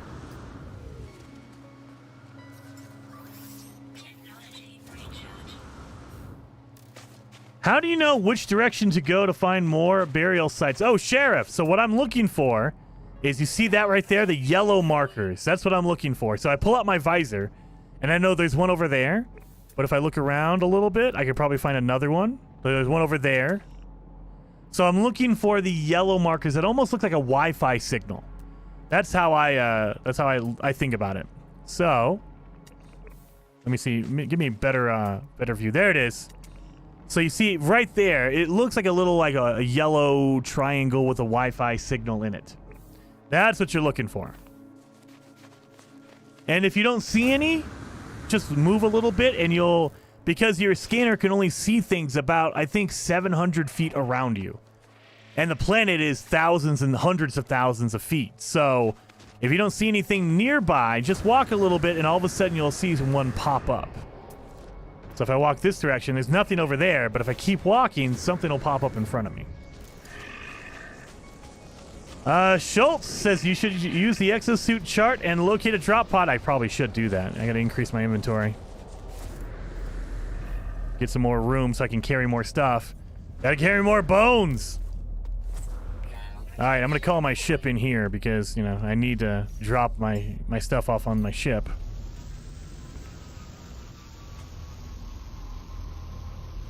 There we go. Look at that thing. That looks so cool.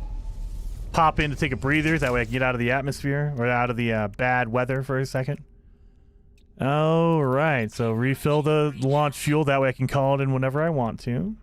This needs to go in my suit. So I have 2 spots available. Yeah, I don't have any room here. All right, so let's pop in our most valuable bones. 600, 600. I think 600 is going to be our most valuable. There it is. Shock and Awe with a membership for 20 months, dude. Very much appreciated, Shock and Awe. 07 to you with the membership. Love watching your fugitive runs. Well, thank you. 07 to you. Much appreciated. And I like doing them. They're fun.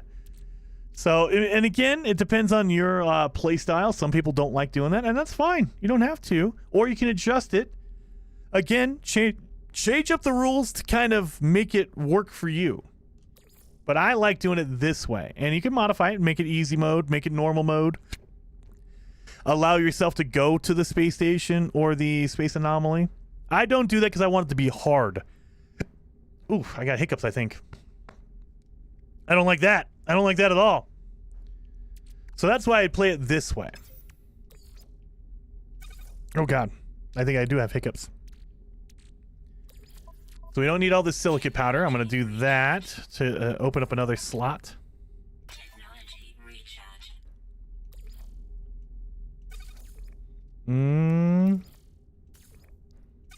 Need to recharge my thing there. Boom, boom, boom. Okay, we're good. All right, let's see what we can get out of this crashed freighter. So there are basically salvage containers all around the place. And they're always in the same spot. That's why I know where they're at. But if you need to, pull out your visor and look. And there you go. There's a cargo pod there. There should be one down here. Right there. There's one over here. So once you've done a few of these crash freighters, you kind of got a feel for where all the panels are, where all the containers are. Now keep in mind, when you crack them open, you have to get rid of the junk that's clogging up the lock. But once you do, radiation is going to leak out. So you grab the object and you get the heck out of there because the radiation is going to kill you. So if I stay here. Radiation leak detected. Radiation leak. So you don't want to sit there and wait for it to kill you. The radiation comes out of the container once you've opened it. So you want to get the heck out of there.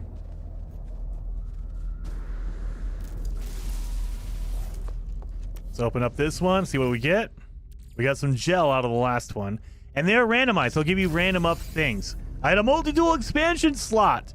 I cannot use that because I'm a fugitive. I cannot open the kiosk because that would register me and they would know where I am. So I need to sell that. But you can sell that for money. You can sell that for money. Now the other thing is... Yep, well, okay, we have one more slot, so let's see what we get out of here.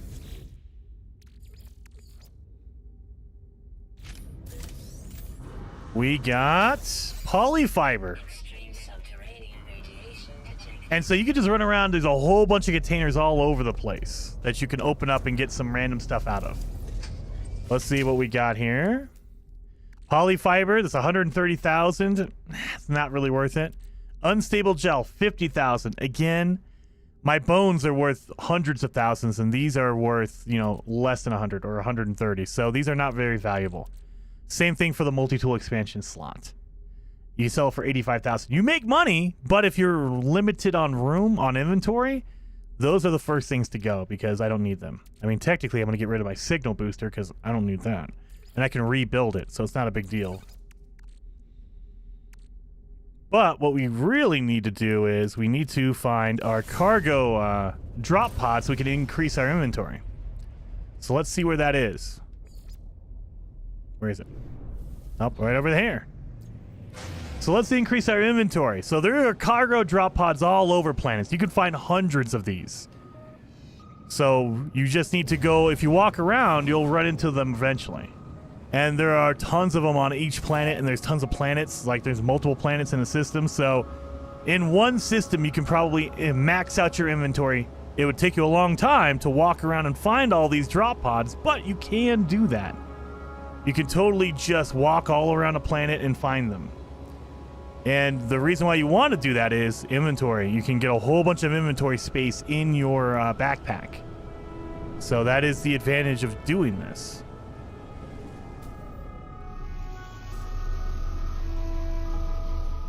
Oh, it's gone. What? What did Heather say? Quote, oh, quote 459. Smash that like button, yes. So, we need some parts to open it up. So we need carbon nanotubes. We need antimatter casings. We need carbon nanotubes. We need some carbon. So let's do this. I'm only making one at a time. We need some carbon to make my nanotubes.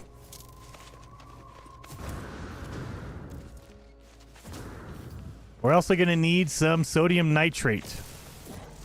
Sodium nitrate is refined sodium, so we can do that easy. Jason, the Switch No Man's Sky is updated. Yes, I saw that. I saw it updated yesterday, Martin. So I'm going to have to jump over and see how it plays. I've been hearing good things about the Switch version, that it actually plays very well. So I can't wait to jump in and see. Now, I still think that the other versions, the Xbox, PlayStation, all those versions are better versions if you have the opportunity. But if all you have is a Switch, all you play on is a Switch, it's not a terrible port, not a terrible version. It's just not the best version. Let's refine some sodium.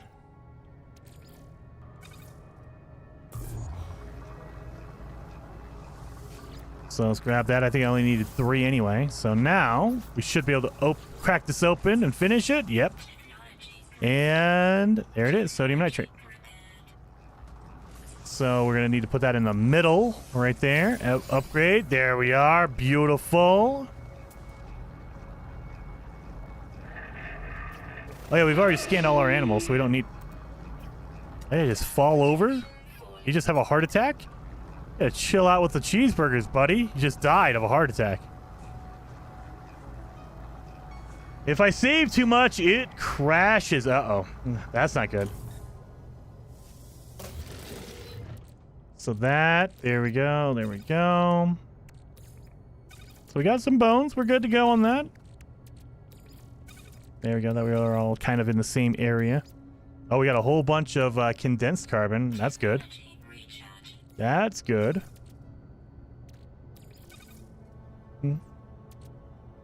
Okay, we're doing good. So let's see. Chill out with the cheeseburgers. Hey, he just collapsed. I mean, obviously something's going on. Something's bad. Wait a minute, you're gonna land? You're gonna land? Of course not. Dang it. Of course not. They don't want to land for me just so I could sell my bones. So, guys, I need to get out of here and cook some food. So what we're going to do is we are going to raid KJ. KJ right now is playing some No Man's Sky. Let me see what she's doing. She's an amazing No Man's Sky content creator.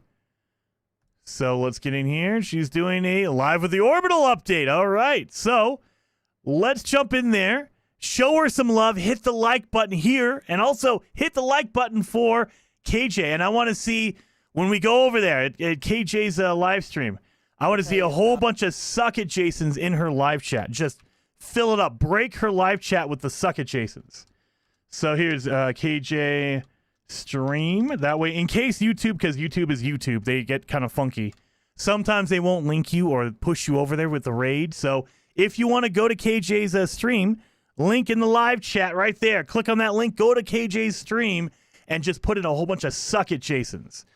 So I will see you guys over there, and I'll see you guys on Monday, maybe with new internet. I don't know. I'm gonna be shopping around and praying to God. Maybe, possibly, some rare thing I can get some new internet. Anyway, hopefully you guys have a good weekend. Have a safe weekend, and I will see you over at KJ's stream. And if not, I'll see you guys on Monday with Valheim. So see you guys either way. I'll see you guys later.